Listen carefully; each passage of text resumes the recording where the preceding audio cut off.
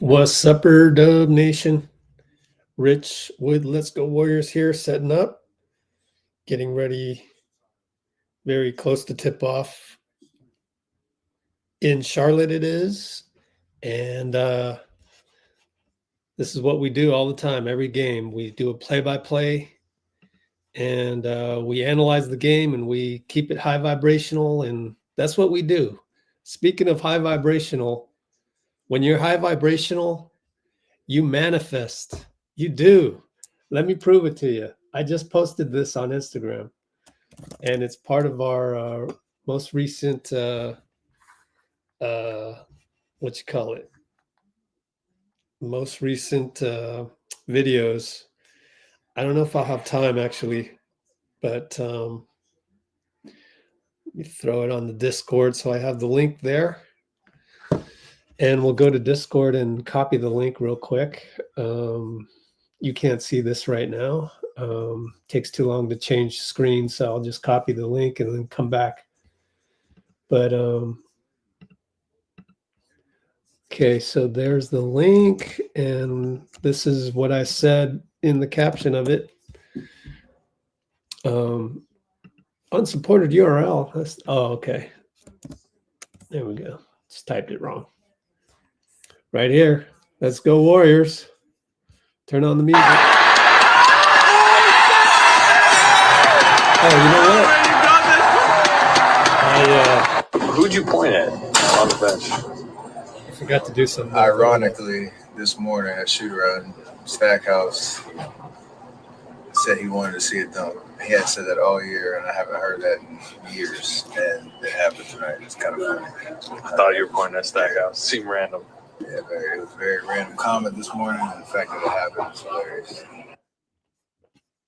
That was just a quick one. I wanted to actually put music behind that, but I totally forgot. I wanted to put My Last by Big Sean, one of my favorite all-time R&B hip-hop songs ever. And this is what we mean by high vibrational right here. Money Long, take it away. Set the intention. For 2 minutes and just exchange a few words and know where that person is vibrationally. If they talk about other people gossiping, hating, like, all right, this might not go that far. I remember one time I had a moment in the studio where J. Cole was there, and I was just having a bad day, and I started just talking trash. I was talking to my other friend, Teron, and Cole came in the room, and within 2 minutes, he heard what we was talking about, he got up and left. And I just remember being like, damn. What we say? Why did he do that? Yeah. But then I realized we wasn't on the same frequency. He not on that. Complaining, that kind of conversation does not circulate in higher level rooms. He didn't judge me. He didn't say nothing bad. He sat there, he listened for like a minute, and then he got up and left. Because what happens is when you're high vibrational, most likely those people are going to bring you down. You're not going to be able to bring them up. Yep. So that's why we got to stay high vibrational here. That's what we do. It's not the same thing everywhere else. Let me give you another example. You know, the craziest example yesterday. This brought me down because it's my blood and my family. Let me explain something to you. My dad, you know, we don't see eye to eye all the time. And he goes, oh, I think the Warriors are stupid. They should have, me and some fans, we noticed that they should have signed Quentin Post for multiple years. They shouldn't, you know, let him become a free agent or a restricted free agents. I got into an argument with him because I was low vibrational. I haven't been meditating on the regular because I've been so busy with the other part of my life where I'm being a caregiver to somebody. It's tough, but I knew this. So I went into that mode where, okay, I draw my sword. Okay, now if you go look at the Warriors, anybody here think the same thing? You might think the same thing. But you have to be in a high vibrational mood enough to allow me to explain why right here, Quentin Post got signed for the regular rest of season contract and then 1.96 million team option. Now, We are probably going to be in the second apron. If, I mean, we probably will be. If you add it up, JK, let's go to capsheets.com.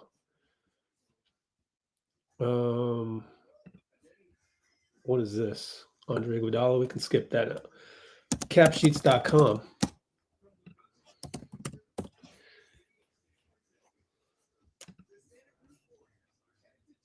Go to the Warriors. Look at this, guys. Look at this. If Yossi Goslin's site will let me click it. Next season, right? Next season, we're at 170 million. The second apron, 270 million. That's 37 million to pay for Jonathan Kuminga. And by the way, Franz Wagner is making 37 million. And 1, 2, 3, 4 other slots. 2.5 million each. That's another 10 million. You're over the second apron. That's why you don't give Quentin posts multiple years out, because you don't know what the hell's happening out here. Out here is dangerous territory. You got to take care of Jonathan first. That issue must be resolved first. Of course, you have Draymond, Jimmy, and Steph locked in. Those are locked in, but everything else, you got to try and manage it. That's why I actually think it's very possible that they may trade Moody out. They may trade Buddy Hield out. But there's more guys at Moody's position, like JK and Moody now officially play the same role. So anyways, I'm just saying, like, and then I told my dad, I go, hey, I found out why. I went and researched it. And he said, no, I don't want to know why. So I'm like, so you want to just point at Mike Dunleavy and call him stupid? That's what you want to do? And he goes, yeah. And I'm like, okay, you want to be miserable? You be miserable. Draymond wins another tip. Draymond's so good at winning tips. Draymond wins tip-off. Here we go with the play-by-play. Podz playing the one. Steph on the right side against Nick Smith. I think it's Nick Smith. Maybe not. LaMelo on Podz. Out to Jimmy. Yay. Welcome back, Jimmy. Dribble handoff. Back to Jimmy. Jumper. Good. Oh, you love the action. You love the action. Great action. Podz, Steph to Jimmy. Jumper. 2-0. Pull up the referees. 3-ball LaMelo, no good. Podz rebound. Our referees are Mark Lindsay, nah. Andy Nagy, nah. Michael Smith, never heard of him. So gonna be a tough crew tonight with Draymond, who smokes a layup, got blocked. Nice little slip to the rim there, but missed it. And Melo misses a push shot, gets his own rebound. Moody was right on top of it. Good job by Moody. And a crazy shot by Melo with shot clock late. Credit Moody. And Moody baseline push shot good. Wow. Nice one.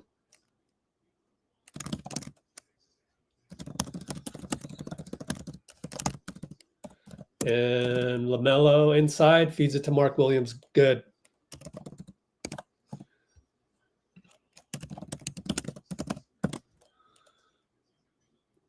That one was blocked by, I think, Miles. Draymond for 3 left open. No good. Miles rebound. Go to, we got to find tonight's game. Charlotte here. Cross court to Bridges. Attacks. Oh, that's not Bridges. That's, that's Bridges. Nick Smith and Josh Green. Yeah, Josh Green. My bad. Last time I said Nick Smith, I meant Josh Green. Draymond open again. 3-ball, no good. Jimmy rebound. Outpowers LaMelo. Over to Moody. Shanked the push shot. And Nick Smith, 94 feet. What happened there? Somebody lost somebody. That was way, way too easy.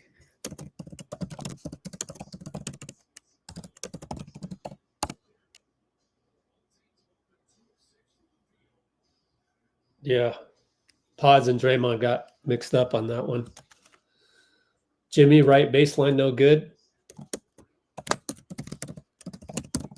And touchdown pass, Hornets, turnover.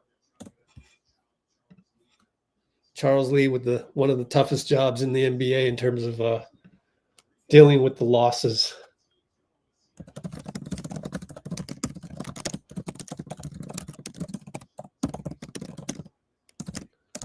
Inside pass from Draymond to Steph. Steph one-on-one, Josh Green. Ooh, does a little Jordan/Kobe move on the baseline, but didn't get it off, and Moody throws it away. Ah, Mo. Trying to force it in there. But then he gets a steal. Oh, man, Moody. Okay. Great point of attack. Oh, no call. Podz got the rebound. Wow.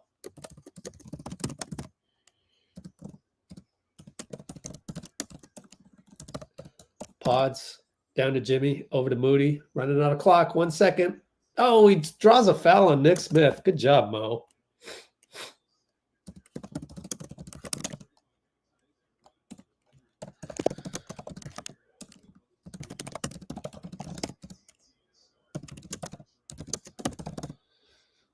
Okay, so I'm all caught up on my notes.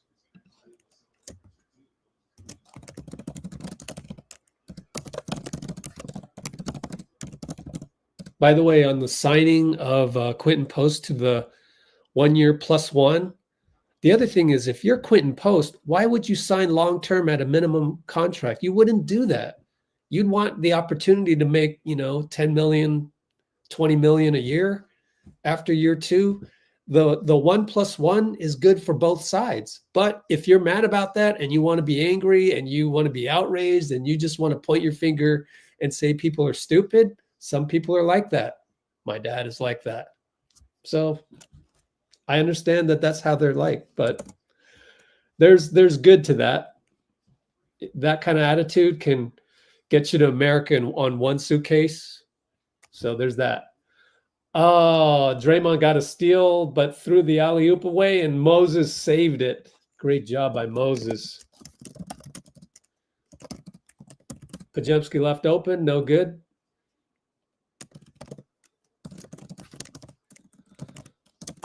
And Warriors 0 for 3 now, 0 for 4. And then Charlotte turns it over again, 3-on-2. Podz wide open, 3 ball. Thank you, Jimmy Butler, assist. Timeout, Charles Lee.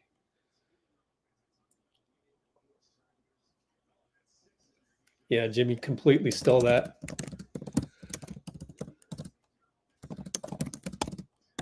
Timeout, Charles Lee. We're up 10-4. 10-4 Q1 742.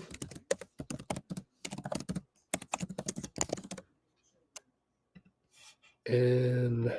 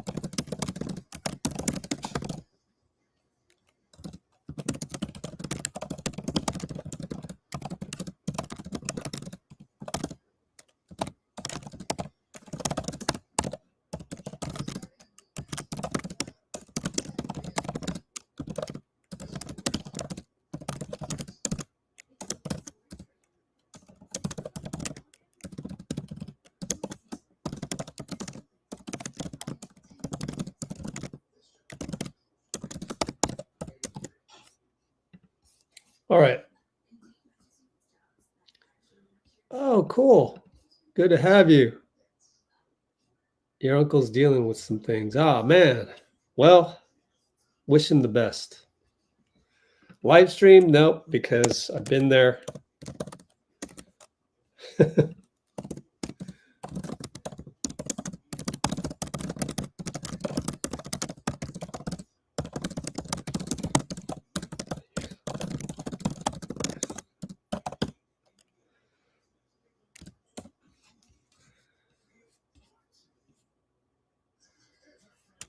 You got to go and get cable, just like all of us. I pay $83 a month, man.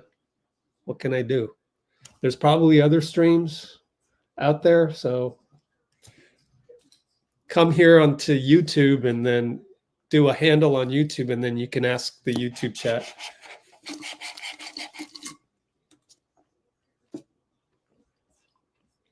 If Twitch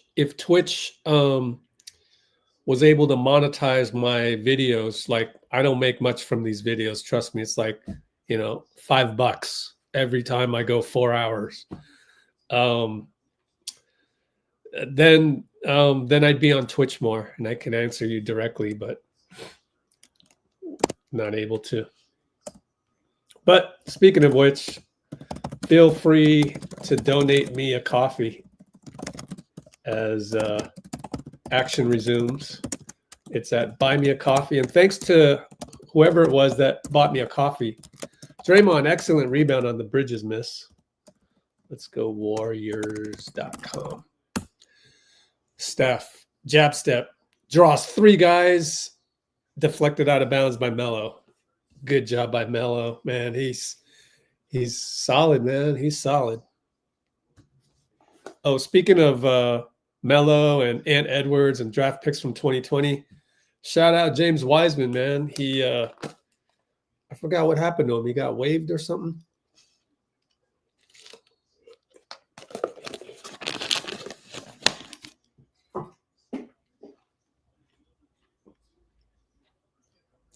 Steph 2-pointer on the inbound handoff from Draymond.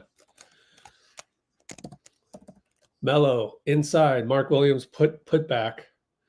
And Draymond wanted help on that, and he never got it because he had to help. Let me rewatch that transition. Went right by Buddy. Gary smokes a layup, but knocks it off of Bridges.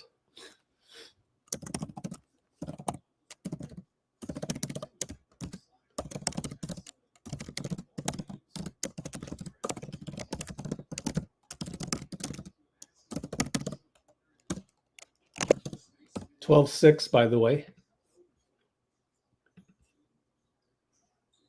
Steph, curl, 3-ball look away. He looked away and started running back on defense. He knew it. Wow. Steph, curl 3, look away. 15-6. Corner 3, Josh Green, fouled by Steph, and he wants a review. He said he didn't get him. And he had to go to Steve Kerr, says, I swear I didn't get him. I swear. And hurry up with the Steve's gonna agree with this guy. Ha.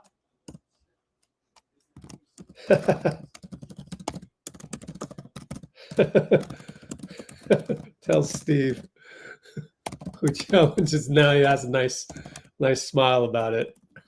He's the one guy he trusts. 15-6, Warriors. 6:29. Time to we won't do a poll right now because I know already how you'll vote. Yeah. Chad Sports.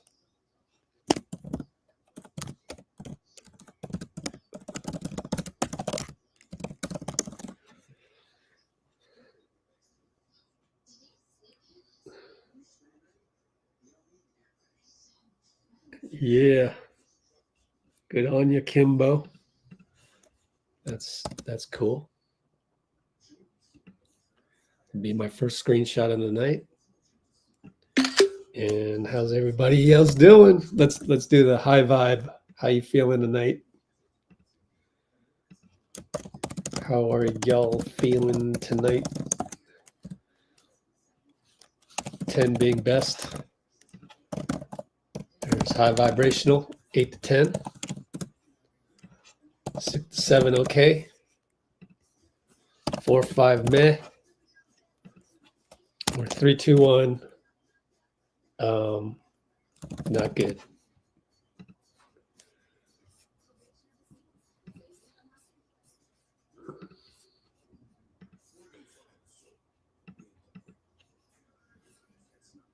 Man, I'm been a little slow on my screenshots, but kind of busy.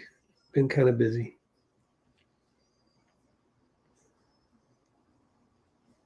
So good to have you. Jemiah Patton. Oh, what a nice name, Jemiah. Niece. Huh? That's cool. Honored to have a family of Dubs Johnson here in the chat. Honored.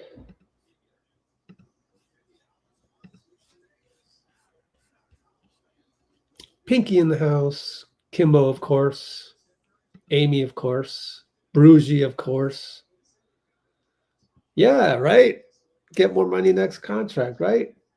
You go have a talk with my dad, but you're not going to be able to convince him because he wants to be mad. That's just how he's wired.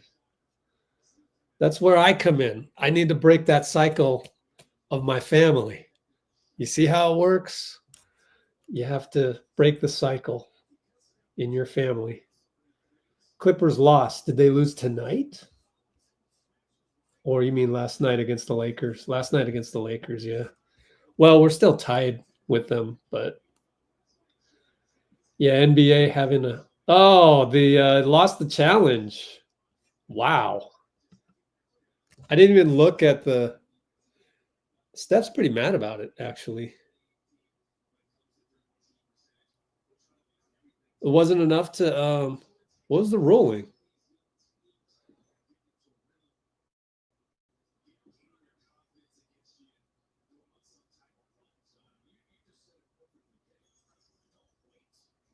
Wow. I don't know. The ref is explaining it to him. That whole thing we've seen before, but Steph gets fouled the same way and it's no call.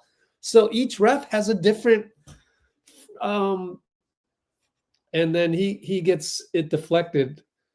Each ref has a different interpretation of the rule. It's horrible. Absolutely horrible. Wow. I mean, I lost my screen. Now I got technical difficulties. Damn it. 3 ball, no good. Play-by-play is going to suck for a bit.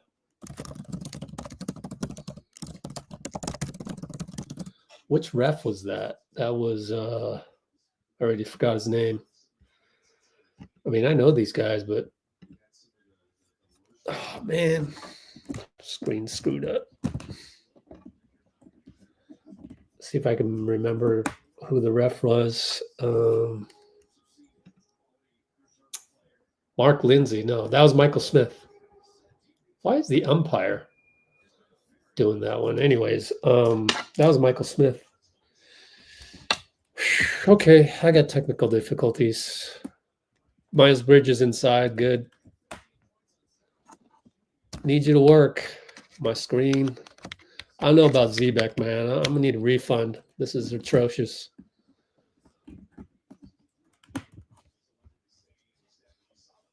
Yep. I'm not getting any power over there. I don't know why.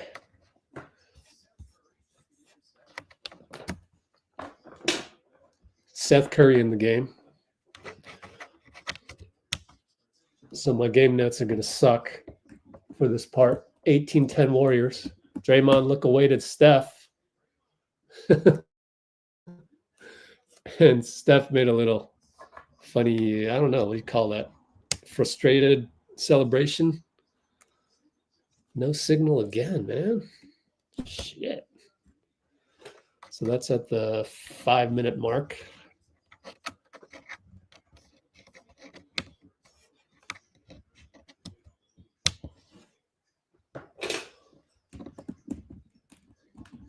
Draymond inside, push shot good. 22-10 Warriors.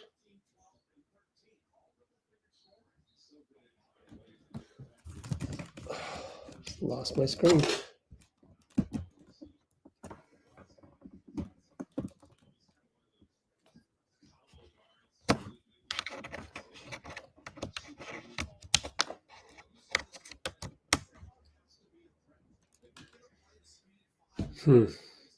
Can't restart my computer because that would ruin the live stream. Well, I got it back, but the moment I plug in the power, it's going to disappear, isn't it? Got lucky. All right. So 5-minute mark.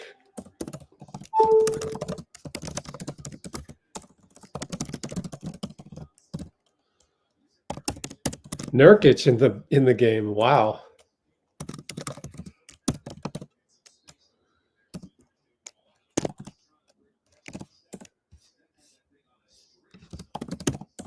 Okay. Ball out of bounds as Steph was dribbling it. I lost my screen again. Okay. Got it back. Steph and number 7, Damian Bott. Handoff Looney. 3-ball Steph. Shanked it. Long rebound by Tijani Saloon. Steph Curry short on the push shot. Gary rebound outlet. Steph back to Gary. 94 feet later, scores a bucket. Yay. No smoke layups here.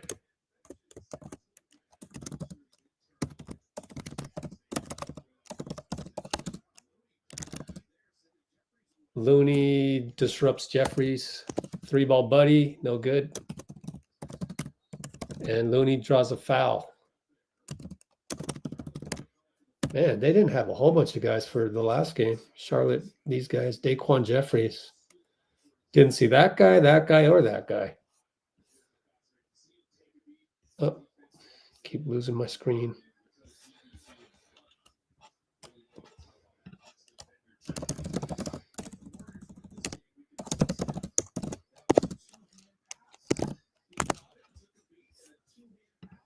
Yep, Fitz is talking about Steph's 2-hand passes. I agree.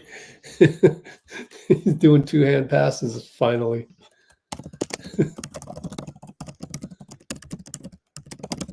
Looney, elbow no good. Gee, nice crash.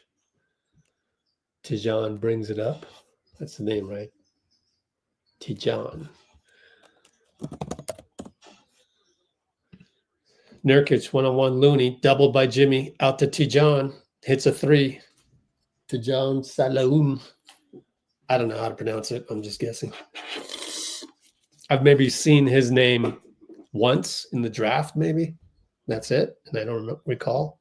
Wow, they're doubling Jimmy off the ball. Nurkic literally doubling Jimmy and loses it out of bounds. A rare turnover by Jimmy dribbling the ball.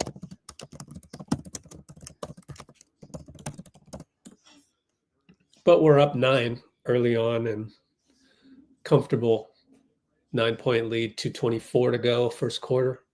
Holding them to 15 in the first quarter so far. Seth Curry, hesitation dribble, kick it back out. Yusuf looks at his feet, shoots a 3, no good. Podz rebound. Good job by Looney to gamble to force him to make it. And he did not. Jimmy, baseline 1-on-1. Nurkic is there again, out to Podz. Podz turns the corner right side. Good fake. Draws a foul, nearly an and one. No. Mark Lindsay gives Podz the benefit of the doubt on that one. No objection, though, so probably a clear foul. And he just basically bit on the fake by Podz, so good job by Podz. And I want to check my DMs to see if we got the basketball doc. Doc meaning doctor. Here we go.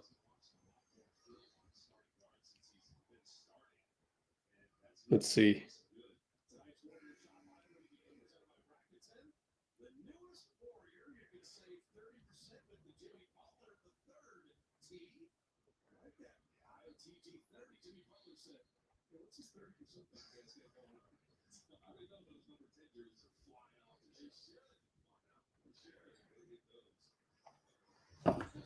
All right, wait for the DMs. Okay, so he hits, and but he made both. That's good.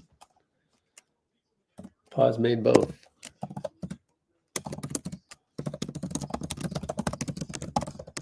Jeffries for 3, no good. Looney rebound again. Doing work, Looney is. Podz shoots a 3. On the roll, Jimmy gets fouled.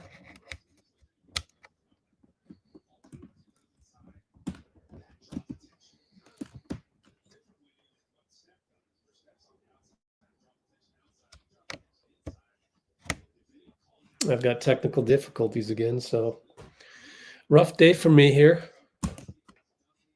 I don't know what I got to do to make this damn screen work.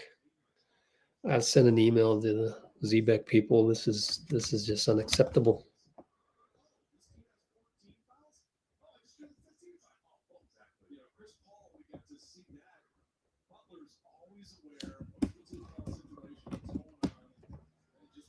Jimmy's going to go to the line. Oh, nice. He makes both.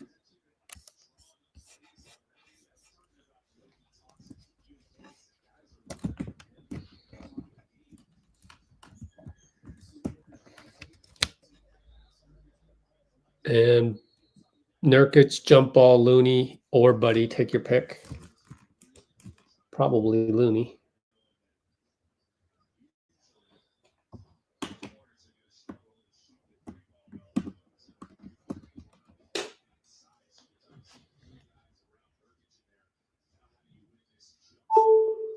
There we go.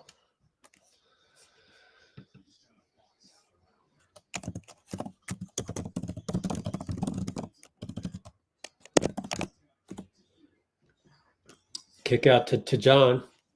3-ball good again.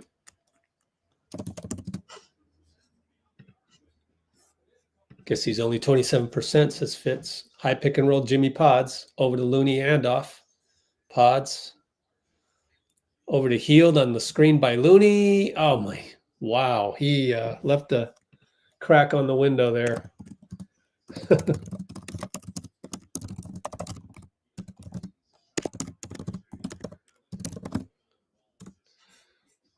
Podz foul.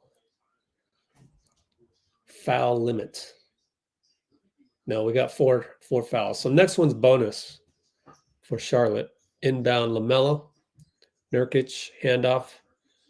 Back to Melo. Uses his body. Push shot short. Good job, Looney. Looney playing well. Whether it's a rebound or clogging it up and, just doing a good job. He's got, let's check the rebounds. 2 rebounds. Jimmy around the corner. Kicks it to Gee. 3-ball short. Yusuf rebound. Dribbles it up himself. 29 seconds. Probably going to be too late for 2-for-1, even for crazy guy like Melo. Melo up top, Jimmy Butler. 10 shot clock, 9-second differential. Picked by Baugh. Kick it to Baugh. Kick it to Tijan for 3. Good. Gee tried to close out, but that's 3 threes for the kid. 4, 3. Gee's got to go. He's at the elbow. Kick it to Podz. 1. Shoots it too late. Why do you just shoot the ball, Gee? You're passing it with and I think someone's telling him that, and he's like shrugging his shoulders a little bit. Dude, you don't pass the ball with 2 seconds left, but it's all good. I love Gee, but it's just kind of a brain fart that's a little frustrating right at the end there. And he was open too.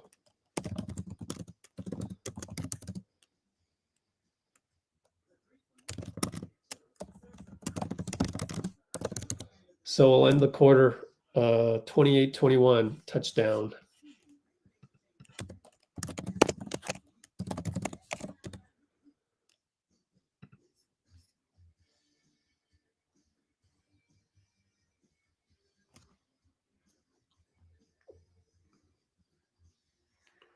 Yeah, who is this Saloon guy?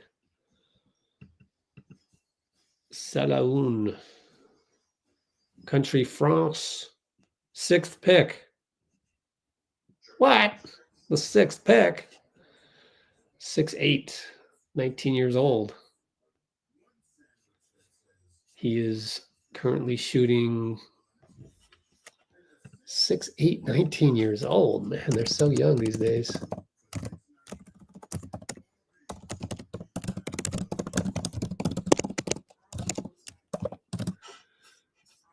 (6'8".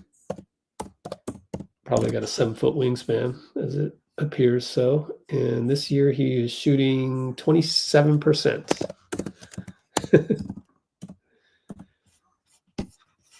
What was he shooting percentage-wise before? I wonder.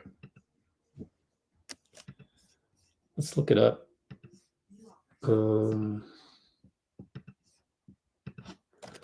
What was Tijan Saloon 3-point percentage before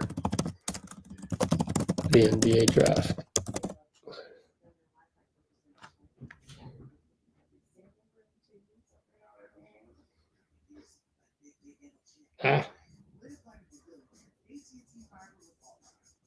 Oh man. I just realized a whole bunch of people DM me over the All-Star weekend and I didn't see a whole bunch of them. Whoops. info@thebasketballdoctors.com.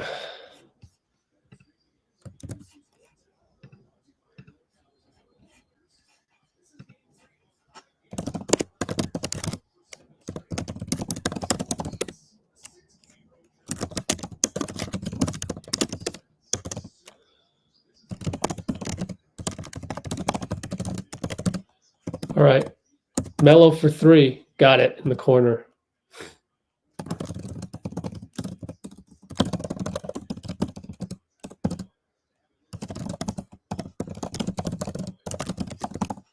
A steal by Melo. I think Quentin Post screwed that one up.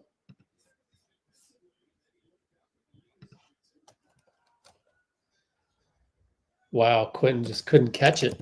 Man. Draymond for 3 in the corner.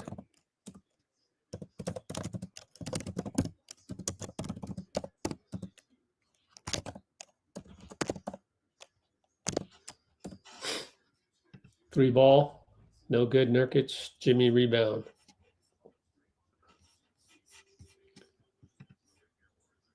Draymond in the... Oh, Podz put back on the Draymond miss. Powerful putback.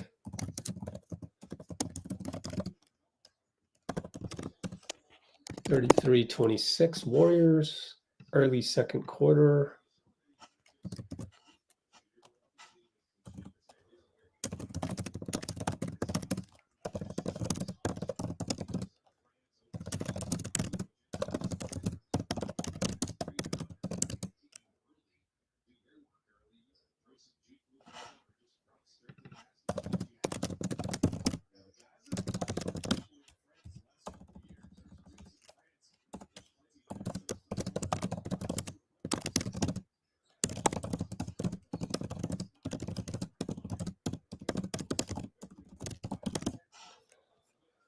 Okay, ball went out of bounds.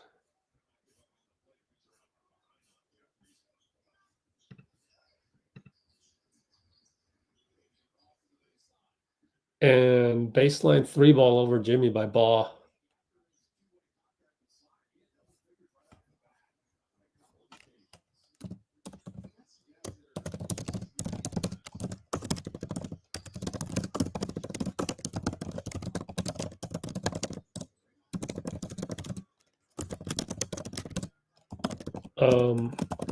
Draymond lost it, saved it, back to Jimmy, back to Moody for 3, no good, out of bounds, post.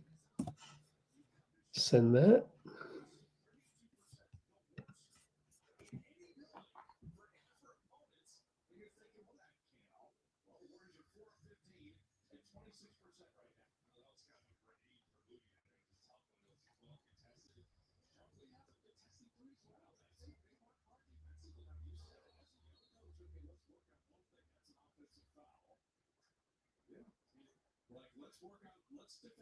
Wow, offensive foul on Charlotte. Our ball. Thanks. Take it. Need to charge my phone.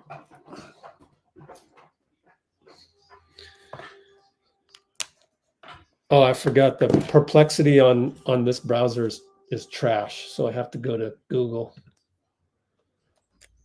Man, I gotta switch that back. That's horrible.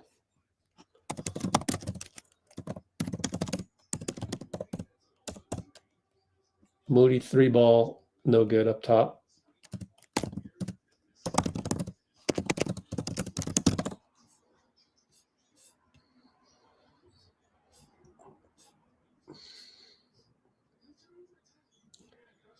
6'11". It's listed at 6'8". I don't know. Is it in here?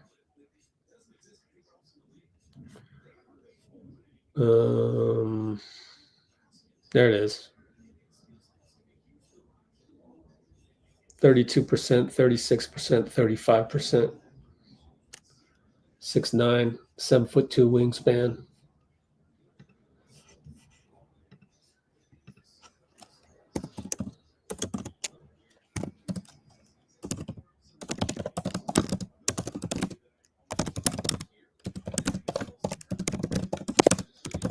All right, ball went out of bounds. Warriors ball. 33-28 Warriors. Sorry, I had to DM or halftime guest. So 7'2" wingspan.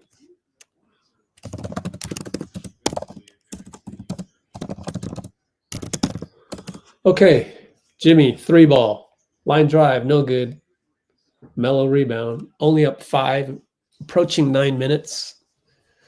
9:01, 9 minutes, 8:59, 8:58. Melo, drive and kick. 3 ball by number 3. Foul on Quentin Post against Nurkic. Number 3 is Daquan. Yeah, it has to be Daquan. Process of elimination, Daquan Jeffries. Nick Smith to inbound against Moses.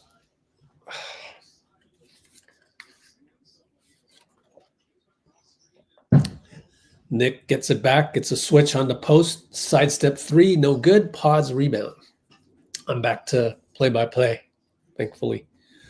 Post is still switched on to Nick Smith, so he's got it in the post.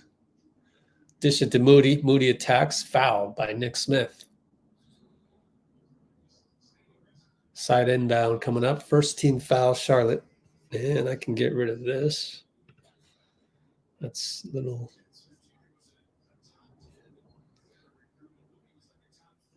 What is that?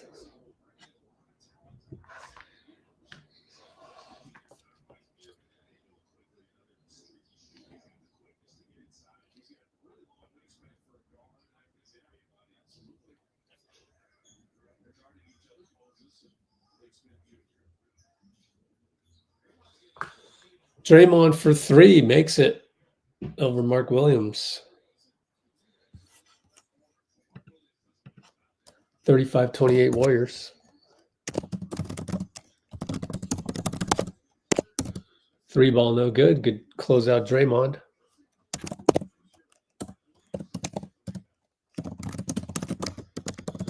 Podz. Roll to Quentin. Missed the push shot.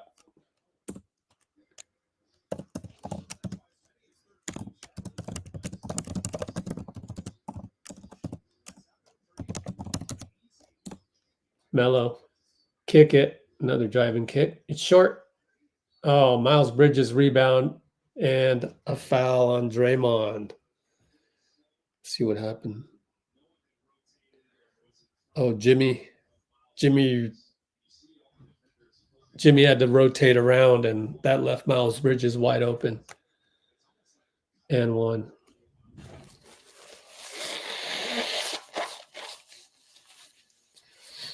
Steph back in. Only 35-30.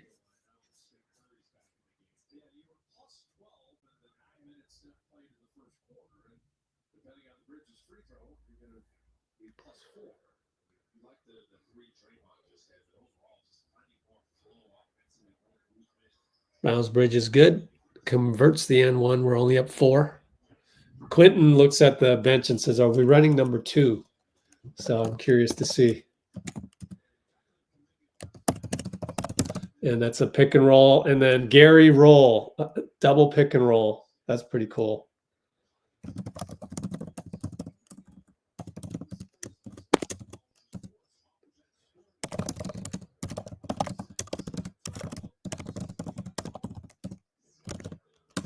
That's a beautiful play, man. We run a number 2. That's number 2. So what'll happen is high pick and roll, Quentin, but then actually we got a jump ball. So I'll take this opportunity to clip that play. because that was a really good play.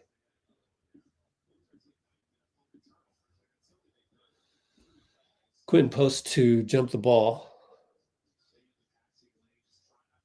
Easy to remember, 2, meaning double pick and roll.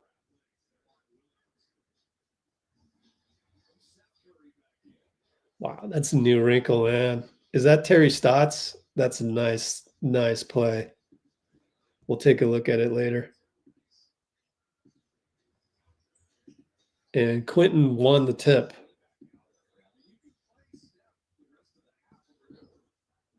Steph, pick and roll. Kick it to Moody. Kick it to down low to Gary. Holds the ball. Finds Quentin outside. He's got to go. 4, 3. Spins and gets it swatted. Moody. Oh, he passed the ball to Gary, and that's shot clock violation. You got to get that off. Anyways.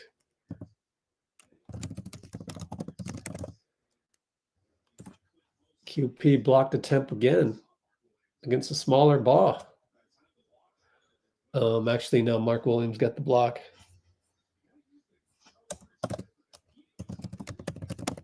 Quentin gets him back. Swatted, Baugh. Buddy, 94 feet later, scores. Buddy's ability to score on the break is actually pretty surprising.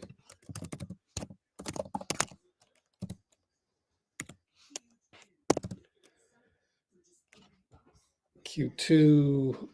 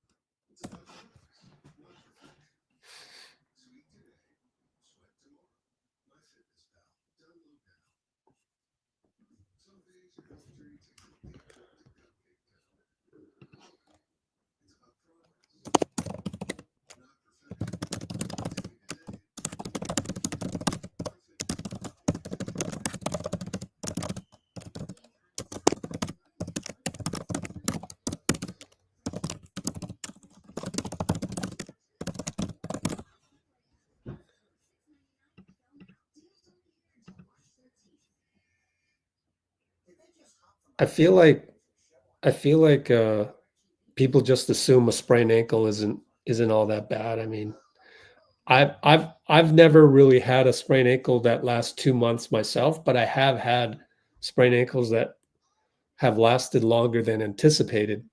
So whether it's a tweak or whether it's a one where you're landing on it with most of the force of your body landing on the floor, I just think that I think everybody needs to calm down. That's the bottom line. Like, just let the guy heal. So that's why we've got I asked the same questions. I'm just not as outraged about it. And part of it is I feel like my dad was outraged about it last night as well when I talked to him about that. And he's asking me, oh, do you have any inside info? I'm like, no. And he's like, oh, so you don't have any inside info. Dude, it's a sprained ankle. A sprained ankle is a sprained ankle. I mean, it can vary. And it's like, no, sorry, I'm not freaking Anthony Slater here for you. And Anthony Slater doesn't have the information either. So it's just kind of like, we'll find out from a doctor. We'll find out. Quentin Post steal. Seth kind of lost the ball. Alley-oop to Buddy Hield. Good layup. Steph celebrates like crazy. Alley layup. Buddy. That was funny. That's an unsung play because it's not a dunk. Bridges and Gary turns the corner. Good job by Steph. Foul on Steph, and he can't believe it. Mark Lindsay. Let me rewatch that to see if he actually fouled him. Yeah, he's got the right hand all over him. That's the only problem.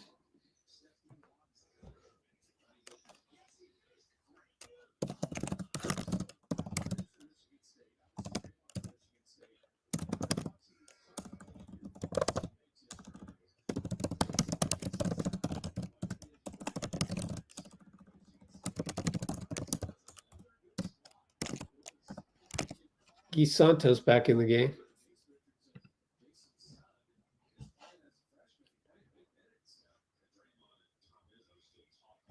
Oh, nice, Alias.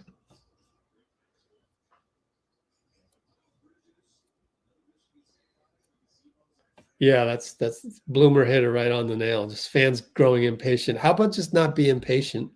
That's my thing. It's not Kuminga's fault. It's not Rick Celebrini's fault.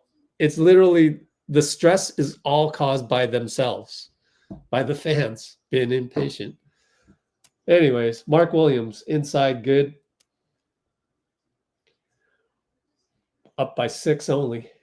It's a tenuous lead, although we're like in total control. Steph tells Buddy to go away. Hand off Gary. Mark Williams there to double. Finds Quentin post for 3. Got it. There you go.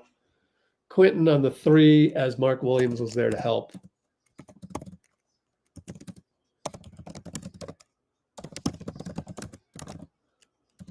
(44-35). Miles Bridges answers back. That's his first one of the night, I think. Oh, Steph doubled up top momentarily. Buddy is there. Pick and roll Gary. Gary kick it to Quentin. Back to Buddy. 3 shooters on one side. Splash. There you go. We've been waiting for that for a while.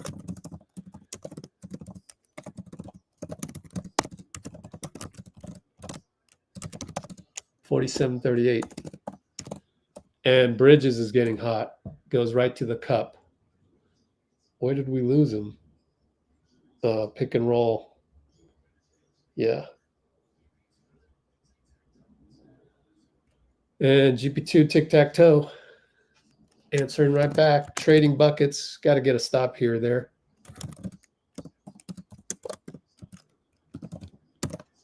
And we do get a stop as Josh Green misses a jumper. Steph and Josh one-on-one. Crossover. Goes to the hole. Kick it to Quentin. 3-ball corner. Good. One more stop, please. No, they're going to call timeout. 52-40.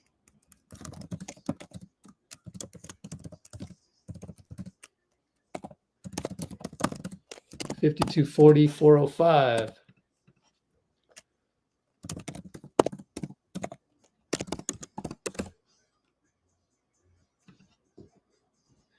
But I should, thinking about the whole JK ankle thing, it wasn't, don't take it personal, Cholo.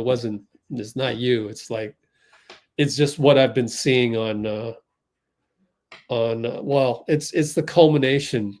So I feel like a lot of low vibrational energy on that. And I'm just like sick of it. So it's not you. It's just kind of like, now any little thing about Kuminga being brought up is just kind of like, I'm tired of it. So that's all. But yeah, I mean, we'll also find out more information when Kuminga comes back and he goes on the podium. That's, we'll get more information on that.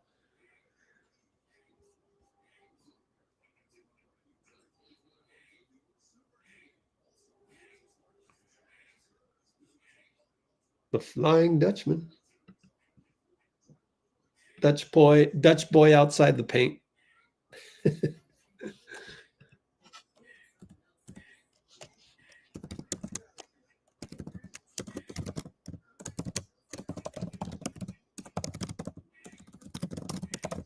Because they used to call Rick Smith's Dutch boy in the paint.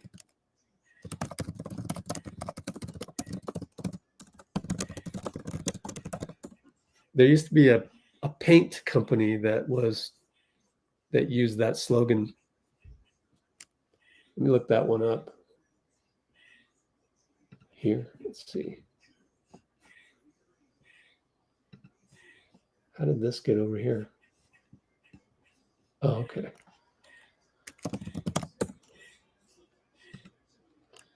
What company had the slogan Dutch boy in the paint? Sherwin-Williams, Dutch boy paints. National Lead Company. Yeah, don't want my paint to have lead. Dutch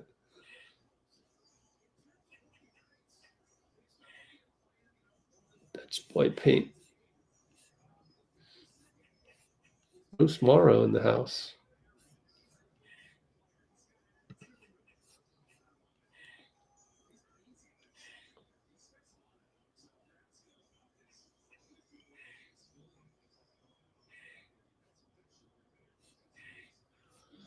Okay, oh, we got action again. We in zone? Feel like we're in zone. 3-ball missed by Nick Smith. Oh no, Steph is limping. Right when we're talking about ankles. Oh no, he's limping. Gee will shoot a 3. Someone foul. Get Steph out of there. If someone does foul, get Steph out of there. What? Let me rewatch. Oh, come on. You're kidding me. Right ankle on the landing spot of Nick Smith. Oh, tweaked it. Oh, yuck. Yuck, yuck, yuck. Speaking of ankles, Steph tweak right ankle. See what we were channeling too much energy about ankles. No, I'm kidding.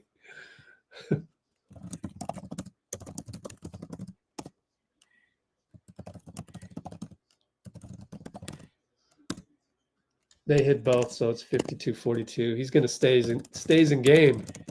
Steph, it's just a slight tweak. Gee with the high pick. Gee's open, but Steph draws 3 guys. Gary's open, missed it, shanked it. Steph just gingerly getting back on defense. Gary blocks the fast break. Swatted it. Steph shoots a 3, missed it. It's got to be painful to shoot that. He's still gingerly getting back. Man. Melo against Gary scores. Got to call timeout. Probably get Steph out of there. Go to the training room. Dang, man.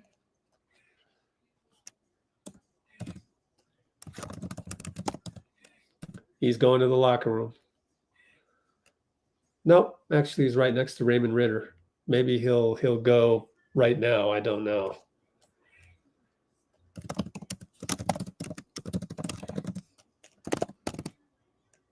$52-44, right? They didn't update the score. The box score on my background has it. Oh, man.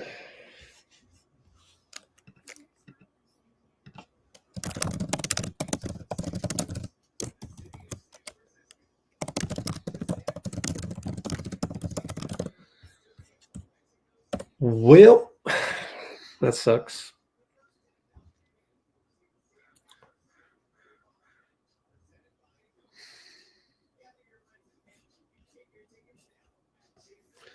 Alias is going to go to the Brooklyn game?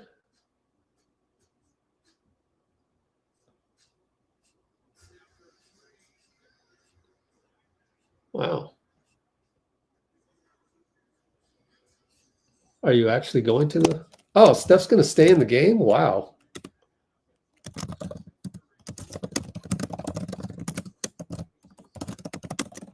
Notice how we're saying, go to the Brooklyn game. Like, we already know. You can't afford Madison Square Garden. Anyways, Podz, find Steph. Curl shot. Got it. All right, he's fine. Yay, ATO.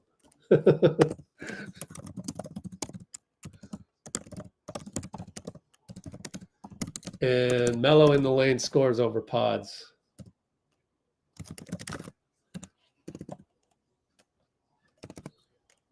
Steph inside got fouled by Mark Williams.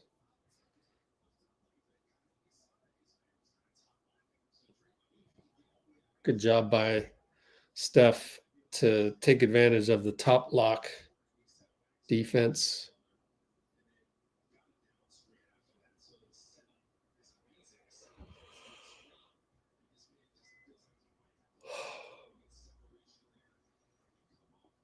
Yeah, good job by Draymond to kind of deliberately weave through.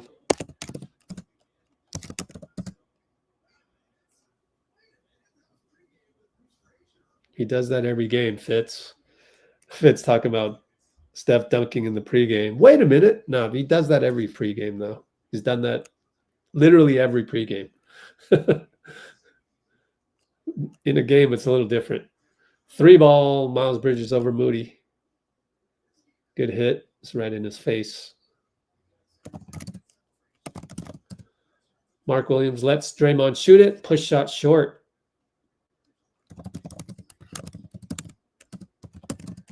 And Jimmy breaks up a play. Podz gets the steal. Back to Podz. 4-3 flyby. No good.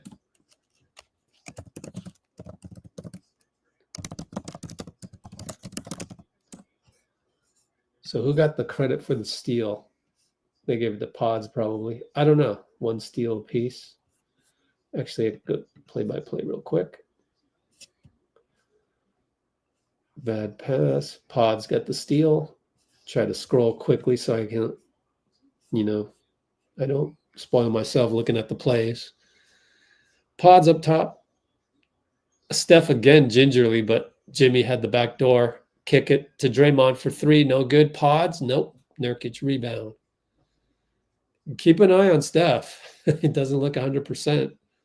Got a back-to-back. I don't know. We'll have to see. The prognosis will be, I already tell you, we'll see how it feels in the morning is the prognosis. And it's not good to be on the road when you have a sprained ankle like that. They missed a 3. Moody got a rebound. It's not good because then your ankle's, on a flight. Jimmy Butler, backdoor good. Should have been an and 1. Steph's trying to get back on defense. How's that not an and 1?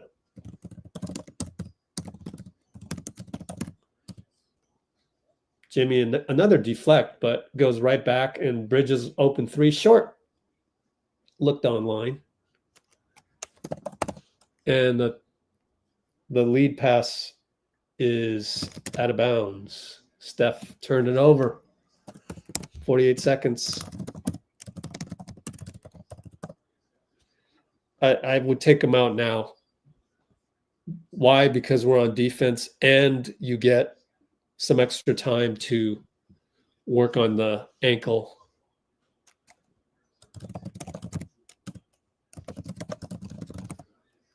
Did he sub out? No, he's still in there. Let's do a poll.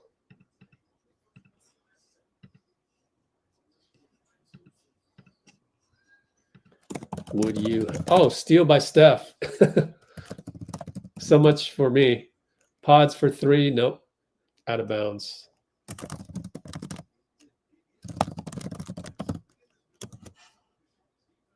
I guess it was Podz that really got the steal.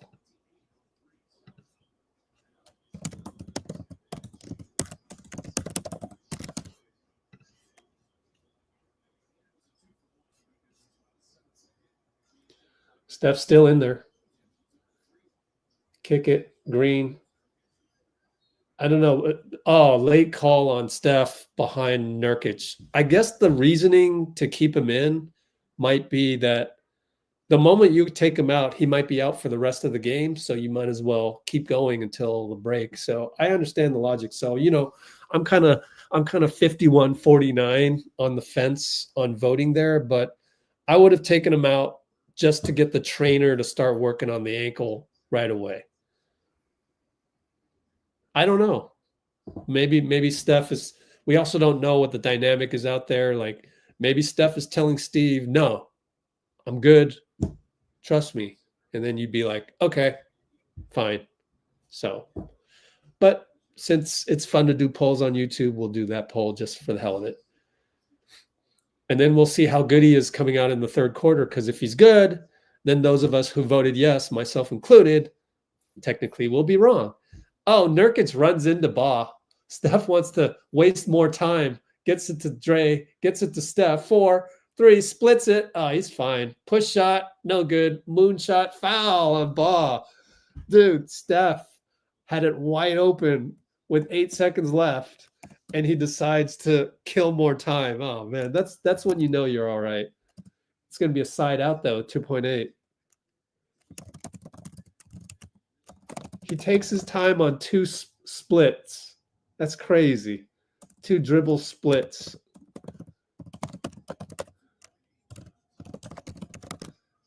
And inbound goes off of Steph. Jimmy and Steph couldn't come together on that one. So that wasn't pretty. So now you're like, oh, well, then you should have just gone with the 8 seconds left. Gary in for the last 1.4.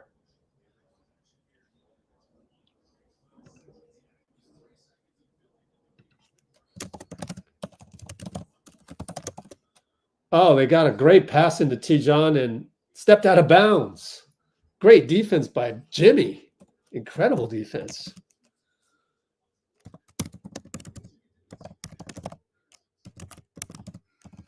Draymond, no good from half court.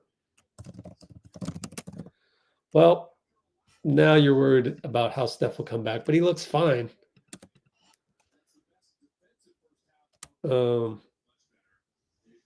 No, he went to talk to Michael Smith. No, not Michael Smith. That's Andy Nagy. Michael Smith. He's okay. GP at the mic.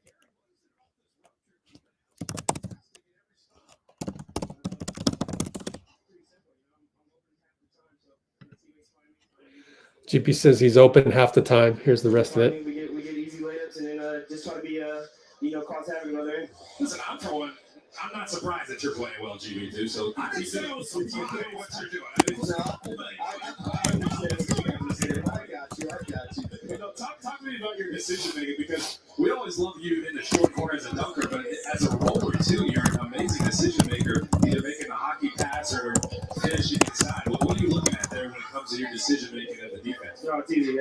If Steph hits me in the pocket and somebody steps up, I know somebody's open in the corner or the wing. So just try to be smart. And coach likes single hits and he likes safe passes. So I just try to make the right play.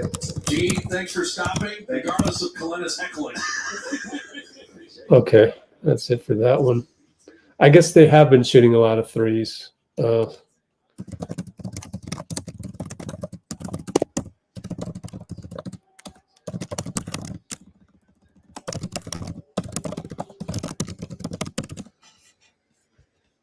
Let me check my DMs for the doctor.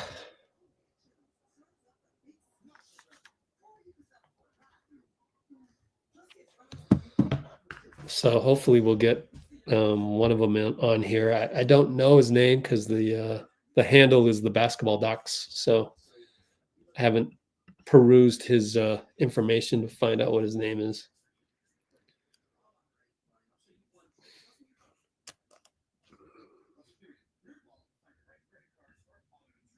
Yeah, they do shoot a lot of threes when they don't respect the opponents.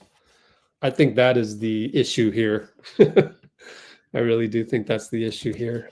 So they got to really get up for games like this, and it's not easy. So I don't blame them. It's just like when we used to play the perennial losers in our men's rec league. You know, it's tough to get up against the team that's always 0-6.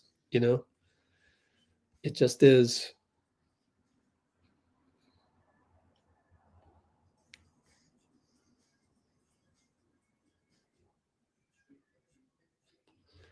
Arbel says that Slater has reported that Steph has 22 assists. All right, we're getting our halftime guest coming on soon. Halftime, oh my goodness, I can't type halftime guest. the basketball docs, not the basketball docs, to talk about Kuminga ankle sprain. And I gotta getting ready for this. Actually, let me do restroom break. Restroom break, be right back.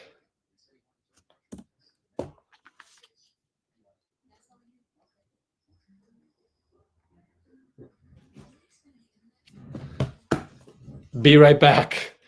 Oh, there he is. Oh, we'll just stay. I can handle it for a little bit. All right. Welcome. I actually, since I just haphazardly stumbled upon your channel, and it was literally, I think I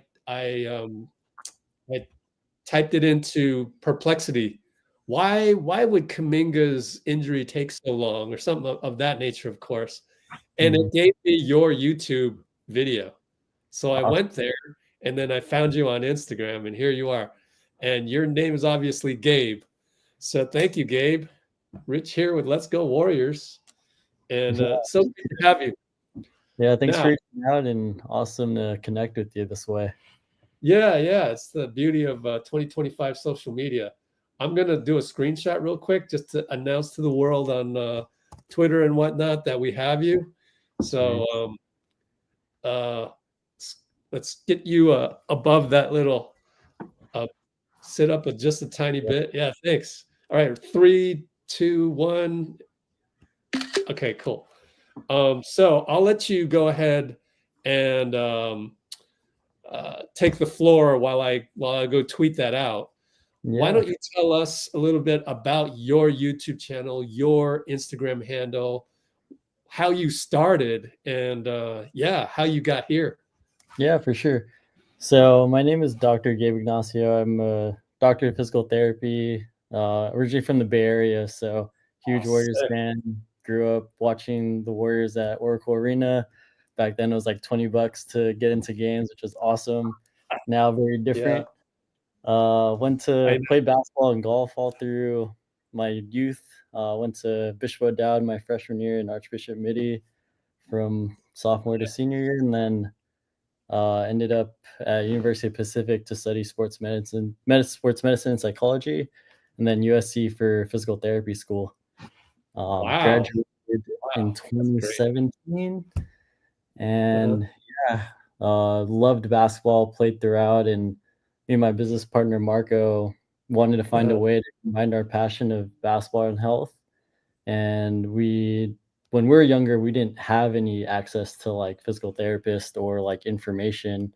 So we're like, how do we help people in the basketball community take care of themselves, learn more, and play the sport that they love to do? So that's what I love. When I saw your video on Kuminga, which was a month ago, by the way, everybody, it was like, oh, if you want to learn how to take care of your ankle and all of that. So it connected it right back to like, actual playing of basketball.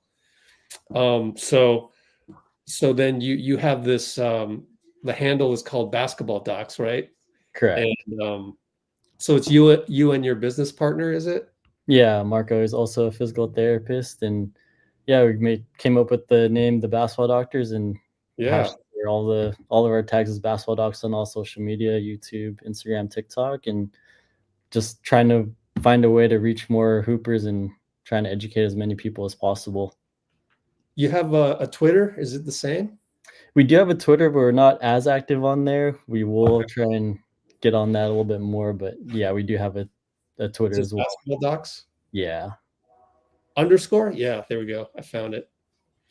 I'm literally tweeting as you speak. I gotta ask, since you're in the Bay Area and you played basketball, like, did you play in any men's leagues or Phil-Am leagues? I used to run a league called Dream League, but it might be a little bit after your time or before your time. I mean, but did you play in like I don't know, AOL league or what have you? I did. I live down in Southern California now, and I used to play in some adult leagues down here, but with COVID happening, it was hard to find another leagues that I like playing in. So currently not in any fill-in leagues, but still play with some friends every weekend. So Cool, man. All right. So let's just go ahead and get into it because I've been sensing impatience by Dub Nation, naturally so. I really can't blame them. yeah, But we try and, try to keep it positive and high vibrational here. Like, we know deep down inside that there's a good reason for this. But you know how it is these days. It's fun to complain on social media and all that. yeah. So can you just tell us, first of all, like, okay, I must admit, I do not like looking at injuries on videos. So when I played your video and it said analyzing the Kuminga ankle, I had to kind of like turn away for a sec. I have never actually even looked at Sean Livingston's injury. I just can't do it.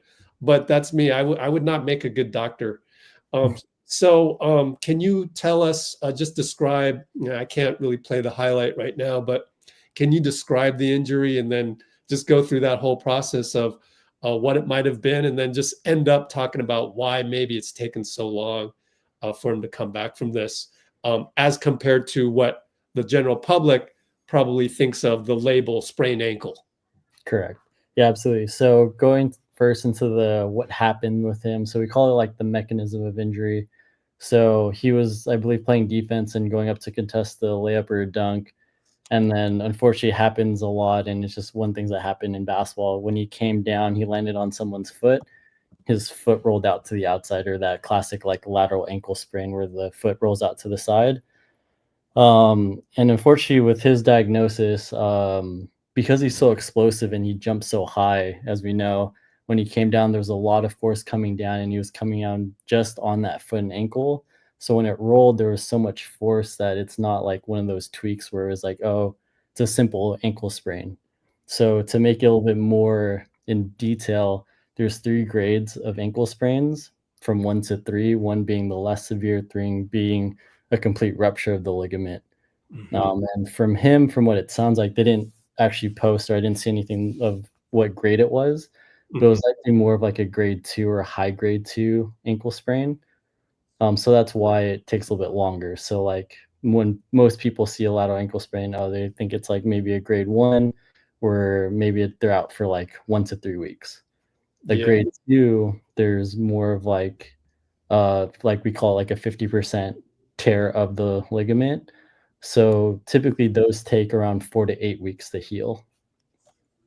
Okay. And then that's just the healing process and getting the swelling out. And then that doesn't include like the return to sport part of it. So as you guys are seeing updates, it's like, oh, he's doing some on-court stuff. I think maybe last week he was starting to do some practices and had a little bit setback of some like persistent swelling. So that's one thing that the staff will look at when they're progressing him from like 1-on-1, 3-on-3 to 5-on-5, how his body responds to increased load. And maybe when he was doing like 3-on-3, the intensity was a little bit too much where the ankle swelled up a little bit. So they had to hold him back and manage that swelling. So that's where they're kind of waiting for that final clearance to make sure he's confident in going back. Because the worst thing is that we send him back too soon, and then he re-injures that ankle or causes a different injury, and then he's out for the remainder of the season. So it is an issue where we get impatient because we need him, especially during this run. Obviously, it's great what the Warriors are doing right now is when Jimmy got on, but it's patience for the long run. So he should be coming back soon, and hopefully his impact brings back that attack into the paint.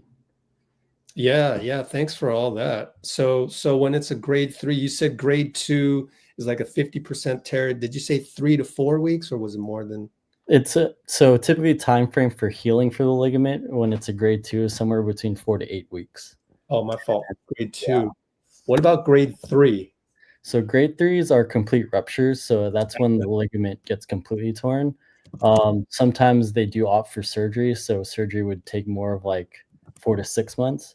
If there is like maybe like some types of strands that are allow it to heal, then maybe he'll be out for like a shorter time frame, maybe like 3 to 4 months. But it is a long recovery.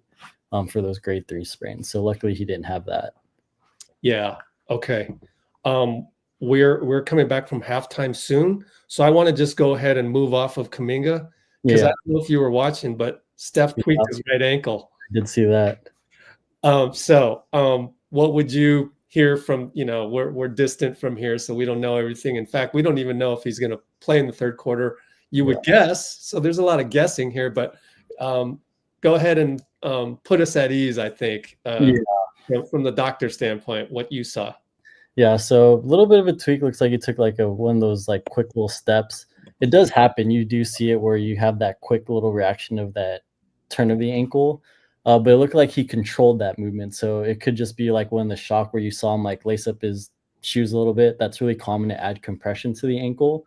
So it feels a little bit more secured. Yeah. And then as you saw, he started running. It was like a little bit of a limp, but as he finished that rest of the half, he looked more comfortable. So we'll see what it looks like at halftime. But most of the time, it's probably just a little bit of tweak, probably not even a grade 1. They'll probably loosen up, should do a little bit of rehab during halftime, and we'll probably see him out there. He's a strong guy. And then last one, if we can just try and fit you in here, Jimmy Butler, back spasms, and then there was a report that he injured that against Wendell Carter Jr., and obviously he looks fine. What do you think? I mean, you're a little bit more of an expert than we are in any observation, so like anything you say is helpful. What do you think long term of that? He'll be fine. It's the only issue is that when you start having back spasms, it's usually like with these level players, it's usually like moments of instability where your back tends to guard or protect. So I like using example of when people try and pick something off the ground, they feel like their back goes out type of thing. It's obviously not to that extent, but his body just goes into muscle guarding. So that's what happens when the muscle spasm. He gets round the clock treatment, so they'll work on loosening that up, and then a lot of core strengthening to provide that stability. But we'll kind of keep track. You might see him like it might pop up where he just wakes up one day where it feels a little stiff. But it shouldn't be a long-term issue. Thanks, Gabe. That's awesome. I'd love to have you back. And man, this was great. Appreciate you, and love the fact that you're Phil M from the Bay. I mean, that makes it even better. Exactly. I love it. Love to connect with the community. So appreciate it. Yeah, I would love to come back on and chat a little bit more. Obviously, we just did a quick halftime thing, but love to get on again sometime soon. Yeah. I appreciate you. And you got a couple new subscribers in the comments apparently. So that's great. Take care, Gabe. We'll talk soon. Yeah. Go Warriors. Let's go Warriors. Oh man, that was awesome. All right. Meantime, we started the third quarter. And it's 60-49. Mark Williams just missed. I must have missed a play. Anyways, Draymond jogging back. By the way, Steph looks fine. So he looks 100%, honestly, like it never happened type deal. But from a casual observer standpoint, Jimmy attacks. Nice attack. Missed the floater. Oh, well, good attack. Just missed it.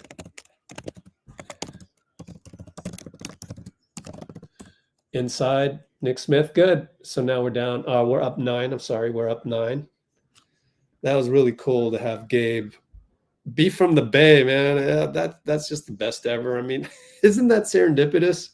I talked about being high vibrational and stuff. Draymond missed. And to have someone that's kind of like one of us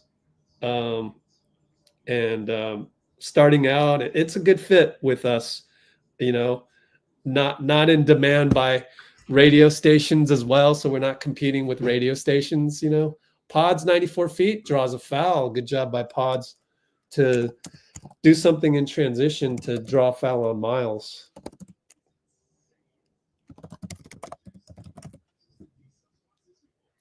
This is kind of like a rip through move. Man, isn't the Let's Go Warriors community awesome? It's just like I'm amazed sometimes. We're just going along our merry way, and you stumble upon this. Literally, I was like I explained, I was just on perplexity looking for that, and it led me to his video, and then I I looked him up, and it just so happened that he's very accessible. And then it's just so happened he's from the Bay. And then it just so happens he's Phil Am. I mean, that's great, man. That's great. You gotta be high vibrational to attract the high vibrationals. Just like Steph attracted that dunk the other night, the last dunk. Mark Williams missed it against Draymond. DPOY, defense physicality.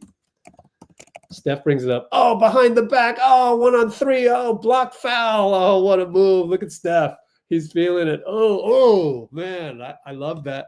When you make a play like that in a game, ooh, yeah, feels great. Look at this behind the back. Splits too. Oh. Hey, guess what, guys? Steph trickles in a free throw. I did that before too. I made the exact same move. Proud to say, in my Japantown league, baby. The game was decided, and it was kind of like this game. We were dominating the other team, and they decided to double me, and I split him with the behind the back. Oh man, that's one of those ones to remember for a lifetime. So I used to have a few skills. Used to have a little bit of a bag. I just copied Michael, his footwork. In and out mark to Miles. Push shot, air ball. Moody caught it. He's bringing it up at the top, over to Jimmy, over to Podz. Screen for Podz. Out to Draymond. Wide open. Kick it to Podz. Wide open. Shoots a three. No good. Jimmy taps it away from Melo. Out of bounds. Jimmy. Melo ball. Melo ball. Jimmy with the corn braids. Cornrows, I mean. That's how you can tell when a video is old. When he's got the braids, it's old. Miles Bridges fakes a swing pass, shoots a three, Podz rebound. If we can score here, we can really take control. Jimmy's not even going on offense, and pass goes behind Draymond. Kind of overran it. Kind of maybe was a little late. Miles Bridges, Euro step, good.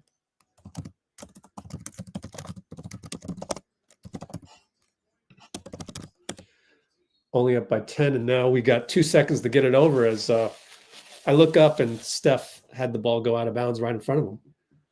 Got to get it over in 2 seconds, and he does. Goes to Podz. He's on the run. He push shot over Mark Williams, but he's limping. What? Multiple guys limping. I think he got a Charlie horse on the knee. Knee on knee.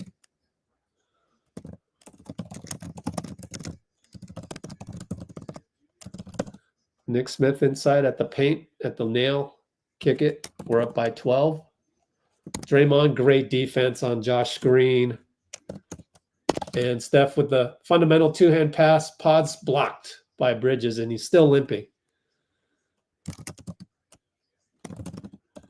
Dray has to go out on Josh Green this time. Does it. And Steph says timeout. Get Pajemski out of there.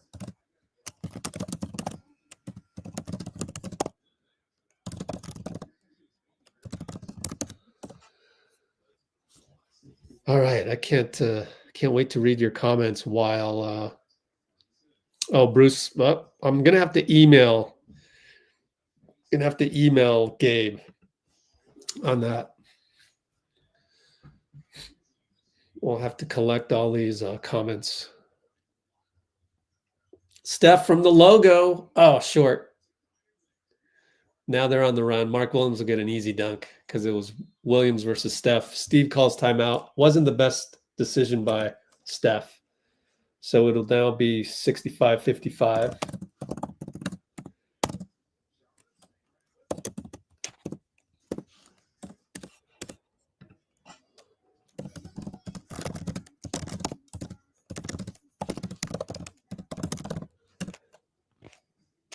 So again, 65-55. We are in control of this game. It's ours to throw away, though. But anyways.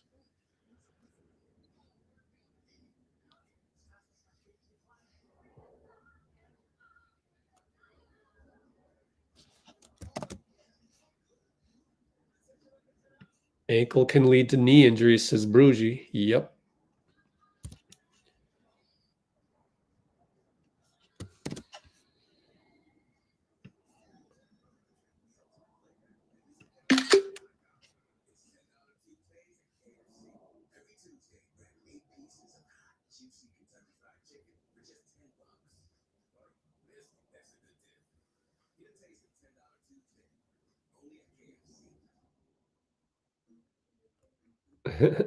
I love the young doctors. Like, they care.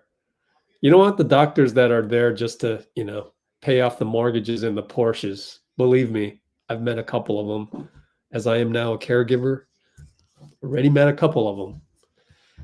It's kind of sad that, but expected as well, in terms of a capitalistic society evolving into a point where doctors only care about their mortgages and Porsches. You can see the progression. So, but the younger ones, they're not as brainwashed yet.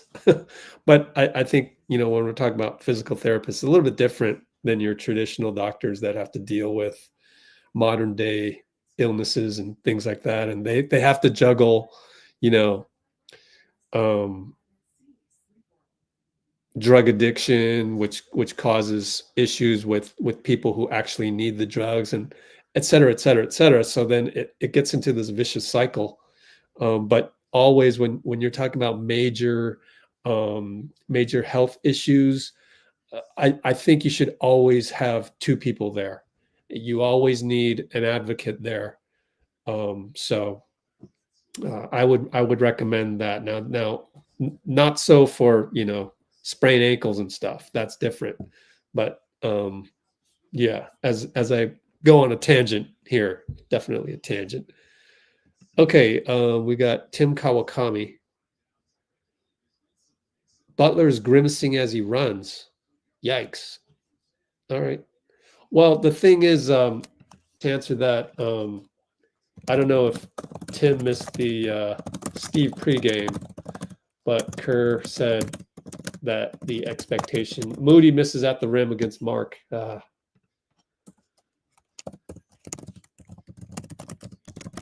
Three ball. Thank goodness he missed.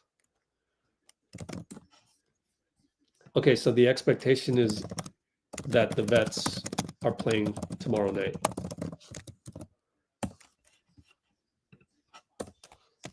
Steph inside to Jimmy. Three ball, Steph, no good. Jimmy steals it. Oh, Quentin can't hold on to it. And the ball goes to Mark.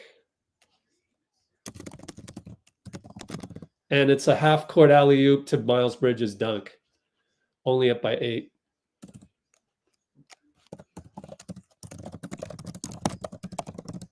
And Jimmy misses again.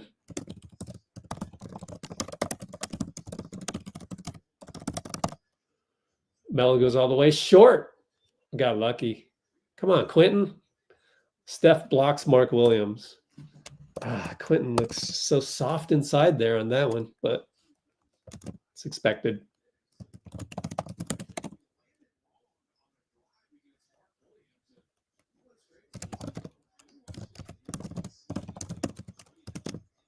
Good play by Steph, by the way.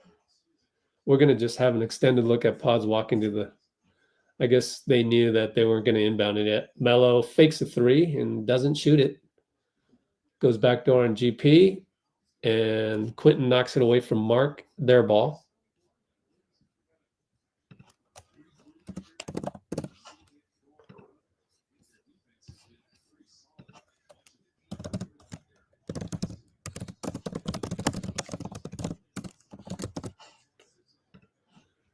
Go to Miles. Roll to Mark. It's a dunk.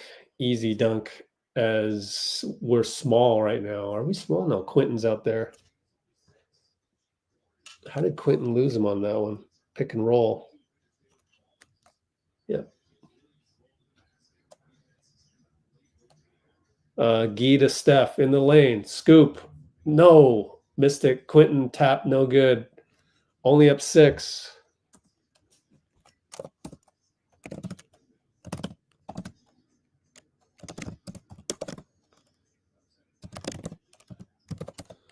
Melo breaks Steph. Kick it 2 times. Ball finds Mark Williams. Bad pass. We got lucky. Good job, though, defensively. Gee. Buddy Hield 3. No good on the catch.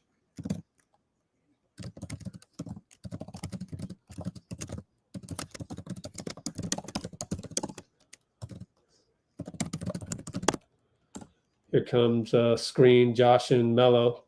Melo and Steph, they wanted this one. Melo, sidestep. Gary's there. It's a charge. Good job, Gary. Got hit in the face.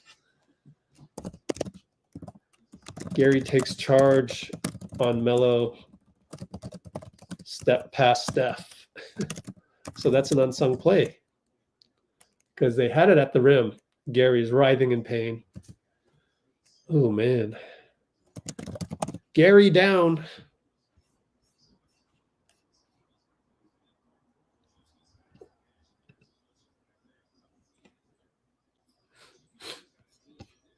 Someone on Twitch is asking why Looney isn't playing. I think that's normal minutes.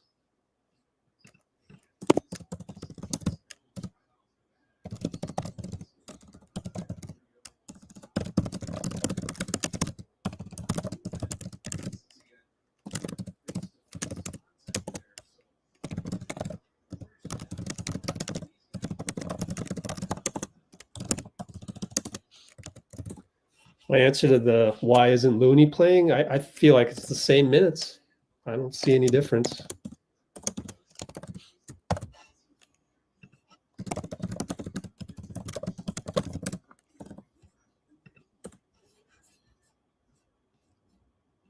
We did take a timeout, by the way. So we're only up by 6. GSW 6559, Q 3519.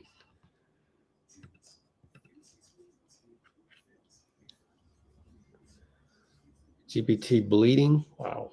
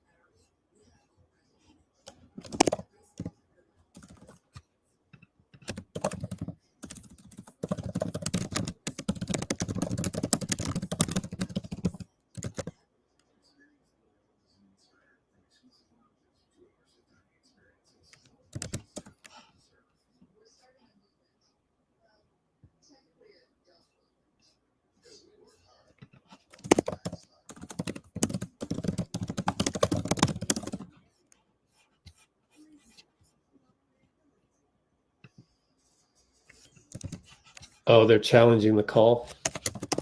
Wow.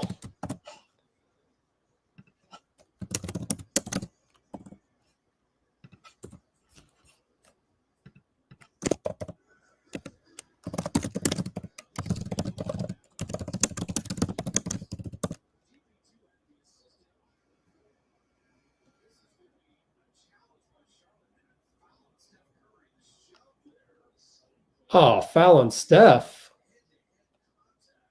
Man, they called it a foul on Steph. Oh, man, that sucks. Looked like it was a foul, to be honest with you.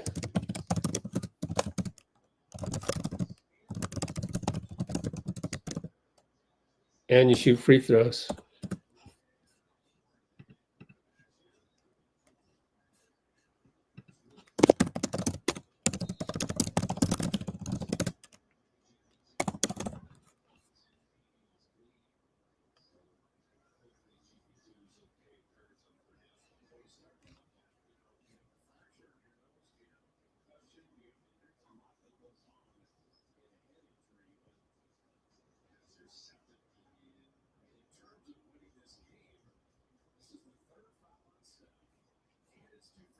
Yeah, we don't know if it's broken.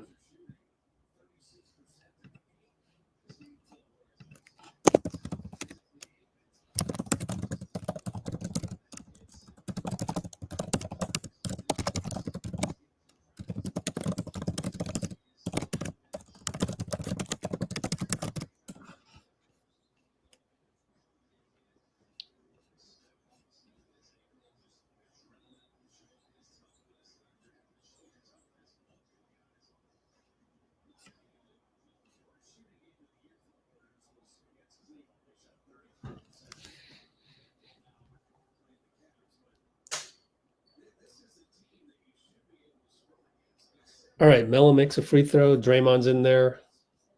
QP still a 5.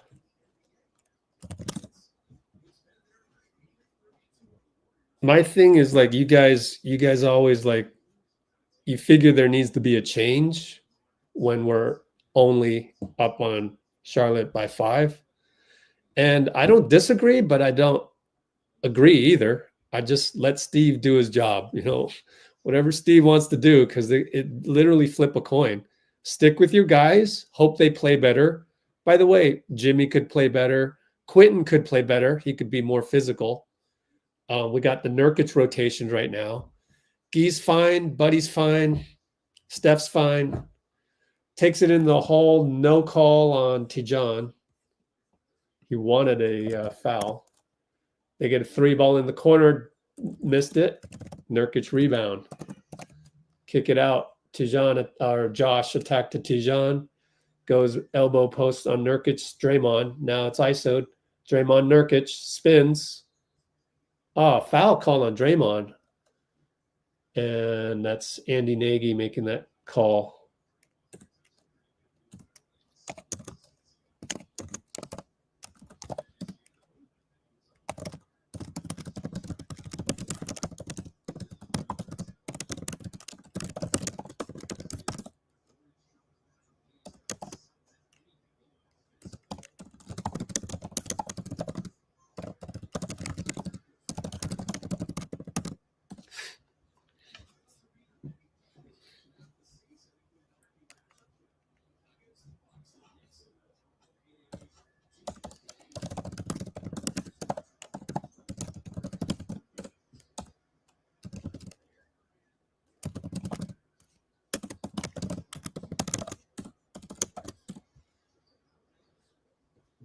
Draymond handoff Steph.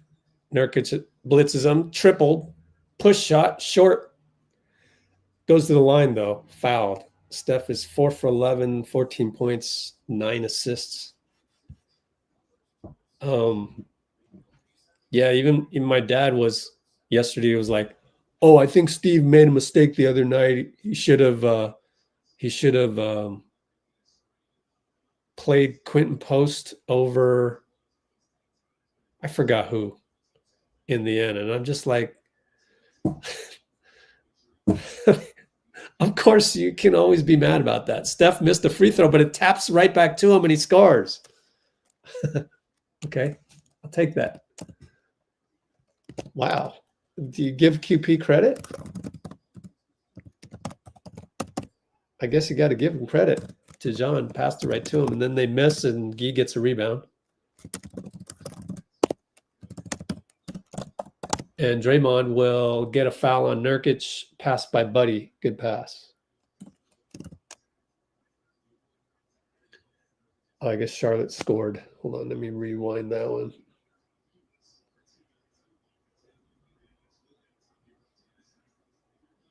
Yeah, Podz just beat Guy, but a good stop by Quentin. Dray hits a free throw.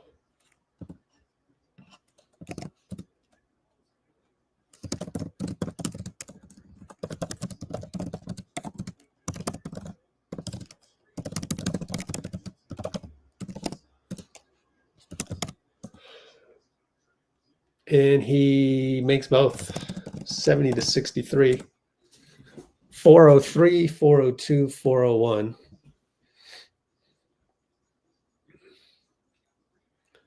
Screen, double screen. Nurkic on the roll. Guy's there, but he fouls Nurkic.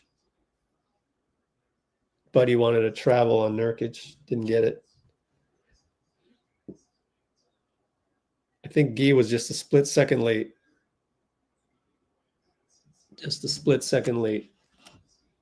Read it well, just 0.1 seconds. They're gonna discuss whether it was shooting or not, but Mark Lindsay says no, it's on the ground. Side inbound by Baugh. Steve is pissed at the ref. I think maybe Guy, maybe that was clean. Oh, and Buddy's left forearm is in Melo's waist. They're going to give a T on Steph. Kerr, I bet. Oh, Steve wanted to travel on Nurkic. Okay, let me rewind and see if he traveled. I don't know about that. Honestly, I didn't see a travel. Anyways, Steve gets a tech.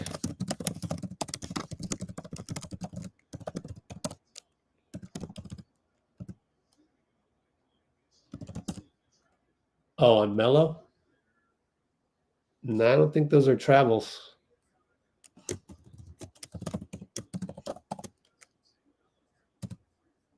Not a good time to take a technical. Maybe he's just trying to pump up his team, wake up his team.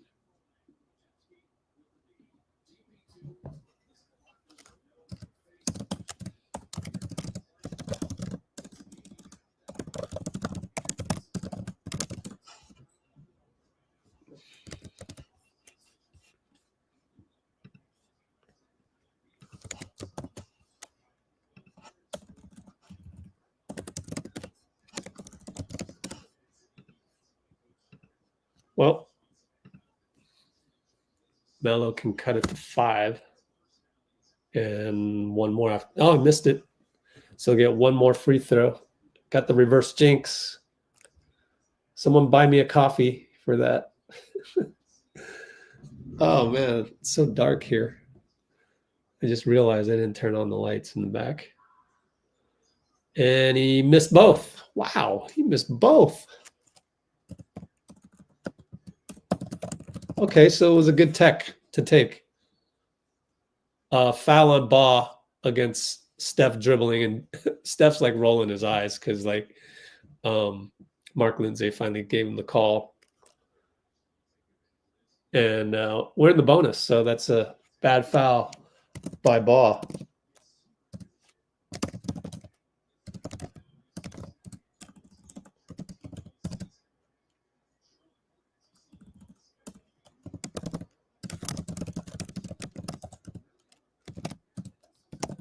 Chance to go up by 9 right here with the second free throw.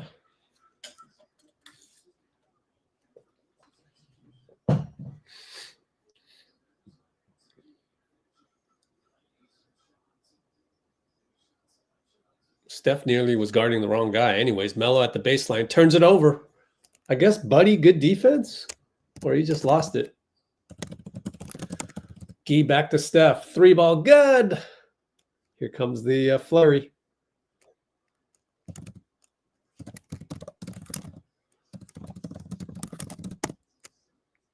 Three-ball Melo up. Good job by Melo. That's what you do as a star of your team is you have to.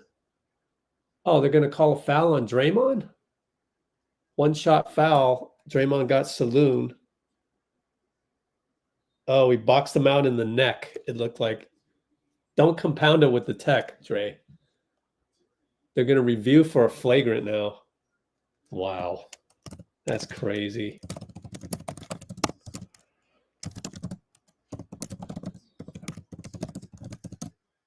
Now he's going to get a tech. Let's not let the bottom fall out of this.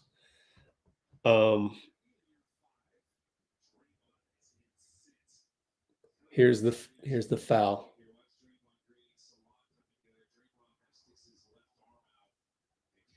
How can that be a flagrant? I think they're going to rule that a flagrant just because it's Draymond. That's not a flagrant anywhere else. But will the refs give Dray a flagrant?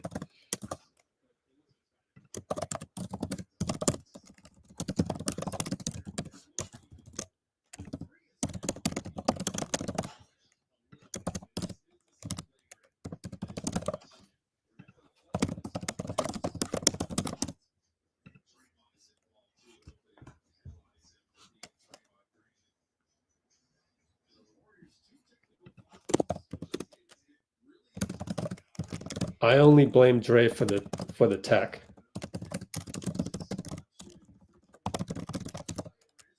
Not the actual play, because that's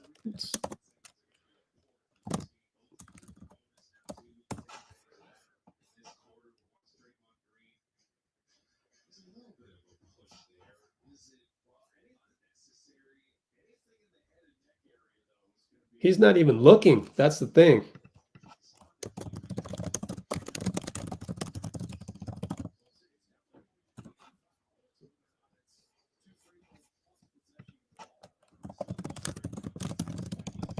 I think they're going to give him a flagrant just because. Yeah, it could very well be a flop too. I don't think it's a flop though, but it's just normal. You boxed out a guy on his neck, big deal. Like, it happens.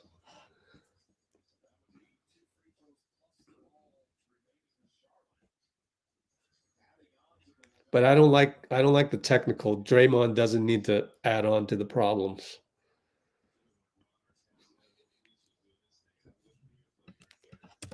So anyways, we're still reviewing this, and let me just take this lapse in time to type it in because it's been a while.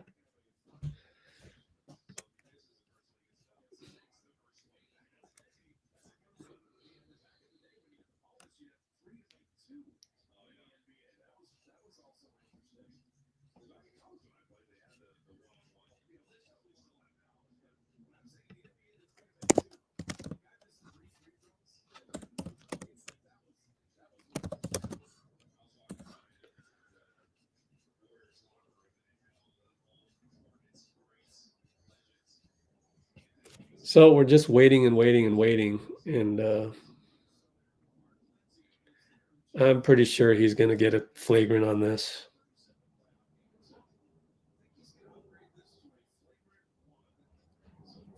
Are we just tired? I think we're injured.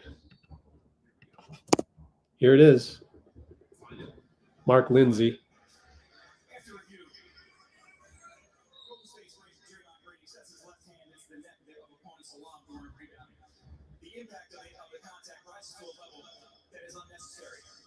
Wow. Rises to the level of unnecessary. I don't understand that one.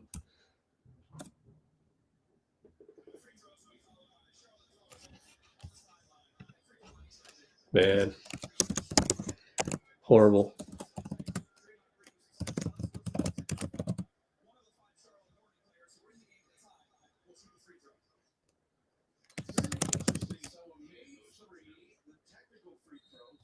Assesses unnecessary.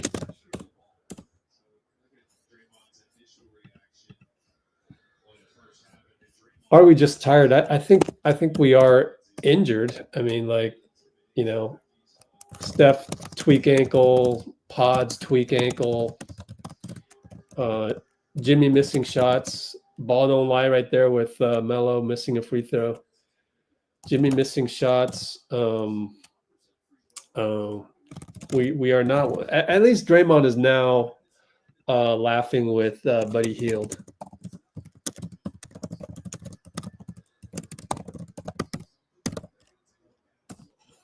He settled down on that a little. Excuse me. Let's see.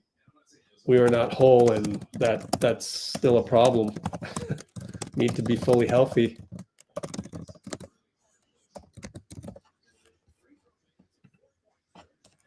Three ball Melo. You knew he was going to do that. 75-71. Only up by 4. How many points did they score in that possession? Ball giving full court pressure. Steph will bring it up and ball retreats a little bit. So no more pressure on that. All right, Jimmy, do something. He's going to size him up one-on-one. He knows he needs to change the game. Kick it to Quentin in the corner. Back to Jimmy. Jimmy baseline. Dangerous pass to Buddy. Buddy corner goes to the nail. Hand grenade short. And it goes to Jeffries. Outlet to Melo. Behind the back pass, Buddy. Flyby over Buddy. No good. Nurkic. Pushed by Quentin. Quentin's turning out to be kind of slow-footed, in my opinion, on defense sometimes, but he'll get there. He's only a rookie. Well, it's just he's overpowered by Nurkic. It's a foul, and it's a bonus, so Nurkic goes to the line. Yikes.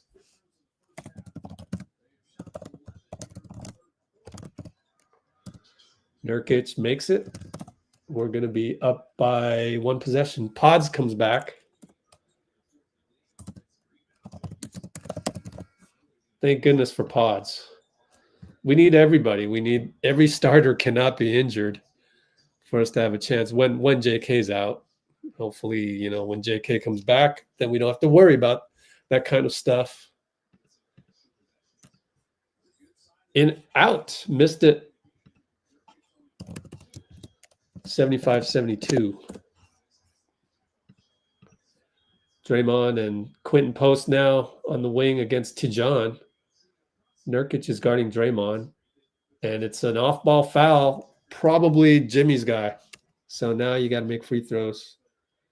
And it was Jeffries guarding him. Yep. Jeffries holding Jimmy off ball. Jimmy had to exaggerate the hold. Makes a free throw.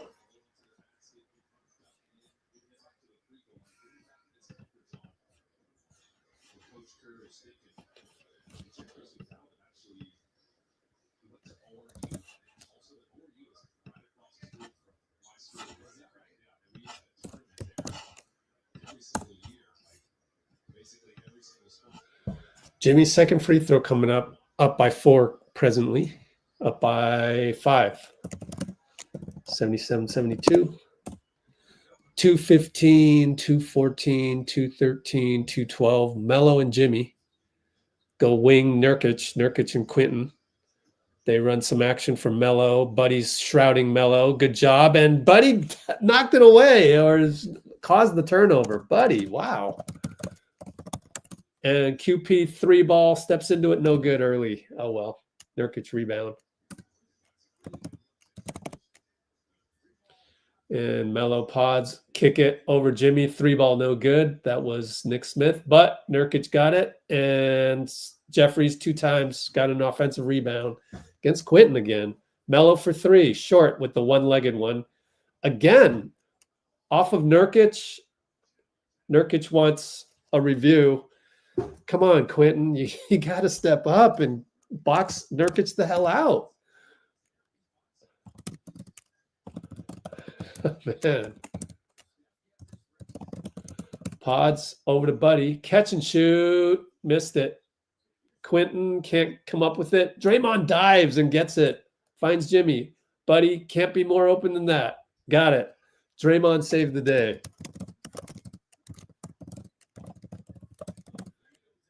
So he's 9 of 35. Wow. Finally made one. 80-72. Melo Podz. Quentin blitzes Melo. It's out of bounds on Melo.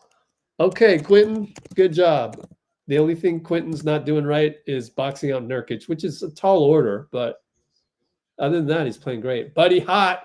Draymond handoff.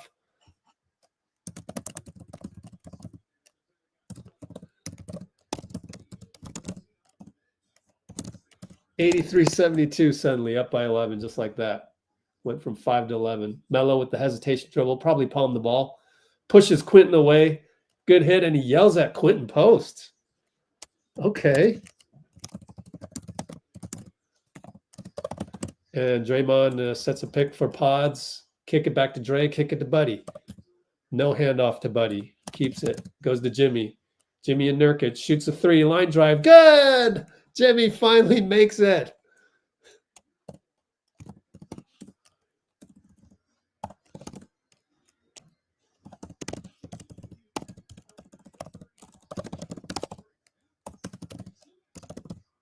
All right, 10 seconds left. Melo holds it. Screen by Smith. Melo and Buddy. Podz doubles. Hits it still. Man, Melo. 3 seconds left. Go to Draymond. He can fire a 3. He does. It's line drive. It's no good.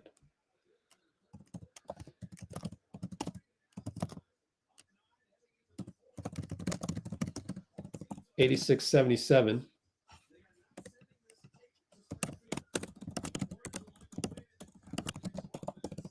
End of Q3. All right, Jimmy. Buddy got nice defense. Incredible. Yeah, just needs to bulk up a bit in the off season. Yep. It's progression.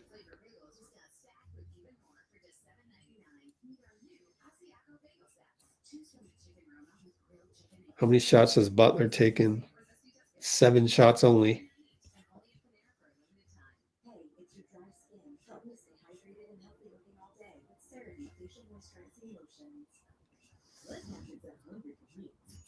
The BDL on Melo on that flagrant foul shot. Yeah, it's a common foul on anybody else, man. Uncle Dubs wouldn't be happy. I know.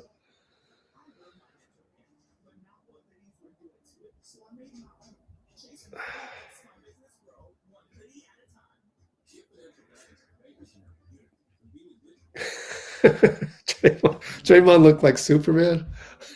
Let's check that out. Oh, I should clip it.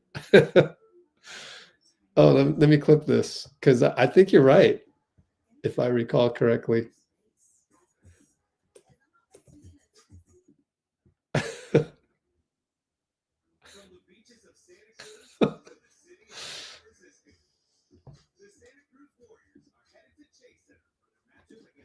Do you mean, okay, I just clipped it.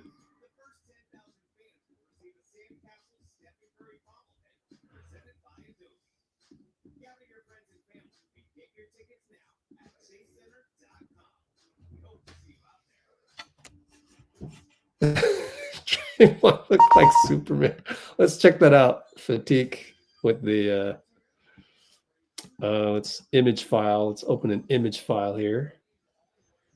Oh, it's a screen recording. My fault. Oh, hurry. Where's my screen recording? I gotta launch it. Here we go. Oh no. Like that?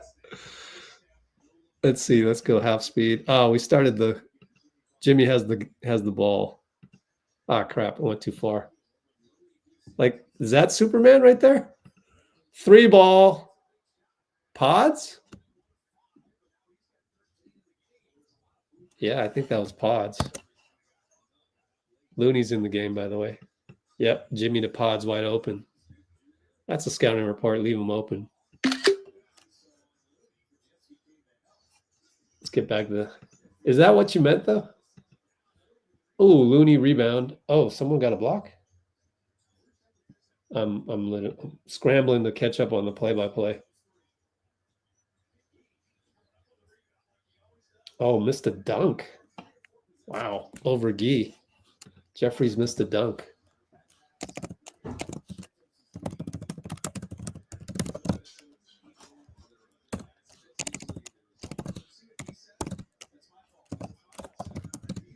He made a but he threw it at Gee's feet, man, at his shin. Wow, that's a horrible pass. I think Steve was trying not to laugh on the bench. Oh, I'm sorry I'm late on the play-by-play. 1043, 1042, 1041. I don't think they scored at all because we're up 12 still. Podz lob pass to Looney, but not athletic enough. Buddy for tough 3, and he got it in Jeffrey's face.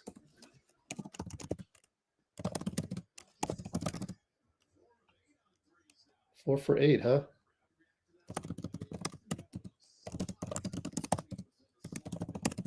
$80, 92.77. We're up by 15. Just like that.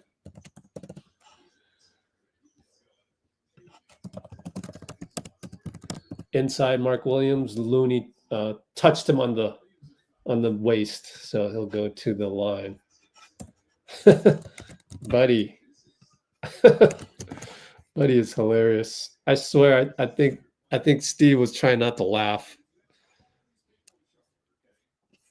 We'll have to do a poll later on to see if indeed Draymond looks like Superman. So look like Superman.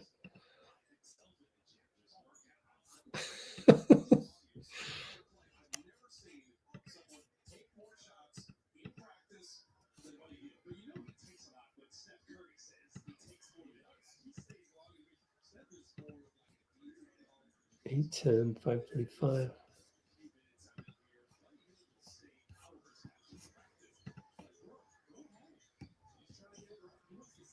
Oh, shoot. 607.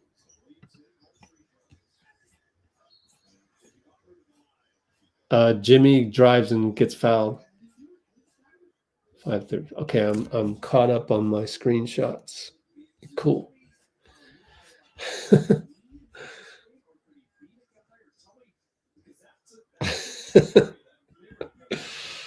Oh, he was. We'll play it again later.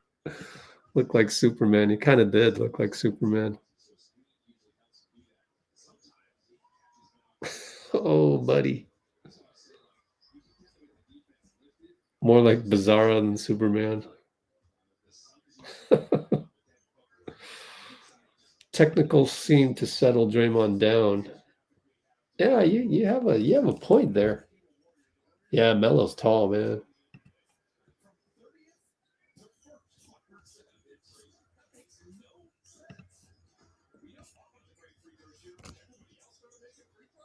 All right. Ball gets knocked out of bounds. Turnover. Our ball.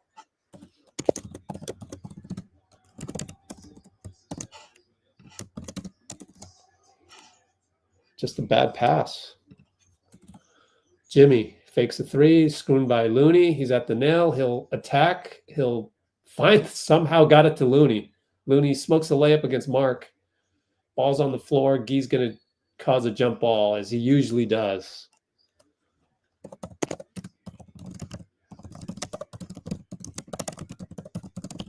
See if he can win it. Only 9 minutes, 22 to go to just move on with the W here, man. I don't mean to jinx it, but let's just cruise to a win, please. Gee will jump on Jeffries. Gee tells Looney he's going to go to him.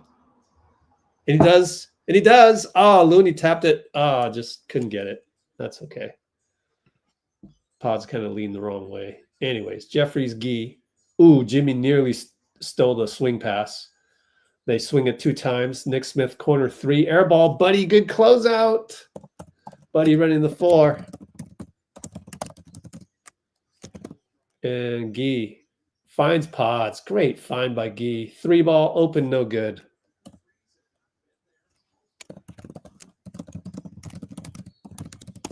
Timeout, Charles Lee. 94-79. 8:48. So let's look at that one more time.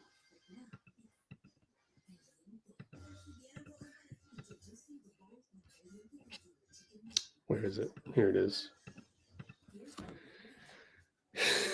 Look like Superman.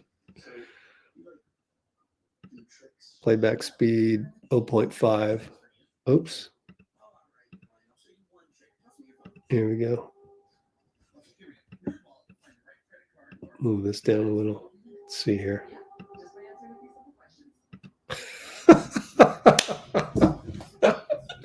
You have a point. You have a point.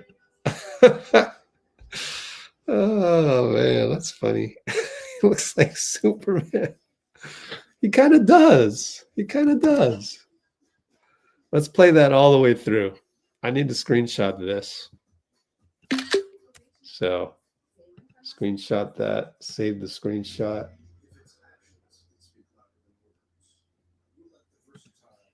There it is. Okay. Let's play that one more time. So let's do a poll. Do you agree that Draymond looked like Superman?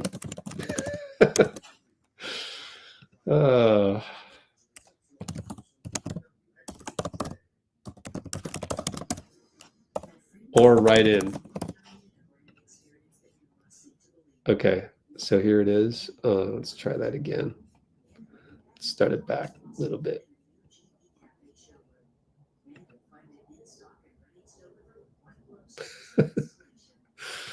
Oh, it's kind of funny though. It's just kind of funny how you described it. Better than backpack. I'm sure you'd much rather be Superman than backpack.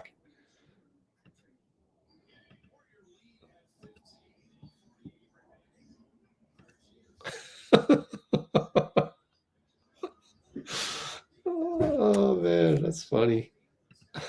Oh, I don't know if I played that too long there, I might get demonetized due to that. We'll see. Oh, that would suck if I got demonetized because of that. Checking if Draymond in slow motion did indeed look like Superman on the buzzer beater. I think he did. I would vote yes if I could vote.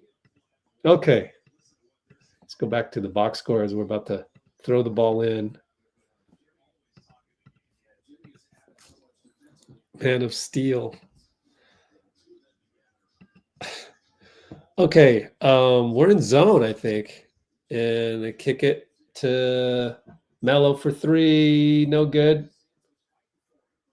Oh, Gee got called for a foul on Miles Bridges. Huh. I didn't think so, but let me see. What did he do wrong? Oh, he held him. Yep, he got him. We're in zone, though. And Nick Smith beats Podz inside. Push shot good.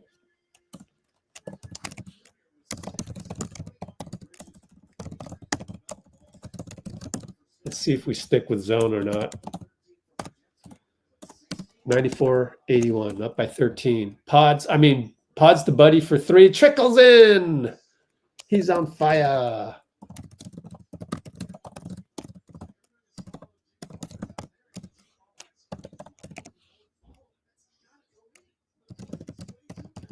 Mark Williams down the lane, fouled by Gee. Good save by Gee.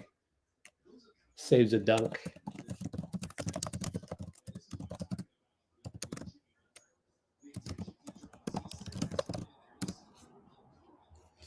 Against Looney. Looney's kind of mad at himself.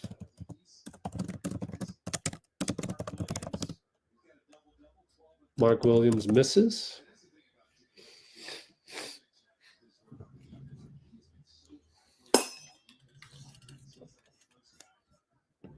Mofire.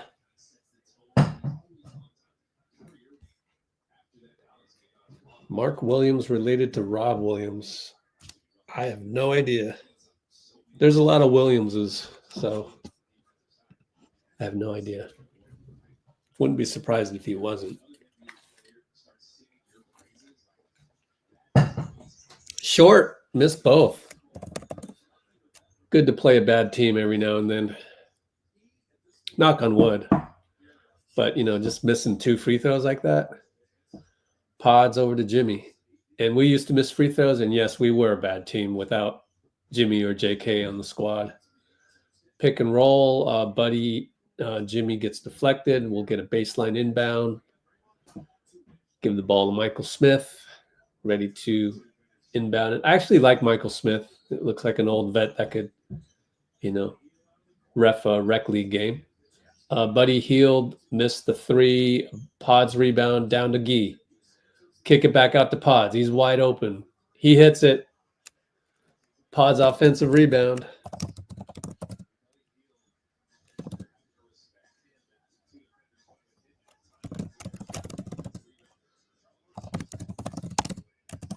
Three ball splash right back. Miles Bridges.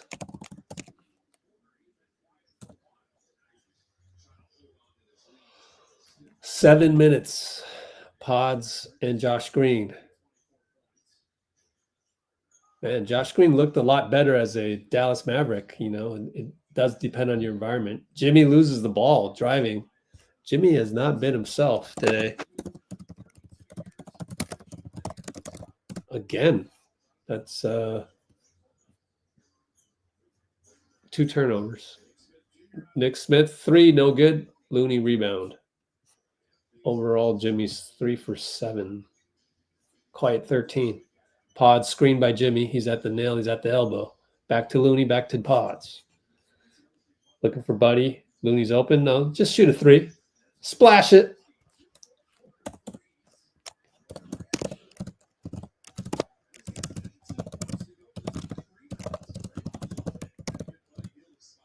Buddy had some gravity there. Wow. Buddy with gravity. That's incredible. And one Miles Bridges inside. Got past Jimmy and fouled by Looney, I think. Look at the gravity on Buddy. No, I didn't get a chance to see Jimmy get beat off the dribble, I guess.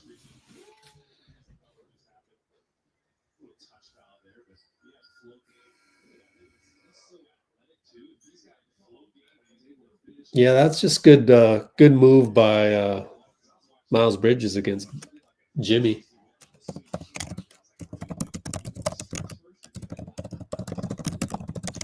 Steph will come in, and he should end with 32 minutes. So.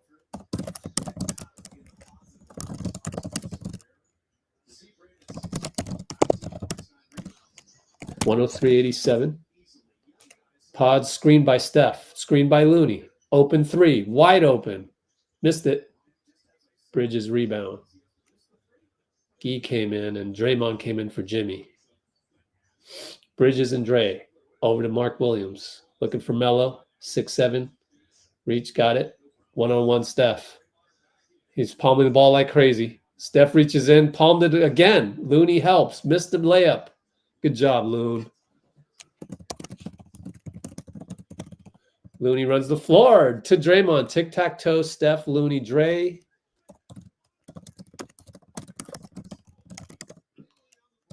And it is 105.87. Timeout, Charles Lee. How much time we got left? 5:24. Podz double-double. Nice.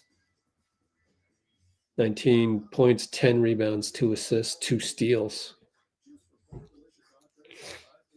Yeah, it sure looked like Melo was palming the ball a million times. Carrying the ball.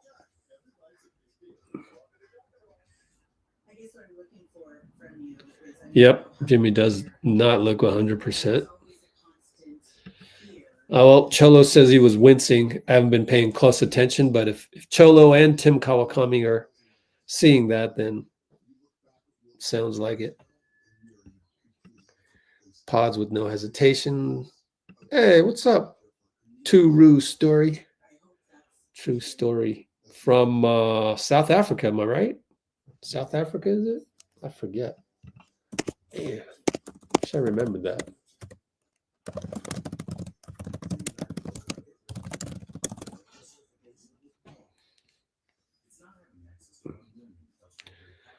Good to see that Buddy is finally hitting some shots. It's been a long time. You can look at his stats even.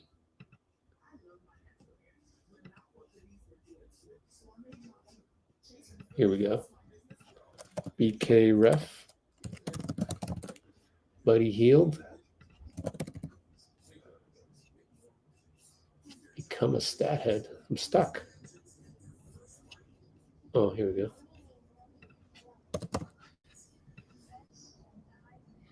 Last 5 games. You know, it's not that bad. He's on, then he's off, then he's on, then he's off. Then he's off, then he's off. Let's see. He's 11 for 15, 21, 29. 11 for 29. That's not terrible. What's 11 for 29?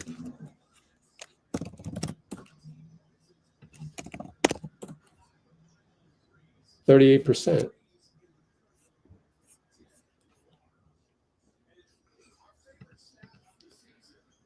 Cool. South Africa.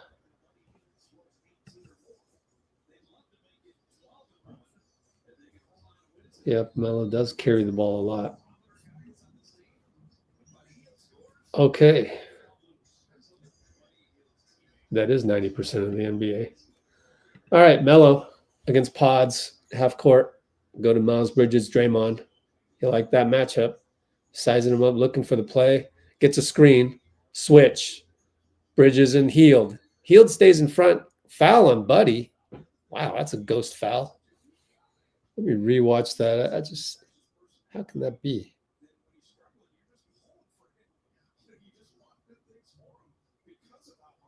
I guess it's the left arm on the waist. I'm not sure, but yeah, I don't think you can call that in the playoffs, but Charlotte won't ever be in the playoffs, so it'll just be a regular foul.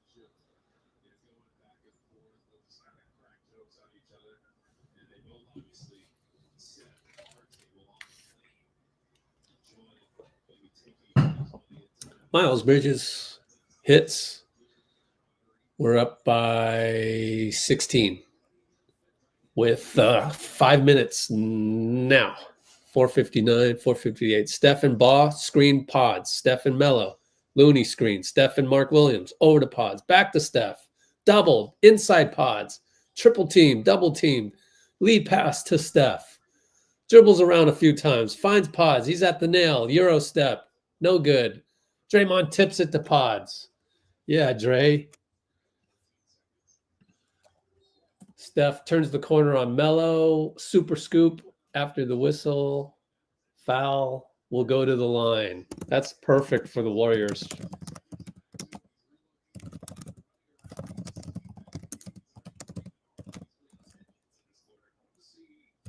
Oh, we're not in the bonus yet. Next one will be bonus 2.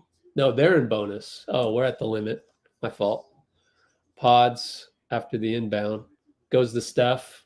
Doubled. Someone's open. Looney's open. Down low, scores.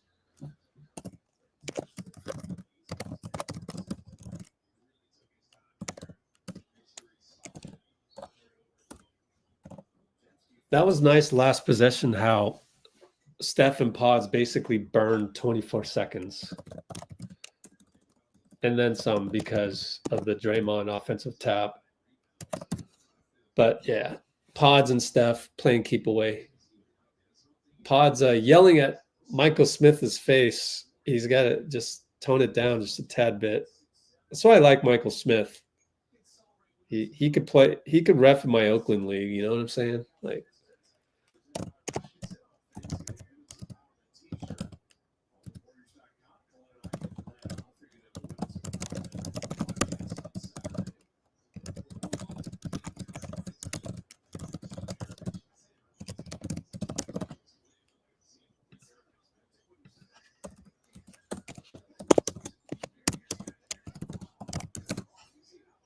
All right.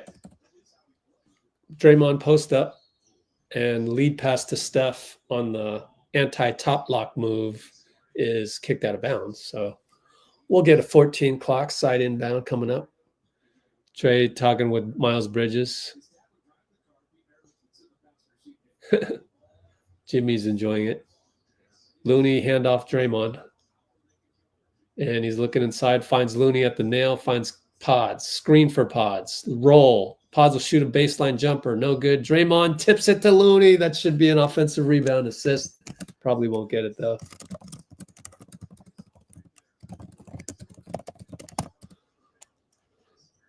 $109.91, complete control.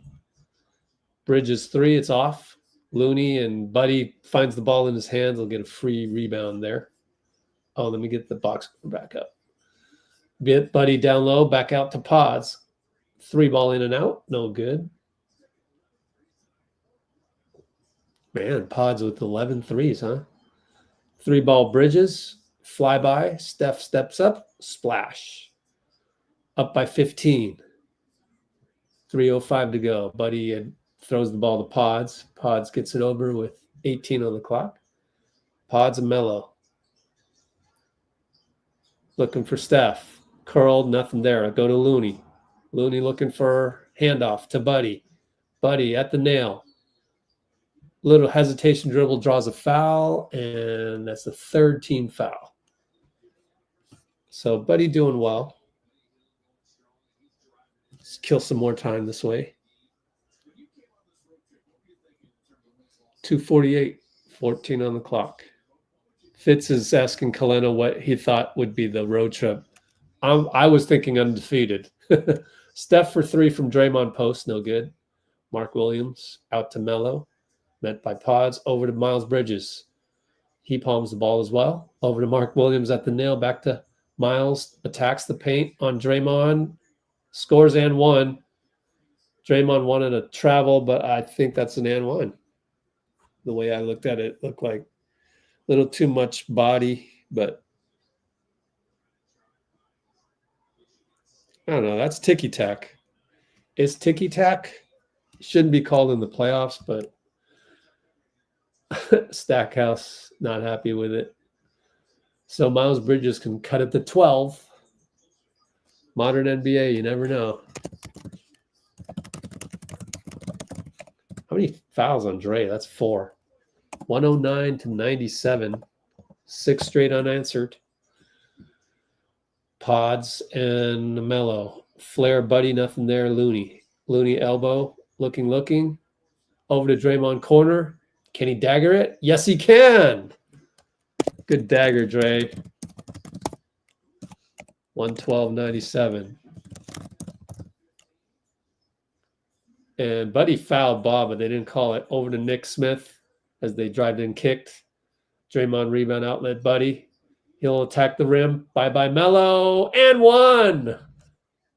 Nice high off the board, Buddy.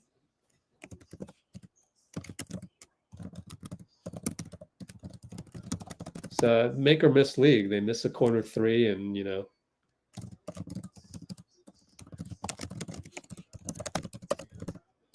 114-97.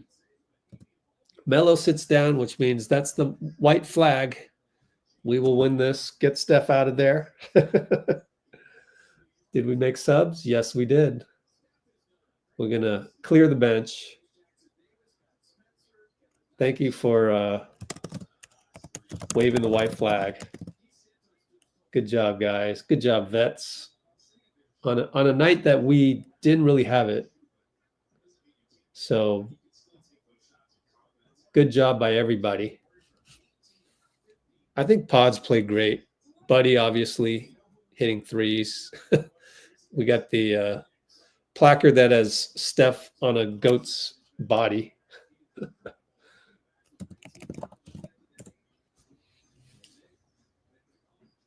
Pat Spencer, Trace Jackson Davis, Guy Santos, Buddy Hield, Kevin Knox,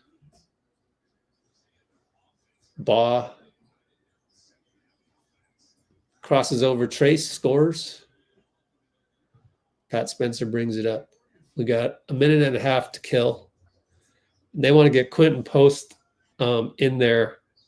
That's interesting to maybe get back in rhythm or just experiment with Trace at the 4. I would take out Buddy. And Baugh shoots a 3. It's no good. Let's get the ball out of bounds so that we can sub Quentin in there. 59 seconds. Not going to get much reps. Quentin's like, you sure you want me to go in? Pat, Trace, Kevin Knox, left open. Baseline jumper too hard. Baugh rebound. 94 feet later, scores. Knox good inbounding immediately to Buddy. Quentin's still like, you sure you want me to go in? Just get Buddy out of there and give him his flowers from the vets as he goes to the bench. 10 on the shot clock, 25 game clock. Quentin comes back, so he's not going to check in. Kevin Knox attacks, scores, bullies Nick Smith.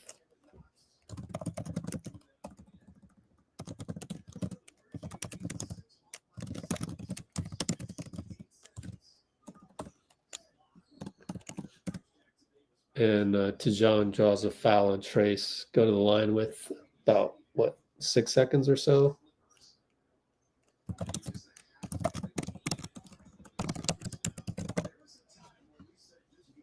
We're going to be in 6th place pretty soon. And I think let's go catch the Rockets, man. Them is paper playoff team. Kyrie is hurt. Oh boy.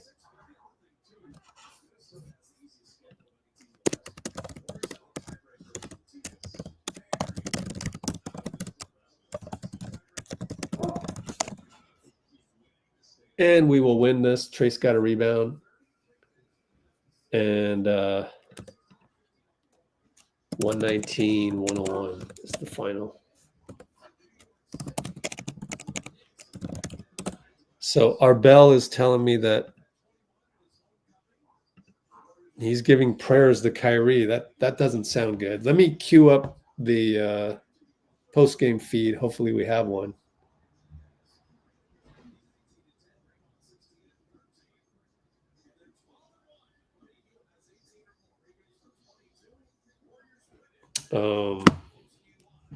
Okay, I'll check IG.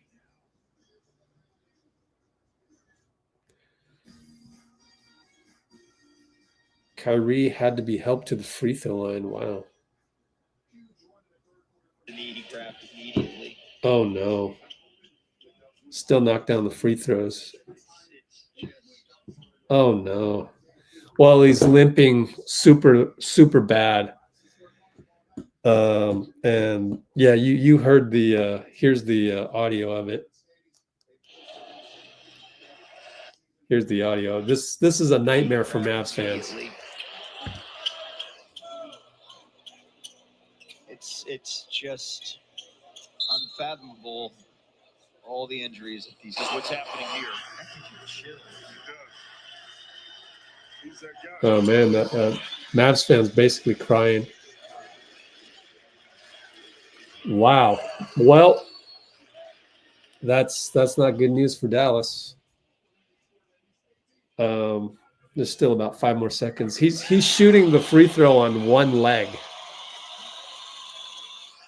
This is from Swish Cultures. If there's a possibility of him coming back to the game, he has to shoot these free throws. I feel like he knows that.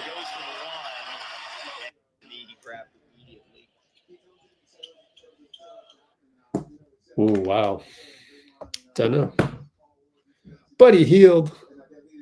Steve, and all the young guys, from Moses to BP to D coming in, and JK is not back yet. QP stepping on making shots, everybody's collectively buying in, and what's at stake, we're trying to take one game at a time and keep stacking these wins. Buddy, the depth of the Warriors really, it's straight, night in and night out, and you are anchoring the bench right now. How has your role changed since Jimmy Butler came to the team? I just gotta be patient with my opportunities. Steph gets all the attention, so I just gotta be aggressive and take the shots that are open and take the right ones and keep that synergy moving, the ball moving. Once the ball keep popping, making the right plays. Everybody playing together, playing each other, connected on both ends. We have a good chance winning that. Buddy, you're one of the best shooters in the NBA. You're a 40% three-point shooter for your career. Have you found Jimmy Butler getting all you guys more open looks because of the threat of him in the mid post? Of course, the Jimmy Butler, I feel like he hasn't turning it on as yet.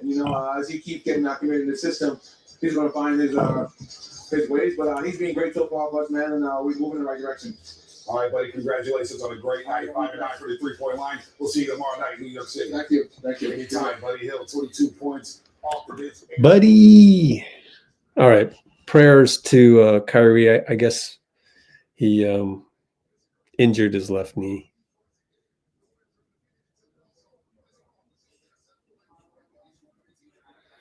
Klay Thompson, #1 option out there. Well, let's update the standings and enjoy while we can. Oh, they didn't update it yet. Okay, so we'll have to wait a few. Who would have the updated one? FanDuel? You figure? I don't know. What do we got here? Do they have standings? Let's see. NBA.com. Standings. Group by conference. They didn't update it yet. Fox Sports. Foxsports.com. Let's see. NBA. Standings. This is way on the right. Kind of weird. They haven't updated it. What? What's going on, guys?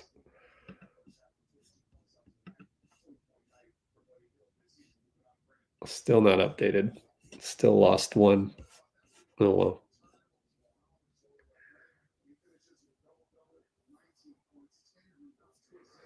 Let's see.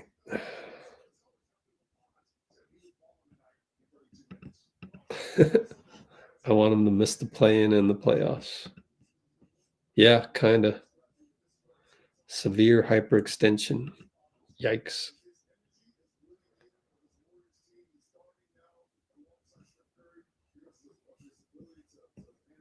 Poor man's Clay, huh? It's hard to really compare to Clay because, like, which Clay are you talking about, right? You know, so the one that, you know, last year's Clay where he can't guard 1, 2s, or 3s anymore.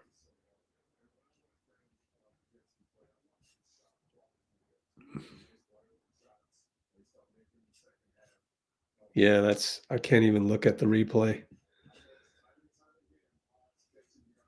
Need dislocated. Let's be cautious here. Let's check out Discord and see if Shams has any news on it. So let's go to this feed right here. Let's see. Oh, Kemba Walker in the house. What's up, Kemba?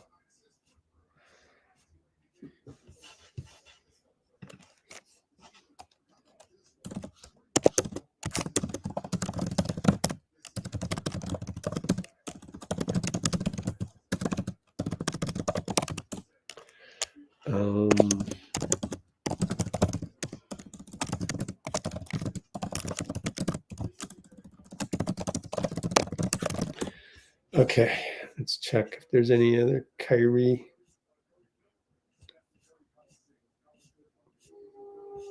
There it is. Man, he's limping like crazy. He couldn't walk but stayed in the game. Man, this is tough to see, but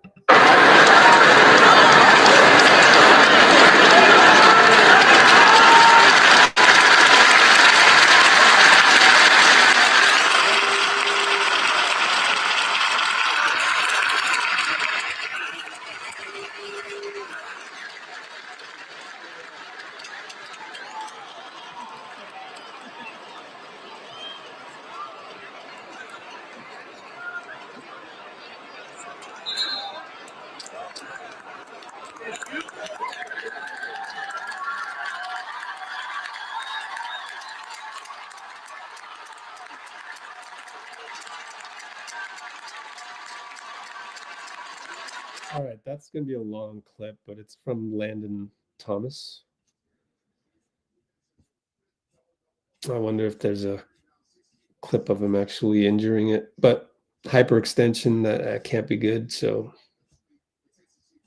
but let's see if there's any report from Shams. I guess not. I mean, Landon Thomas, he would have the clip pretty quickly. And I just don't see anything.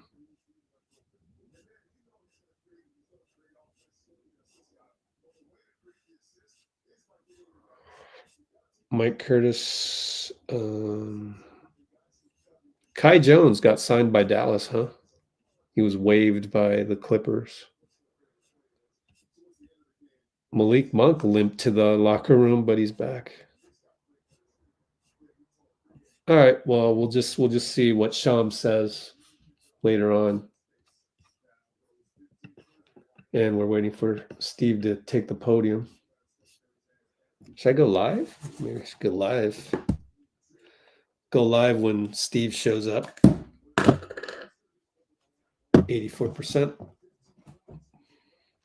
I'm going to take a restroom break. Unless Dean, can you want to hop on? Let me know. Let me set up my live stream. Here we go.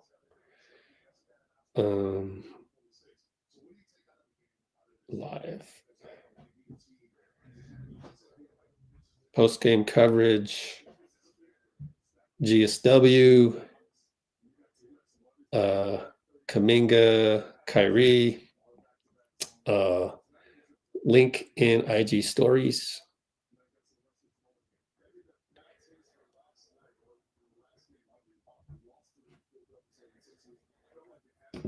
I will take a restroom break, and we'll see if, because I just had my matcha green tea. So I'll be right back. But maybe Steve will show up. I'll turn the volume up on that one.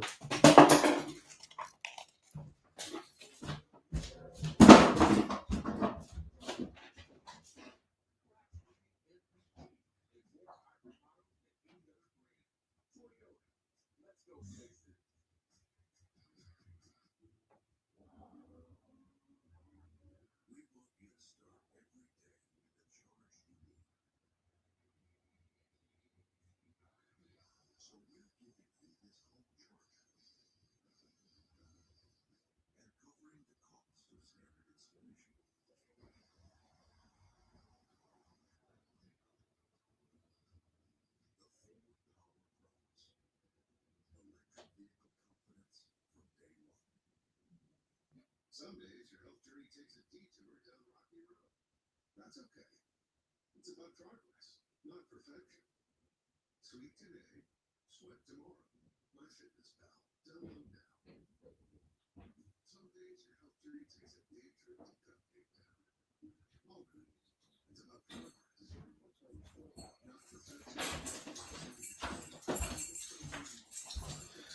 All right, I am back, and I guess Steve is not at the podium yet because I don't hear anything.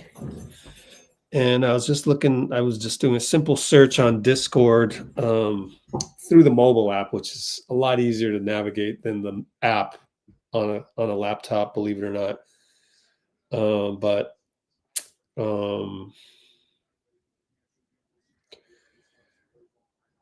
Yeah, they're just calling it a left knee sprain right now. And they just showed it on NBC Sports Bay Area. I didn't look. I can't look. I don't want to look at hyperextensions. I really can't. I can't do that.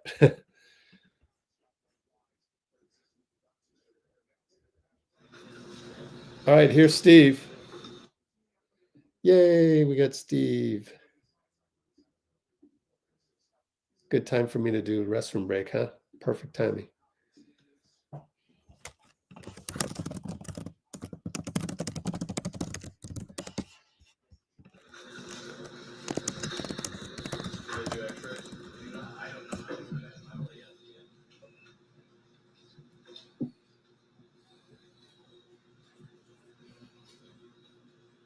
What'd you like about the game tonight? I like the way we responded in the late third, early fourth. We didn't have much rhythm to the game for most of the night, and we finally broke through. And wasn't pretty, but we did what we had to do, and important win. And now we move on. Move to sixth, obviously a long way to go, but how significant is it that you set the goal of 6 and then get there relatively quickly? Yeah, it's fantastic. But obviously everybody's bunched together, 5 teams within a game of each other or so. So we can't take too much time to celebrate. We got another game tomorrow, and we could very easily find ourselves in 9th tomorrow. I don't know. So we just got to keep going. How much different are you offensively when Buddy's hitting threes like that off the bench? Pajemski hit, I think, 4 or 5. Well, I mean, it's really a huge deal for us when we get Moses, Buddy, BP. When those guys are knocking down threes, it really does change everything. Other teams try to do everything to take Steph away. They were top blocking him the entire night tonight. and playing off of, Gary, Draymond, Loon.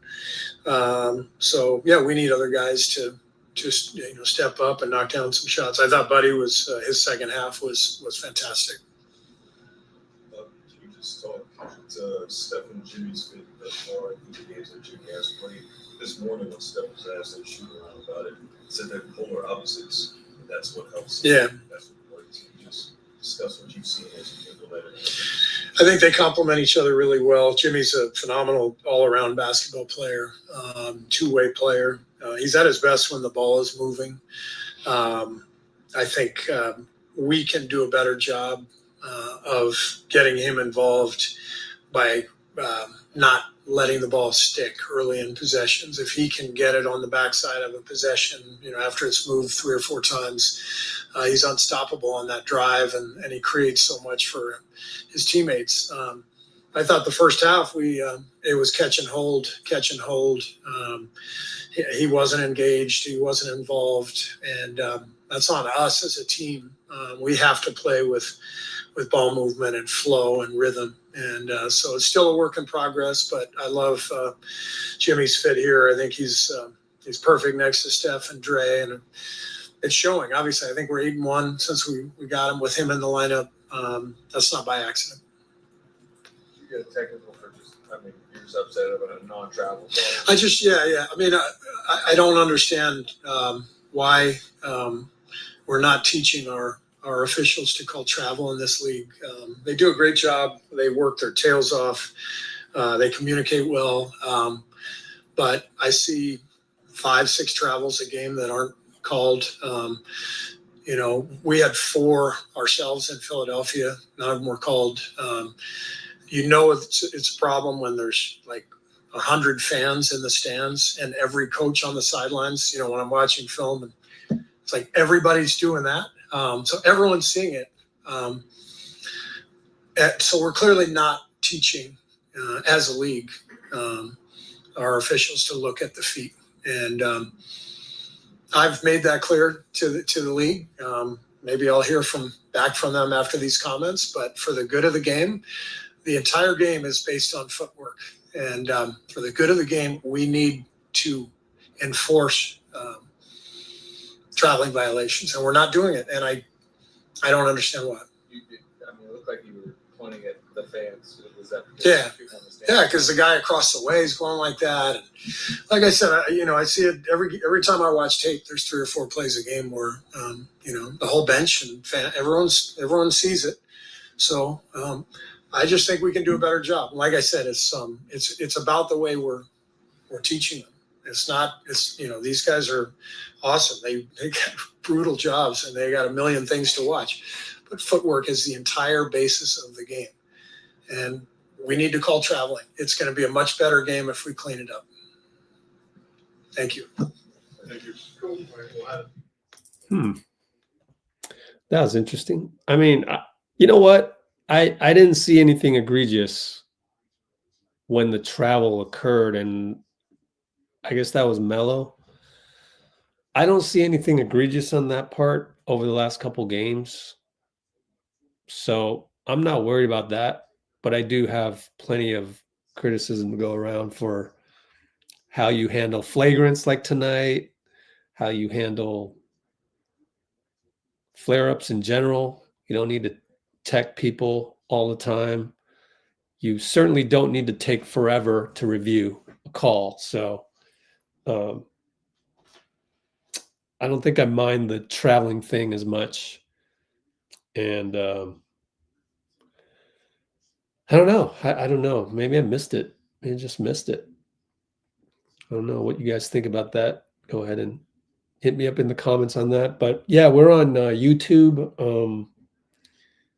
Any of you on Instagram checking us out, we do engage a lot on YouTube. I like to call it our cheers bar. If anybody actually knows anything about the old sitcom where everybody knows your name, it's like just a comfortable place to be. You feel safe. You can express your opinion and not see a million replies that are like throwing some guy under the bus. It's not a combative environment. in the chat, which is refreshing, I think. We just did a poll about 40 minutes ago. Somebody in the comments was like, when Draymond shot the buzzer beater at I think the end of the third quarter, he said he looked like Superman. So we went back and ran the tape, and kind of does. And so the end of the poll was a landslide reinforcement that he did look like Superman, which is kind of funny. Better Superman than backpack.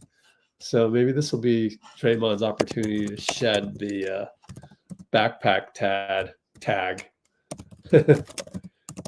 Probably not, because we're not Twitter and we're not generating thousands of views based on our comments. We're just a small little community that stays high vibrational on everything Warriors.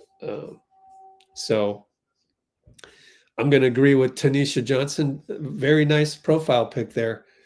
And I'm glad I didn't ban her. Came close to banning her. Nah, I don't think I want to ban people unless they're just outright toxic. And I have done that. After we lost last game, we had a couple, I guess, Philadelphia 76ers fans come in. And so if I block those guys, who cares? They're Sixers fans. Or anti-Warriors fans just saying like mean things, honestly, about the team. I don't even remember what they said. I just remember it being toxic because I choose not to remember what specifically they said. The updated standings now on ESPN.com. It's pretty refreshing to see us above the 6th seed line. It's like, it feels comforting and like that's where we should be.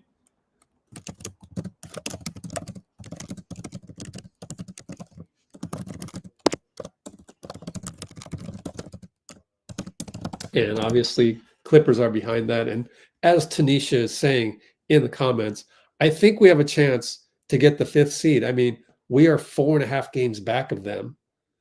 We have 61 games. So 21 games remaining. We can calculate magic number if you're a Major League Baseball fan. 21 games remaining. 4.5 games behind. Magic number, any combination of Houston wins and Warriors losses. Shit, now I can't remember how to do magic number. I think let's just ask Perplexity. I have to go on my phone, though, because the browser of Perplexity sucks. Browser version. So let's see.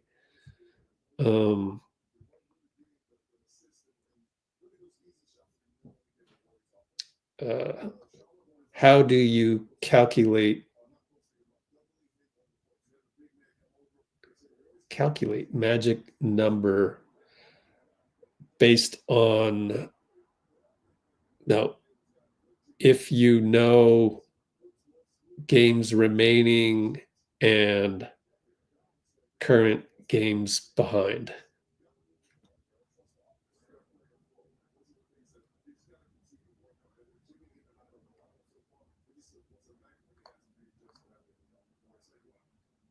Whoa. There we go. Maybe some of you know how to do this. In baseball, use the formula. Oh, gosh. Team B is the closest trailing team. Magic number equals 163.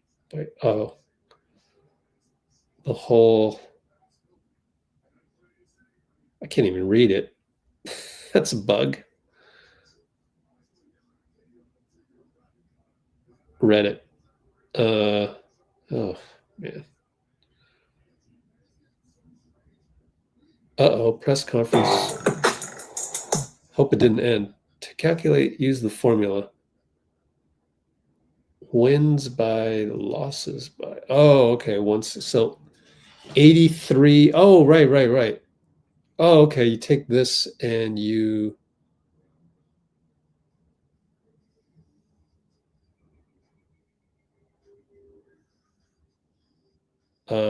Dang. I used to know how to do this. 9, 10. times 2? 19. No, that can't be it. Difference of 9, difference of 10. Let's just go to omnicalculator.com. Oops.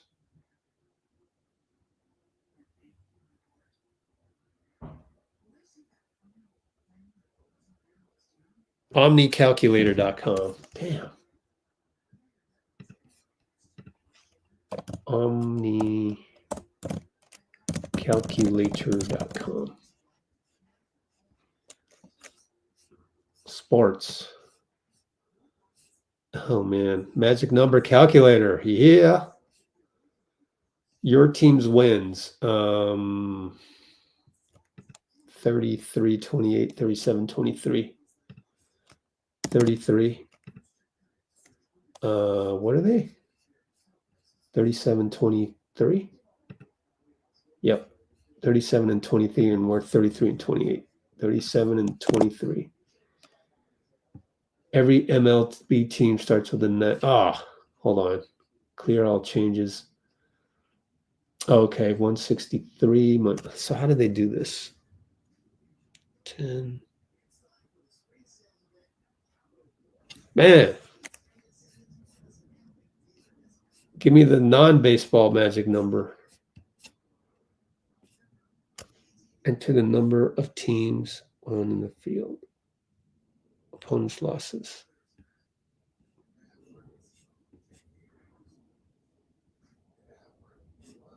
Do you guys know?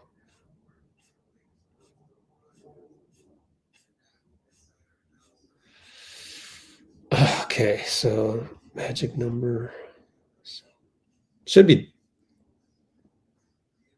every team's. Okay. Your team's wins. I used to know this. I used to be a whiz at Major League Baseball. Event has ended. Oh, man. We lost it. I got to go back to the post game then.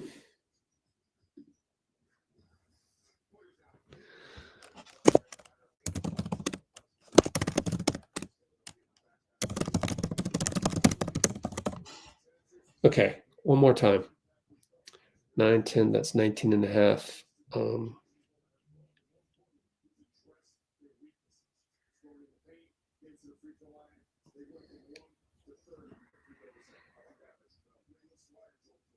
Your wins, their losses.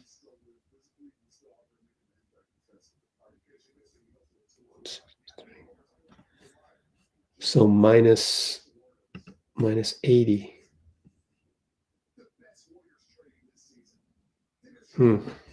Shit. I don't know how to do this. How do you calculate? Oh, wait. Go to Google. How do you calculate magic number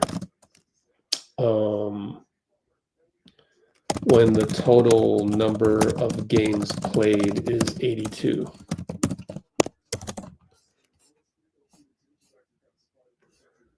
Magic number, total games in season, 82 minus 33 plus 1. So let's do that one more time. Get my calculator. Total games in season, 82 minus team wins, 33 minus opponent losses, 23 plus 1 equals 27. 27, and we've got 21 games left. That doesn't make sense. I guess it does. It's a big number, which is good. Only 4.5 behind. Yeah, I think it was you take the difference of their wins, your losses, their wins. 19.5 minus 4.5 games behind. 15 is what I got.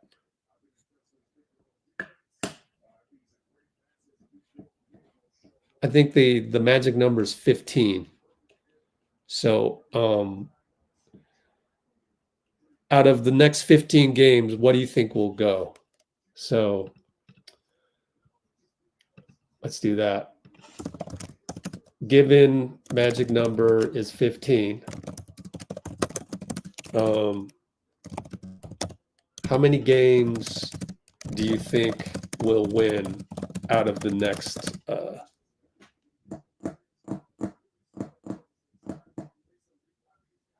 the next 21 games?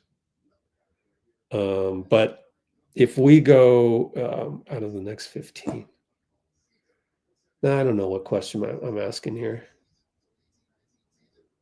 So I think it's what's happening is when I think about magic number as it is in baseball, what's happening is I think the magic number is 15, which means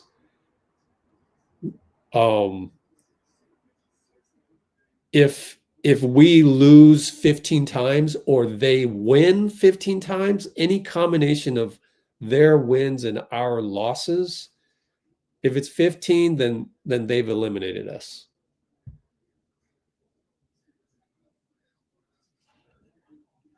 "21 games left."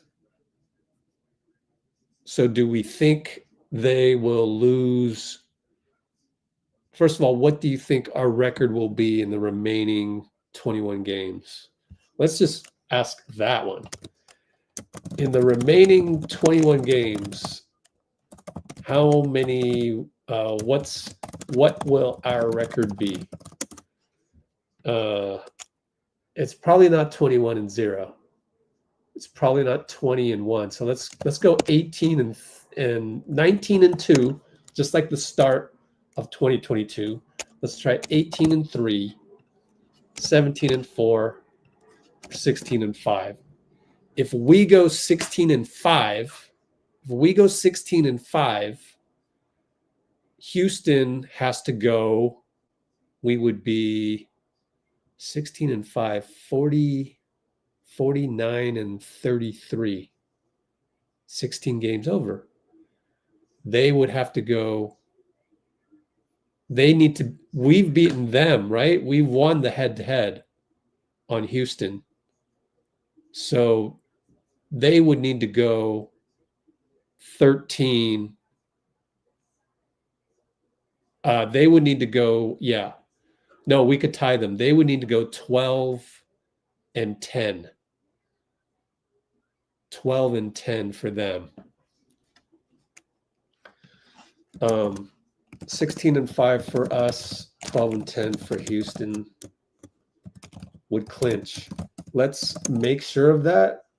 One last check, which will be BK Ref to check what our record is against Houston. So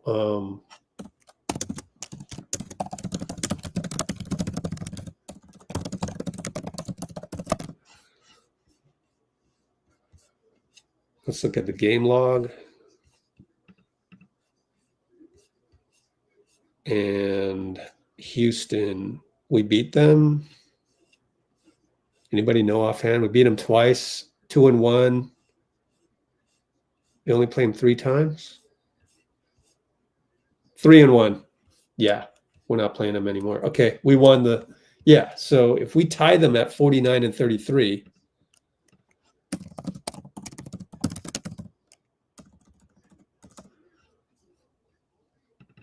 (12-10).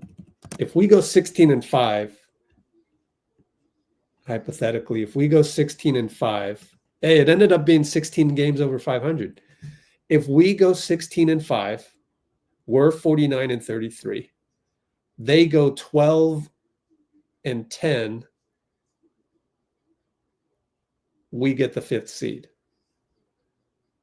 And who knows how Memphis does?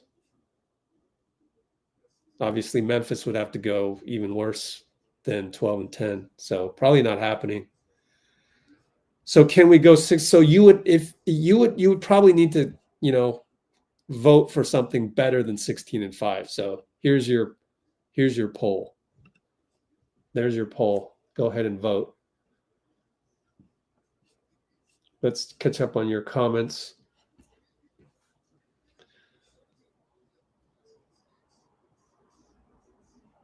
Let's see. Still waiting for someone to go to the podium, according to NBC Sports Bay Area, because we don't have a feed from the NBA, and unfortunately.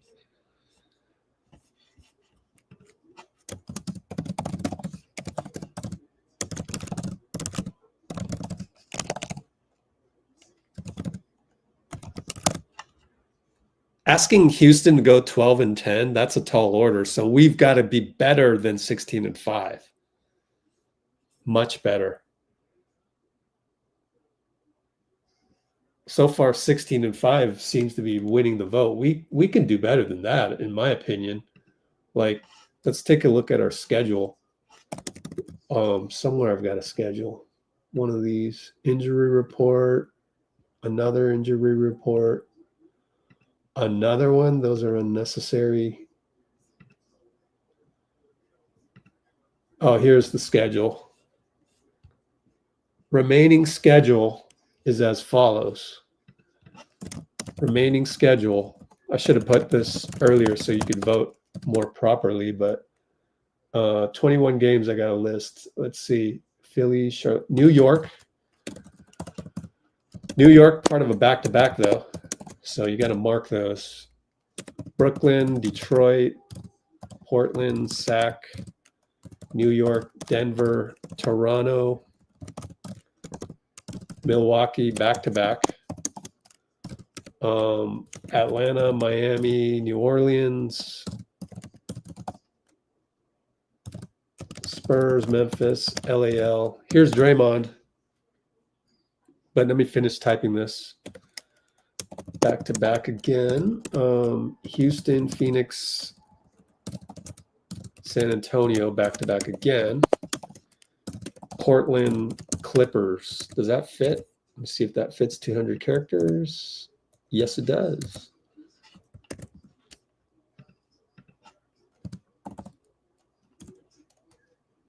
See poll. So you guys go through that. Too bad some of you probably already voted, but you go through that and you find me, 5 losses or 4 losses or 3 or 2. Draymond at the podium right now.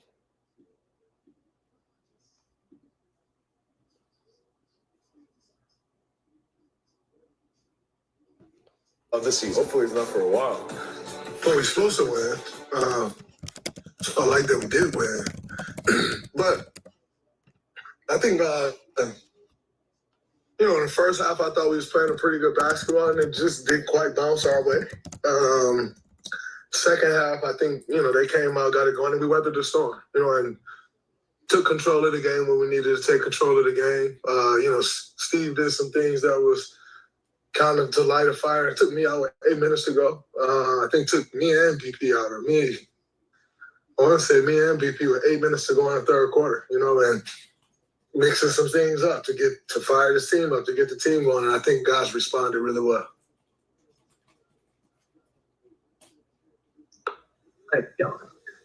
Tim came off, it looked like you were upset about incident 3. Kind of talking really fired up with the next 2. What was that? I think one thing we're always preaching to him is just be decisive. We believe he's a really good shooter, a really good basketball player, can be for a long time in this league.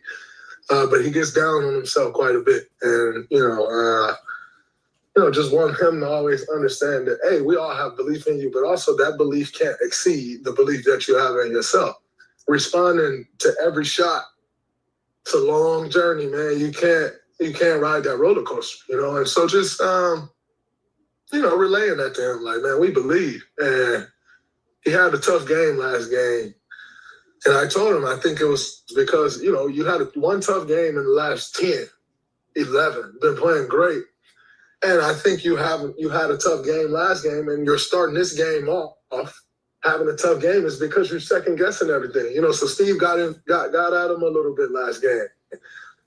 You can't allow that to make you second guess yourself more. Let that charge you forward. Let that turn you up more. Let that make you be more decisive, because ultimately that's what Steve's doing it for. He's like, if you holding the ball too long. Only time he know how to make every play. The only time he hold the ball too long is when you get in your head and you start overthinking. And so, just let him know about that. Don't overthink anything. Everybody over here have the utmost belief in you. Be aggressive. And so when he just raise up and shoot those, you can't kind of, I didn't necessarily go at him, but you can't share beliefs of what you think someone need to do better, and then when they do it, not pick up them. You got to have that same energy. It was just Heard that's Draymond Green. Bob McKillop and Steph meeting up, of course, in Charlotte. Wow. Nikki won a cruise with the t-shirt landing on her head. That's incredible, though. Well, we should do a cruise get-together whenever you guys go.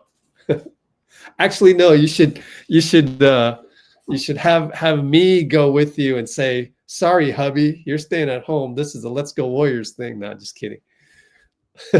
Or we should raffle it off to somebody. But wow, Nikki won a cruise at a Miami Heat game. That's incredible.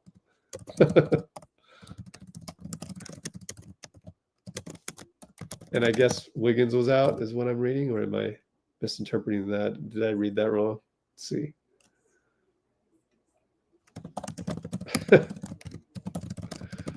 That's pretty cool.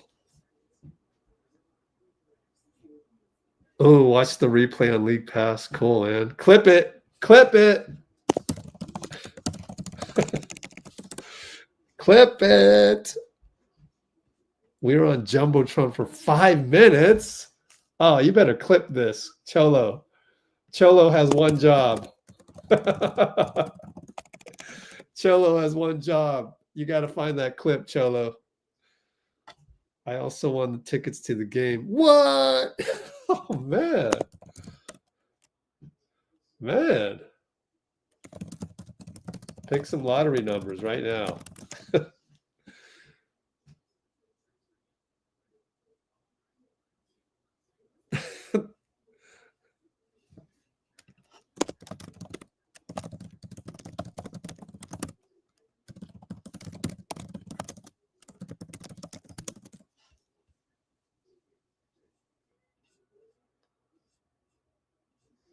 One job, Cholo.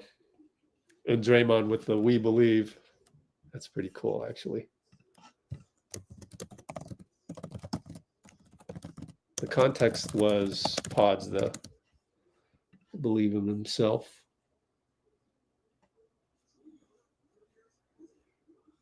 Gary Payton had a cut on his nose post-game. Thanks to Arbel for broadcasting Slater's report. We should go to Discord.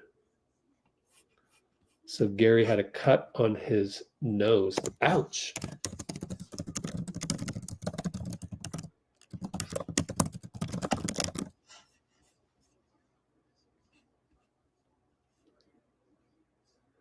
New York, Detroit, Denver, LAL. I think Detroit are paper. They're just, I don't worry about Detroit too much, but then watch me eat my words. I mean, I guess Jalen Duren must be playing well as with Isaiah Stewart, and we do have problems with younger teams. So I'm gonna say Detroit's gonna be tougher than New York tomorrow, even though it's a back-to-back. I don't know. What do you guys think? But yeah, so let's be conservative. Let's say we lose to New York, lose to Detroit, as Dean is saying.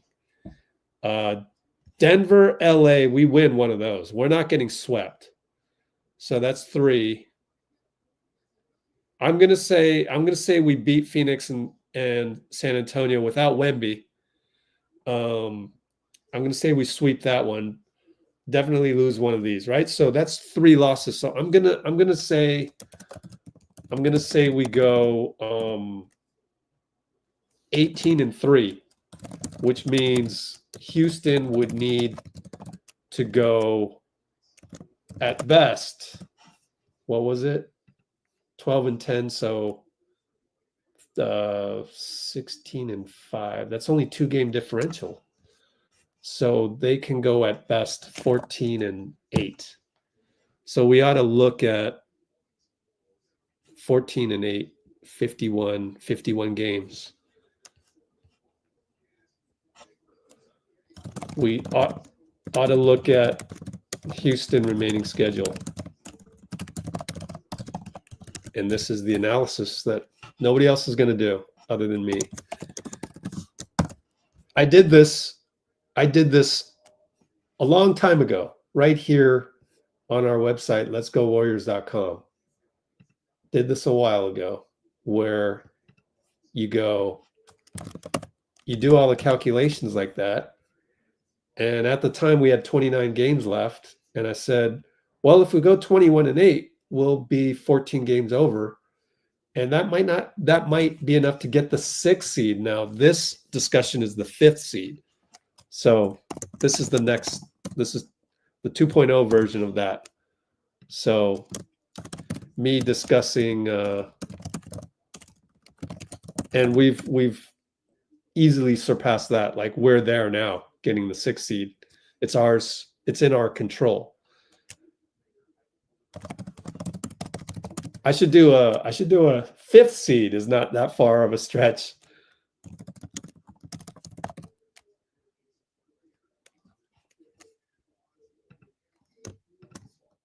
So there's your link in the description on that one. So let's take a look at Houston, and just go to Rockets schedule.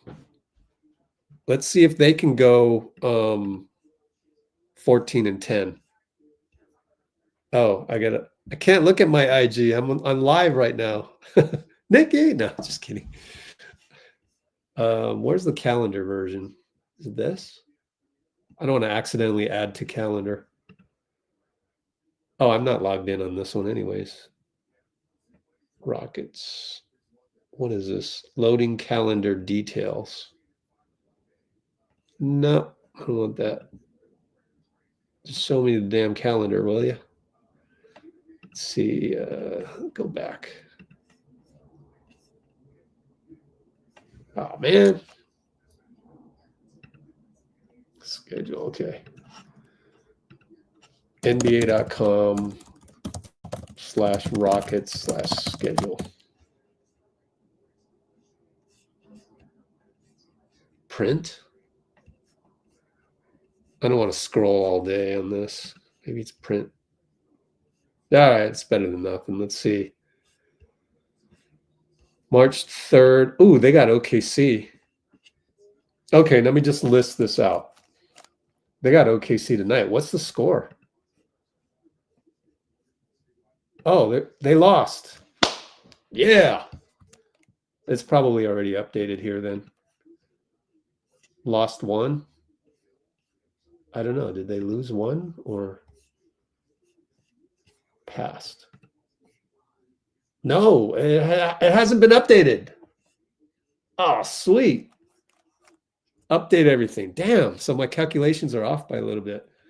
They've already lost one, and we can count it. So what we'll do is we'll list them and then just count it as a loss, the OKC one, right? So Houston, remaining schedule,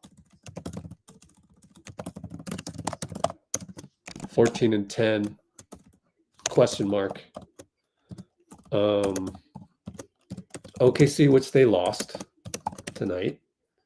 Then after that, it's coming up to be at Indiana. I'll do at in lowercase. OKC's a loss. Indiana. New Orleans. At home, 6-game homestand. Phoenix, Dallas, Chicago. Oh man, they got somewhat of easy-ish schedule.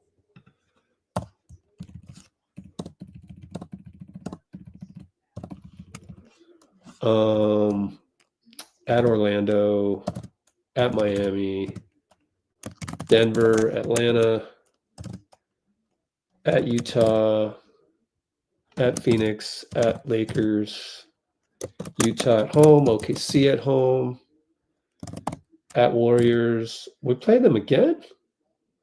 Well, we won the season matchups already, 3-1. I didn't realize we play them again. Make sure. Yeah, Houston. Okay. I even typed it. Clippers, Lakers, and then at home at Denver. Oops, I typed it wrong. Shit. I forgot one last one, which is Denver.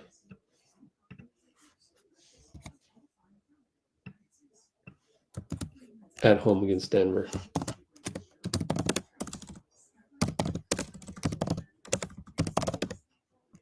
Okay, that one.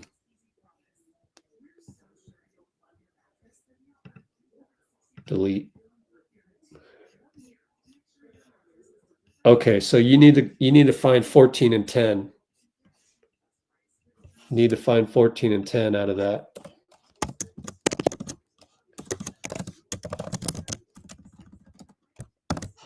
Let me see. Can we find 10 losses? We got one. Okay, see. One, okay, Indiana to, I guess they'll beat New Orleans. Which one of these are back-to-back? I forgot to look. Damn. Indiana's back-to-back.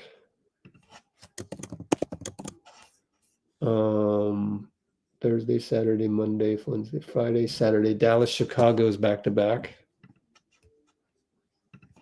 Let me do this. Saturday, Monday, Wednesday, Friday, Sunday, Tuesday, Thursday, Sunday, Monday. Phoenix Lakers on the road is a back-to-back.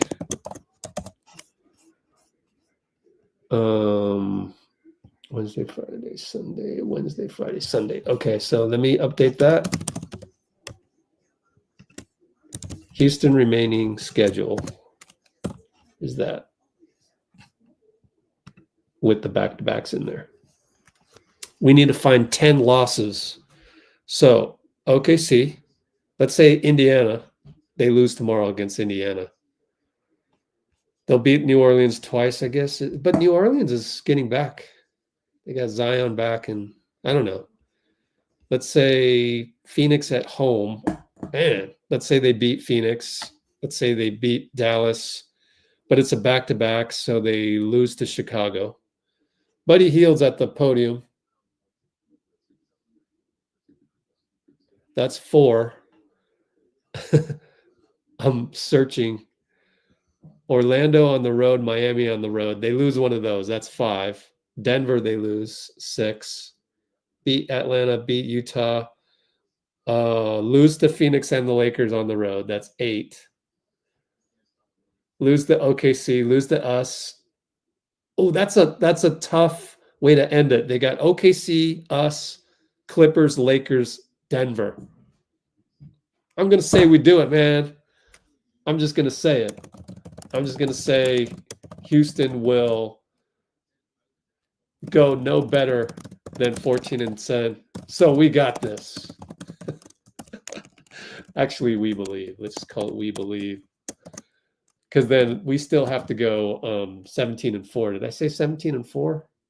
No, 18 and 3. We go 18 and 3. Houston goes 14 and 10 or worse, with 5 really tough ones to end the season. All right, Buddy Hield at the podium. I called it. At least I did the analysis. There's people on Twitter that just say anything without anything. Zero backing up of stuff. Oh, I just realized I was recording Draymond the whole freaking time. So I've got to go and trim that. Shit. Okay. I don't want a 10 gigabyte file. Worry about here. What day is it?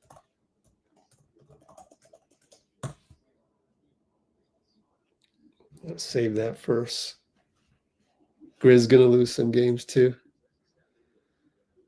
Wow, 6 gigabyte file. That was not smart. Practically took up half of my memory here. Okay, got rid of that. And let's go to Buddy. Badiah. Okay, cool.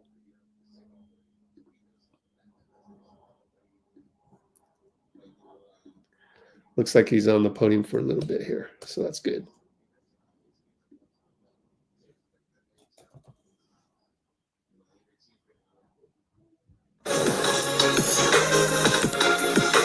Yeah, so now we gotta, you know, and we just gotta have a counter punch when teams sell like that. You know, Memphis did a good job doing that too.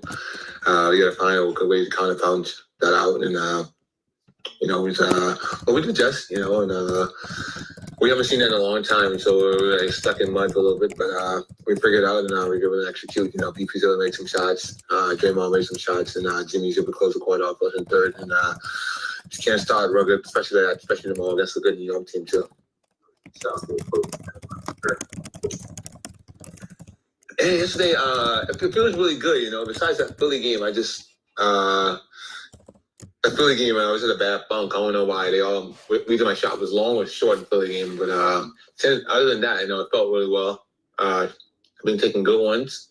The ball is being come to me here in good spots, you know, because of the addition of Jimmy and the continuity offense we play. You know, I feel like I've gotten shots in good rhythm, and man, I just come off that break. I needed that break, man, for sure. You know, going to the Bahamas and just relaxing and get my feet under me, and just be able to keep an eye on basketball and chill with family and friends. And so I didn't feel the game, you know, where shots didn't went in, but I still felt good. I think that, you know, shots are being great for me.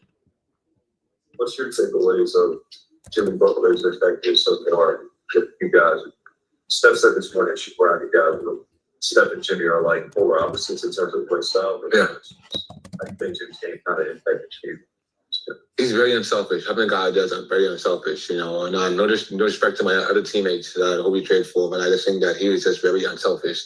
He makes the right read, makes the right read, and I think once he wants to turn it on, he's going to turn it on, you know. And we saw him in playoff mode, and he just fitting his way in.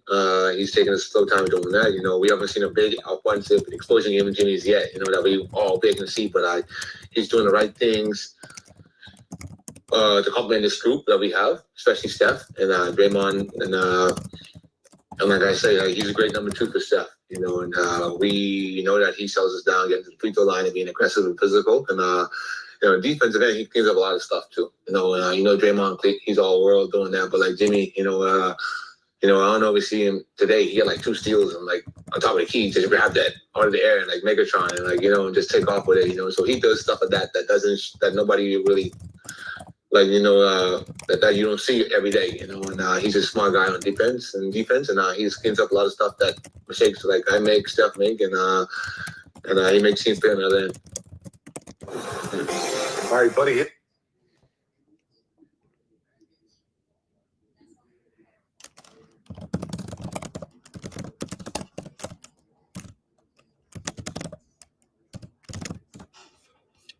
Okay. Bruce says he thinks Houston will lose a whole slate of games. And let me just match that up with the schedule that is remaining for them. So you think lost to OKC, which already happened. So we get a freebie. So we need to find 9 more losses. He thinks lose to New Orleans. Yeah, I don't see them beating New Orleans twice, especially when Zion is fully healthy. But yeah. And then you got beating Orlando, lost to Phoenix, lost to Dallas, but it's back-to-back with Chicago. I don't know about Dallas because they don't have Kyrie now, probably.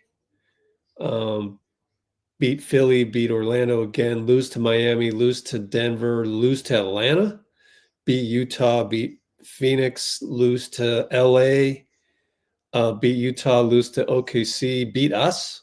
I don't know. Maybe I got shifted wrong here. No, lose to, I got it shifted wrong. So OKC, Indiana, New Orleans split that one, lose to Orlando, lose to Phoenix, beat Dallas, beat Chicago, beat Philly, all at home, lose to Orlando, lose to Miami on the road, lose to Denver at home, beat Atlanta, beat Utah, lose to Phoenix. Maybe type that wrong. Probably lose to Lakers, win Utah.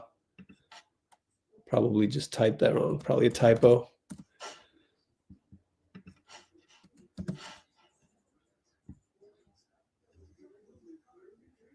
Win is Utah, Phoenix, LA lost.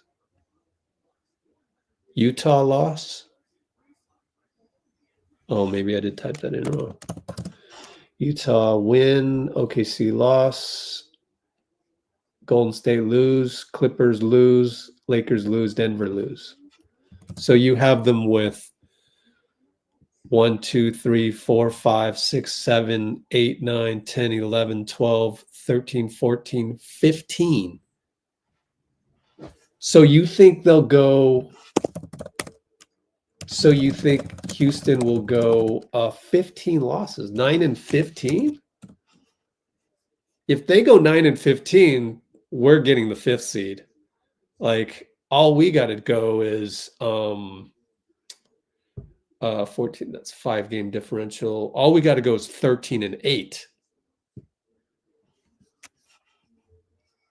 Okay. 9 and 15, meaning all we got to go is 13 and 8. All right. What about Memphis? I don't think Memphis is going to go 11 and 10, let's say.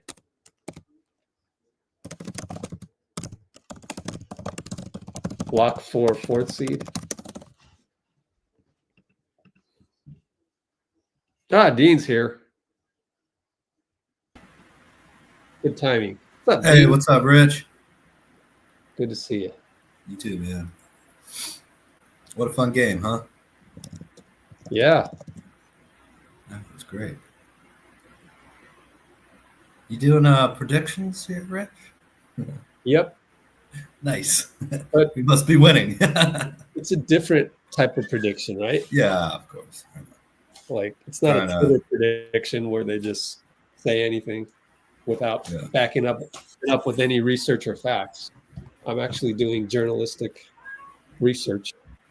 They still don't have the Houston Rockets with the loss there. Let's see. Could have 2 in a row. There we go.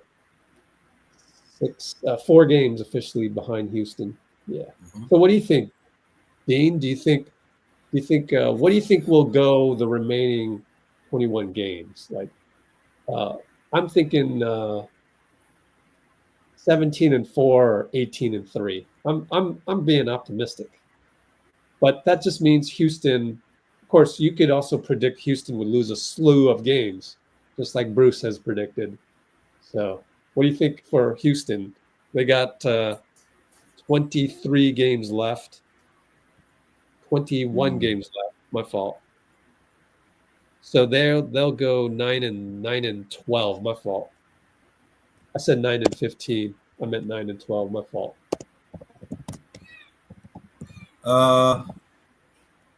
Will they go 9 and 12? They got a tough schedule. The last 5 games: Golden State, Lakers, Clippers, Denver, and OKC. Not in that order. Those last 5 are tough. I don't know. I hate to say that, but I mean, 4 games behind is kind of a lot. On the other hand, yeah. You know, they're very much a kind of young playoff team, sort of Grizzlies like maybe a few years back, you know. That do you remember what they did in the playoffs last year? Who? They made the playoffs. The Rockets. They made the playoffs? I thought they did. Maybe they didn't. I can't remember. I don't think they did. That's just guessing. Oh, no, they didn't make the playoffs last year. You're right. They went 41-41. Bruce, So they don't really have playoff experience under Udoka, you know. And oh yeah, there was Tari Eason was doing the Warriors thing, the movie, right? And we eliminated them, and then they kind of fell even further. Remember that? Yeah. Warriors come out to play. Yeah, and Steph got the water bottle. Yeah. So I can see them being a young playoff team that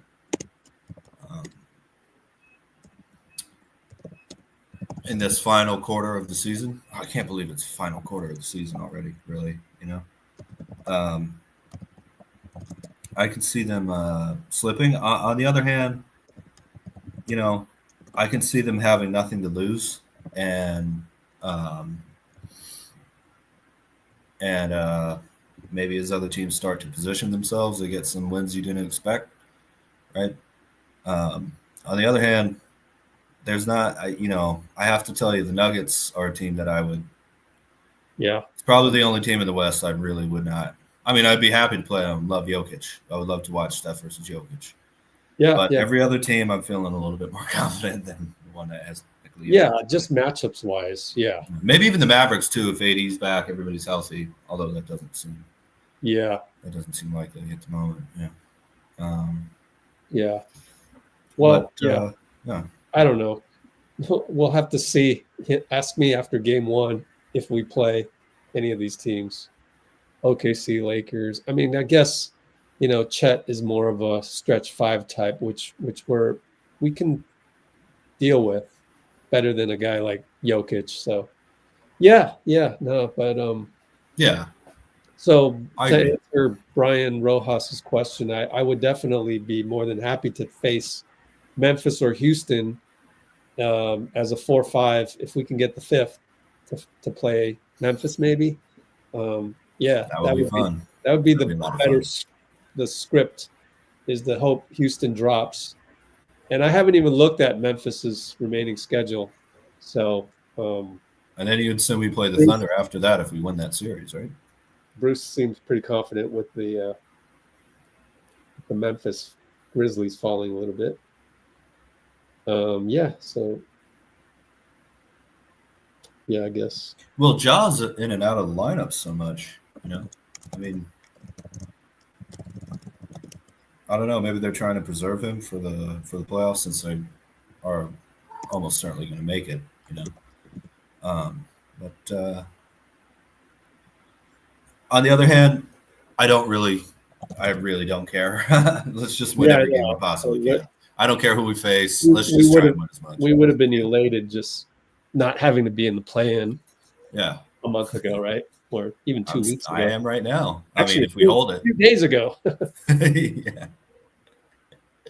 Yeah, exactly.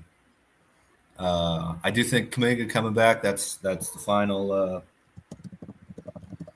Once Kuminga's back, the baton has been passed to this team that's got to go full out to finish the sprint off, and hopefully everybody else is healthy. Someone said it wasn't fun today because of the injury scares. I actually didn't see. I watched the game, but I don't know why I didn't see the GP2 thing. That sounded really nasty. I hope it was okay. His nose got hit hard by Melo's head. Yeah, he was bleeding, right? I don't know that he was bleeding. I don't know where people got that, but Cholo saw it, so yeah, I think it's reliable. But and then we're talking about, maybe it's broken. It's like, I don't know. Let's wait and see. I want to jump to the conclusions like all the kids do out there on the apps. So we'll just see. It might be okay. Never know. I like the Warriors being underdogs as well. Oh yeah, it's fun. It's totally fun, right? I mean, there's nothing Steph, Jimmy, and Dray want more than to be the underdogs. I would say. Yeah. Or undercats, maybe. Undercats. Yeah. All right. What did you think about BP today, Rich?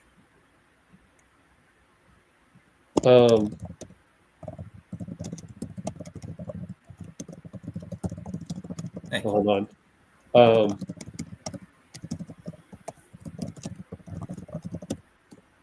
Okay, so BP, yeah, he played great. I thought he played great.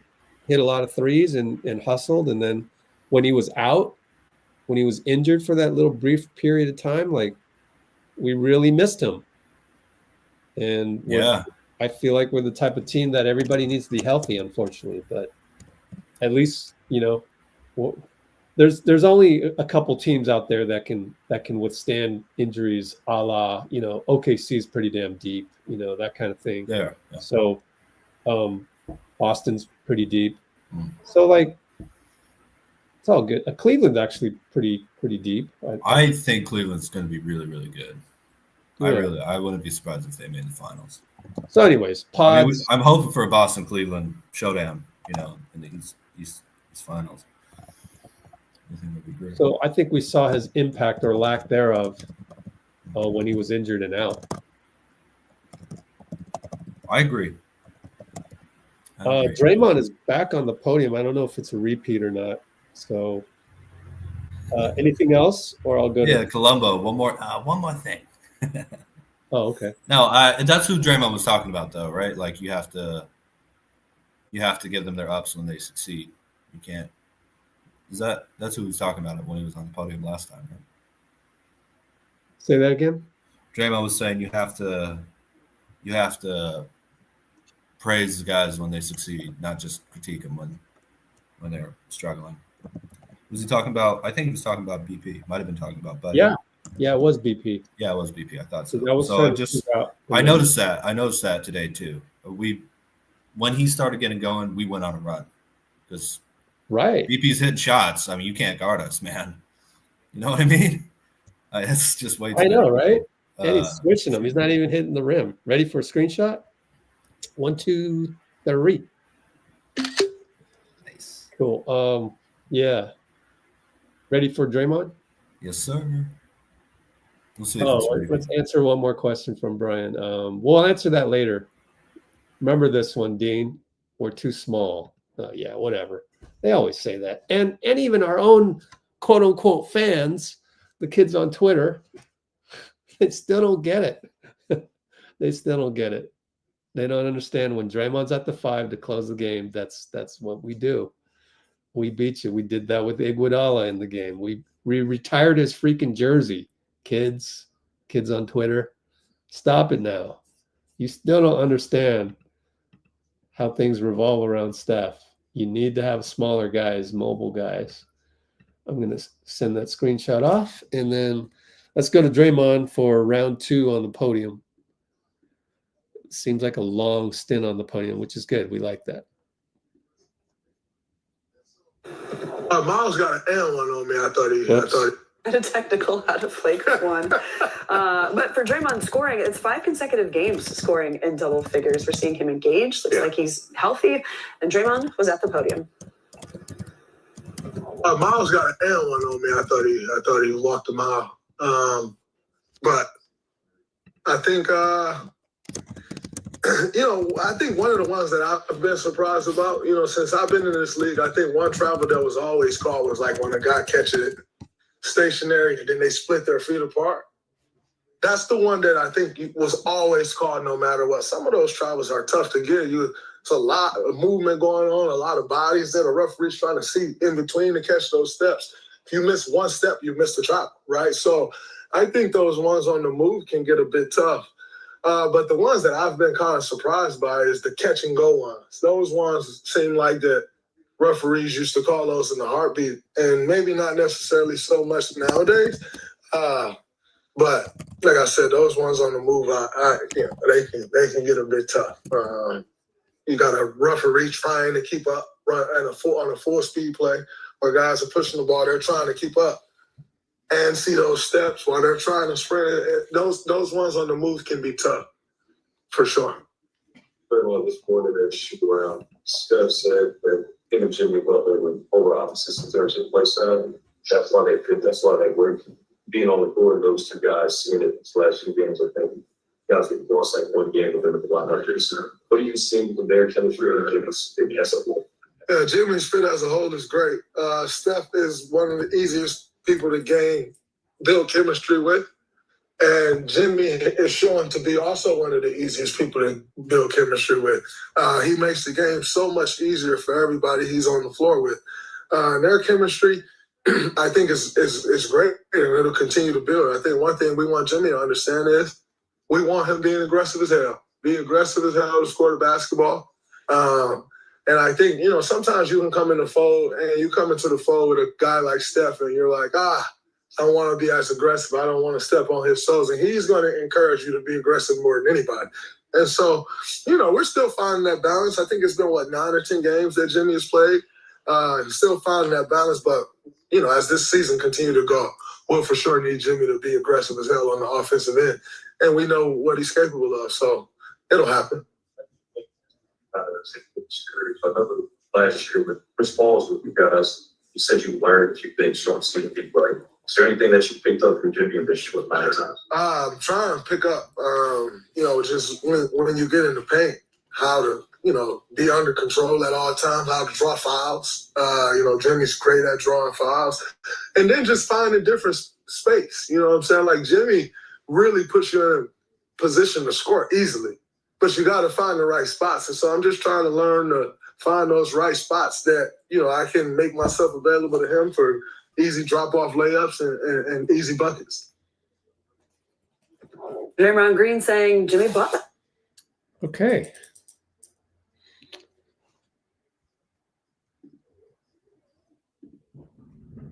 So that's a little from Draymond.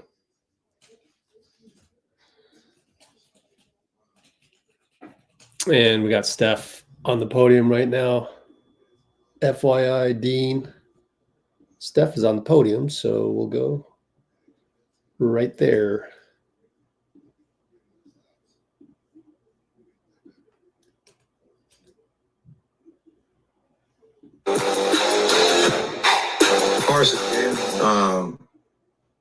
Charlotte's in a tough spot, and they were going to play hard the whole game. We had some lows for sure, but did enough to get the win. Had convincing enough stretches where we could get enough stops. We can play better, though, for sure. Let's see.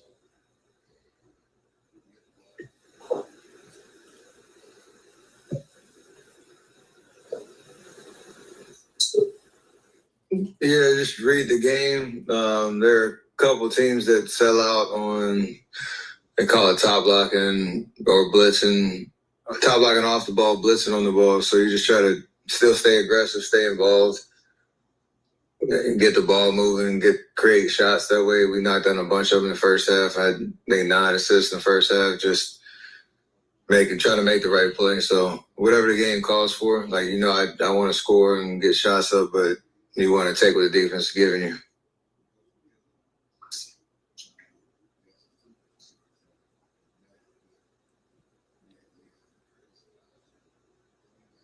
All of that just fills my cup up for sure. Just being back home and seeing all my familiar faces, people that have been a part of the journey from the jump.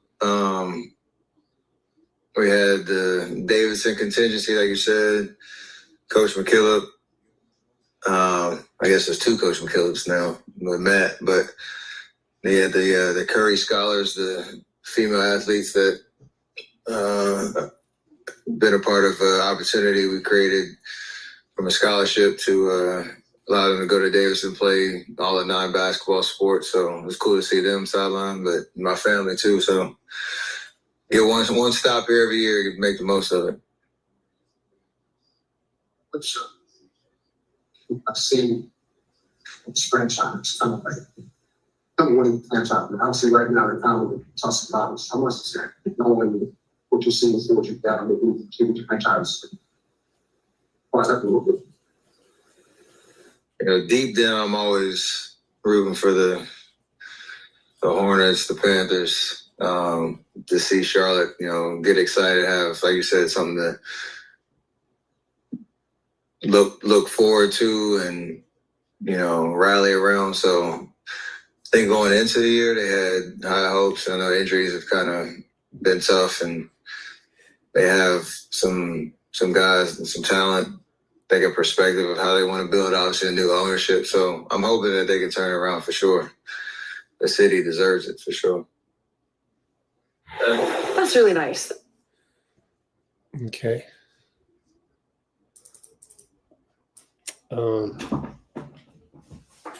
Probably get Dean on for one last stint here and hitting 4 hours, and I need to cut it off at 4 hours these days just to save my energy for the next day. So still trying to figure out if I have the bandwidth to do a post-game recap podcast type thing. By the way, Arbel is saying that Slater says, yeah, limping a little post-game. So, oh well.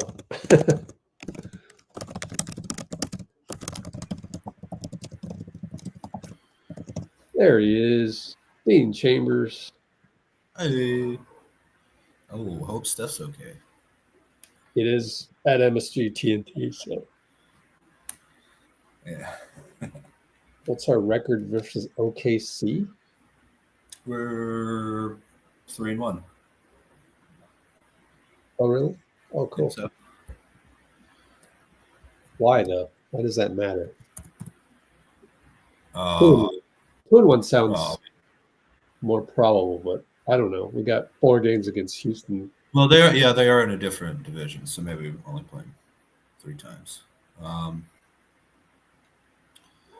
Warriors. Yeah, I'll get it 3 here. One sec. Come on.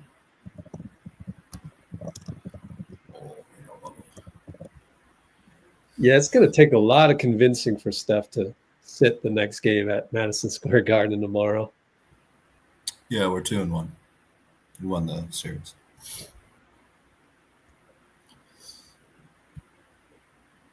All right. Oh, everyone wants to play in MSG. They get that great organ too. Yeah. Oh yeah, it is great.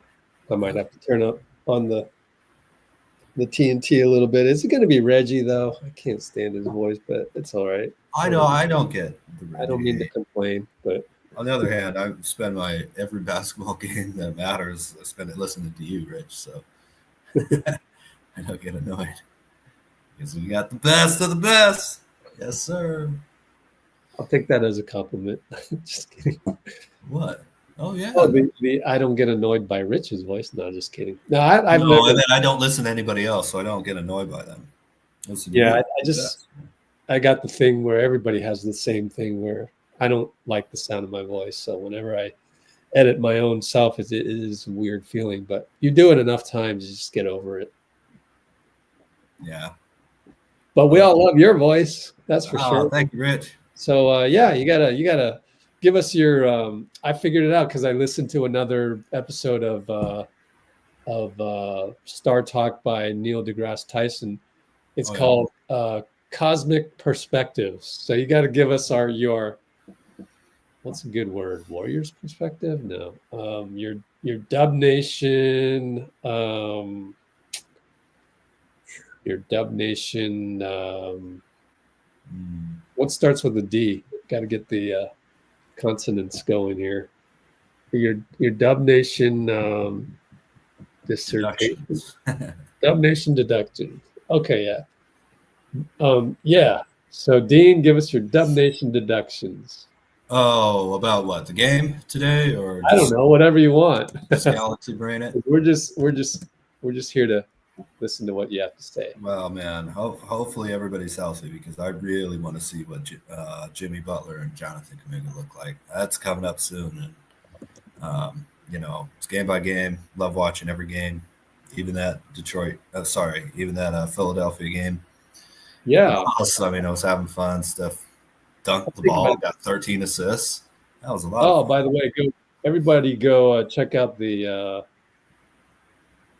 video, the behind the scenes for that. I made it behind the scenes.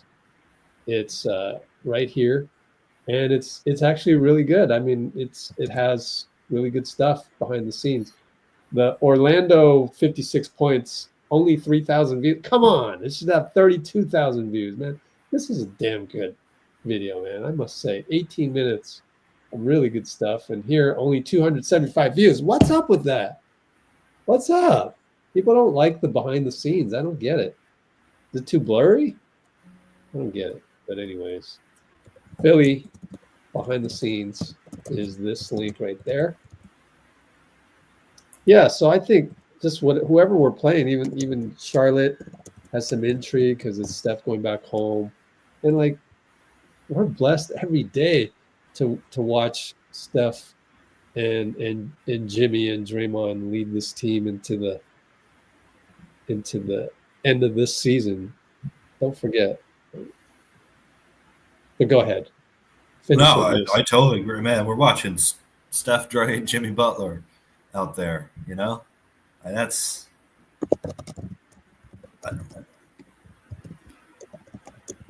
it's not going to last forever, unfortunately. And I'm going to soak it up as much as I possibly can, you know? And win or lose, really, this is probably the best part of my week most of the time, you know? Oh, yeah. Or just watching, listening to you, talking to people in the comments. Yeah. I thought about that too today during the day. I was like, well, actually, you know, I was just thinking, man, you know, I woke up and I was tired. I've been tired lately just from doing other stuff and taking in some of the negative energy of losing. Losing. And then I told the story about my dad, how he wanted to. Did you hear that story, Dean? I did. Yeah. Yep. So anyways, it sucks when it's your own blood, right? It's your own dad that there's nothing you can do about it. But he wants to live low vibrationally. What can I do, right? I'm trying my best. But then I started thinking, it's like by the time I finished the Steph Curry video from Charlotte for morning shoot around today, it was like 2:00 and it was like, oh, well, we got a game at 4. So I got time to go eat lunch, late lunch. Yeah. And boom, game's going to be here. And then I thought about it. I go, actually, that's pretty cool.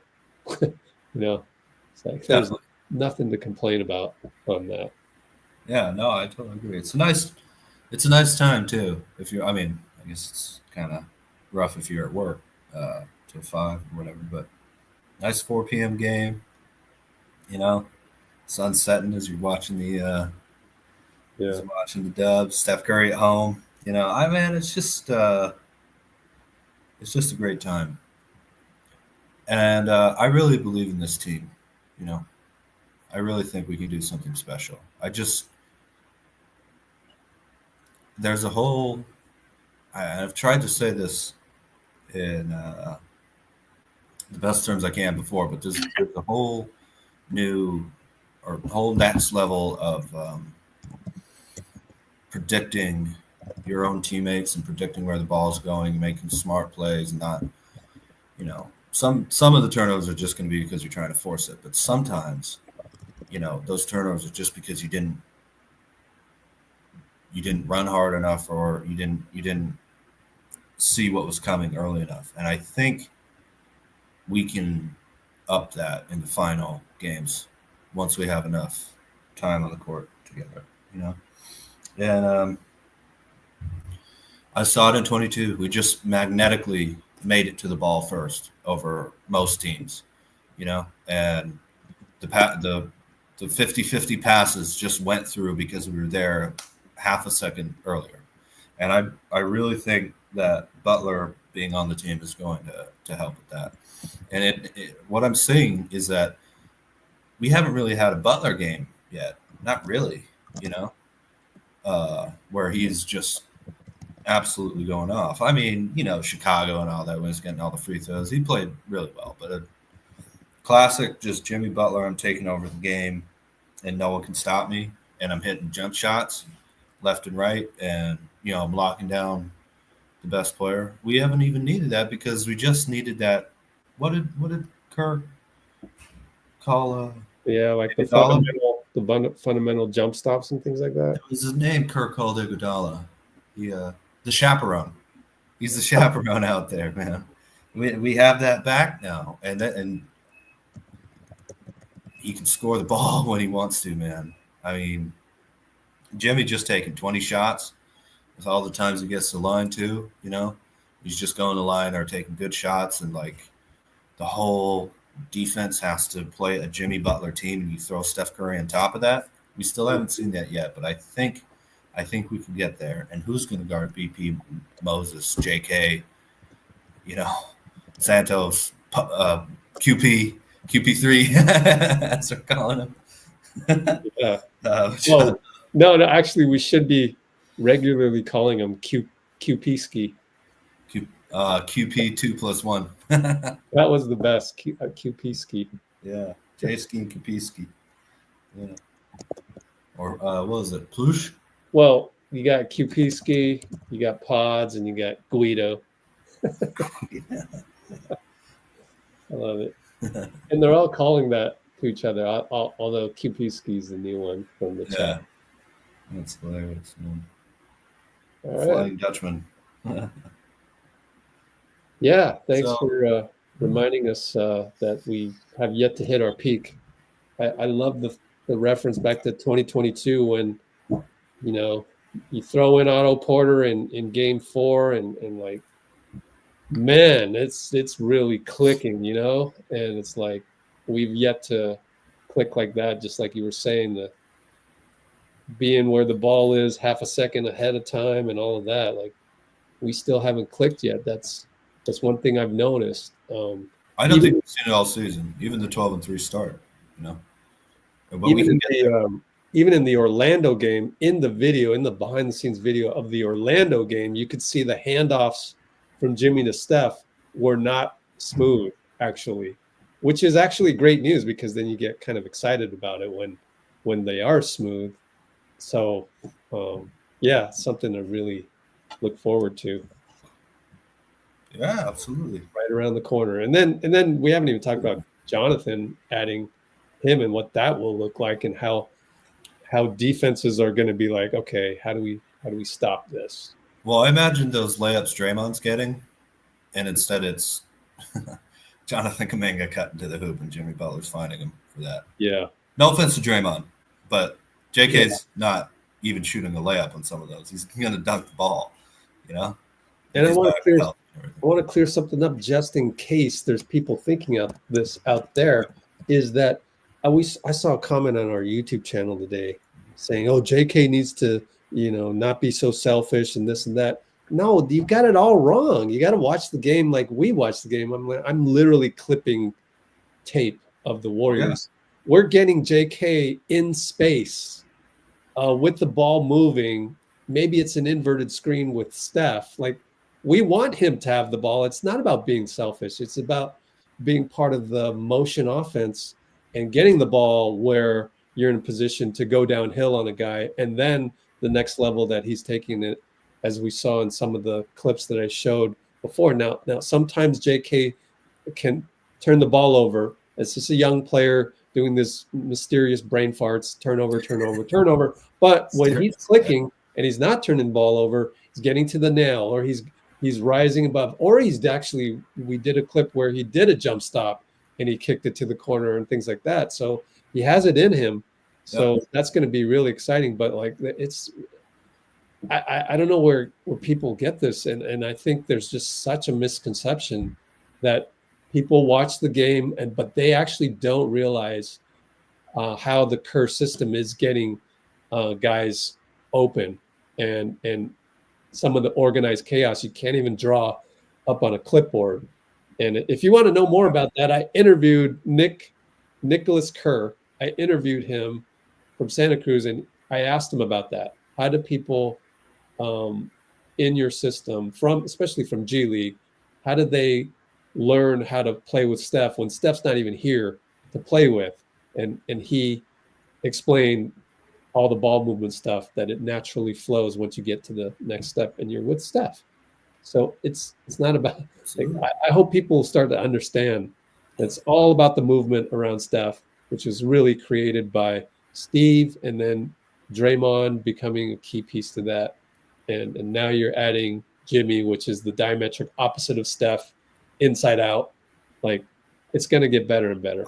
I'm waiting for teams to just say, let's just clog the paint because we have Jimmy Butler at the 4, basically, offensively, and JK in the dunker, kind of at the 5.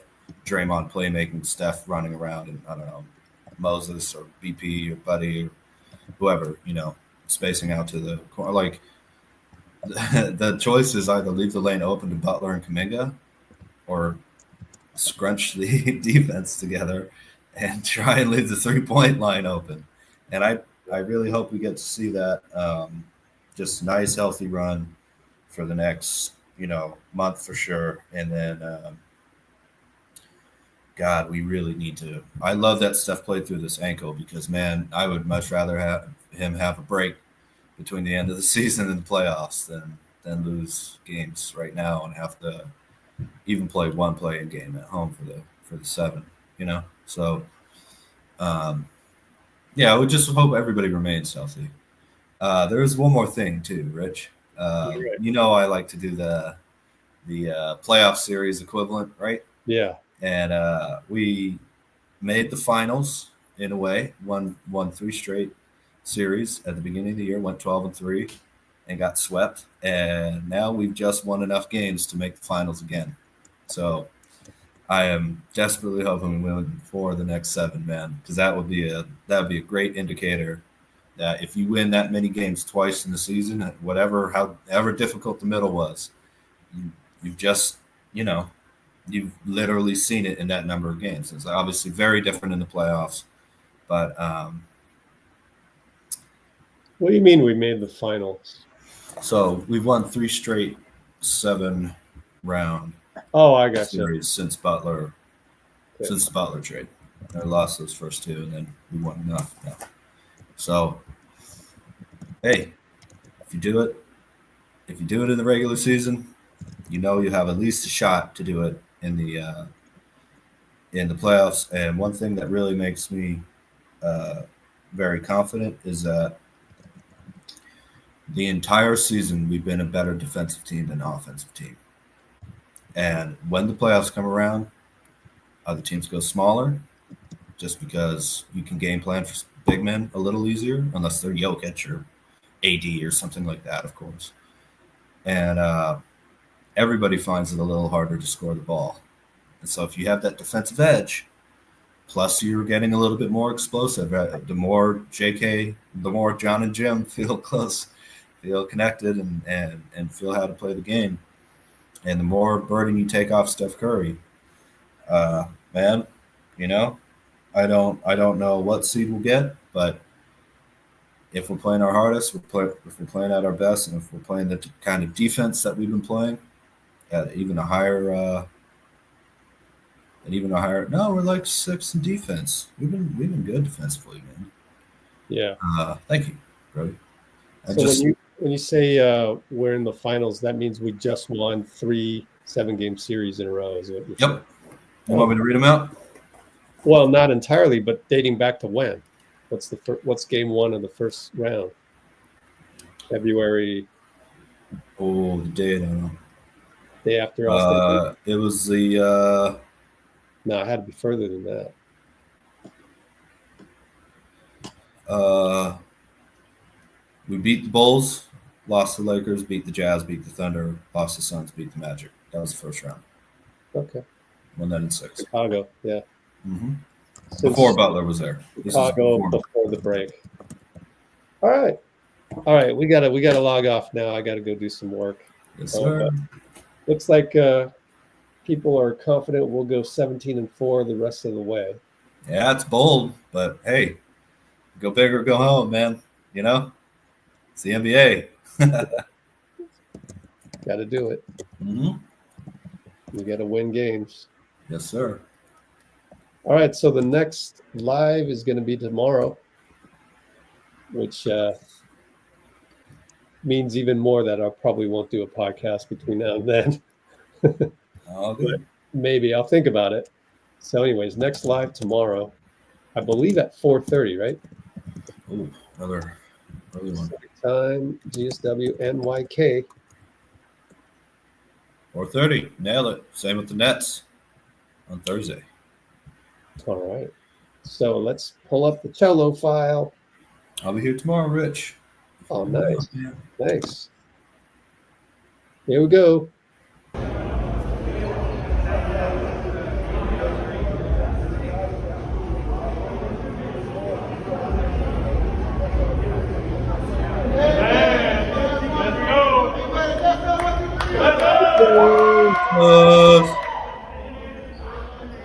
Today he came back.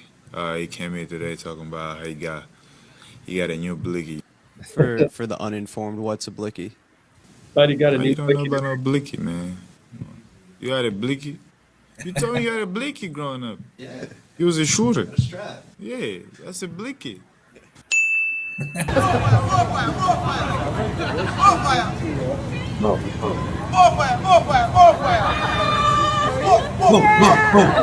Yeah. You played great today, baby. Whoops. We'll cover that tomorrow. But I kind of covered it. Ask tomorrow. Yes, sir. But I kind of Light on the way covered it. out. I kind of covered it, you know. Getting the ball to JK is the same thing. It's all about the system, all about the ball movement. And you know, it's hard to be unless you can shoot the three like Quentin Post, you know.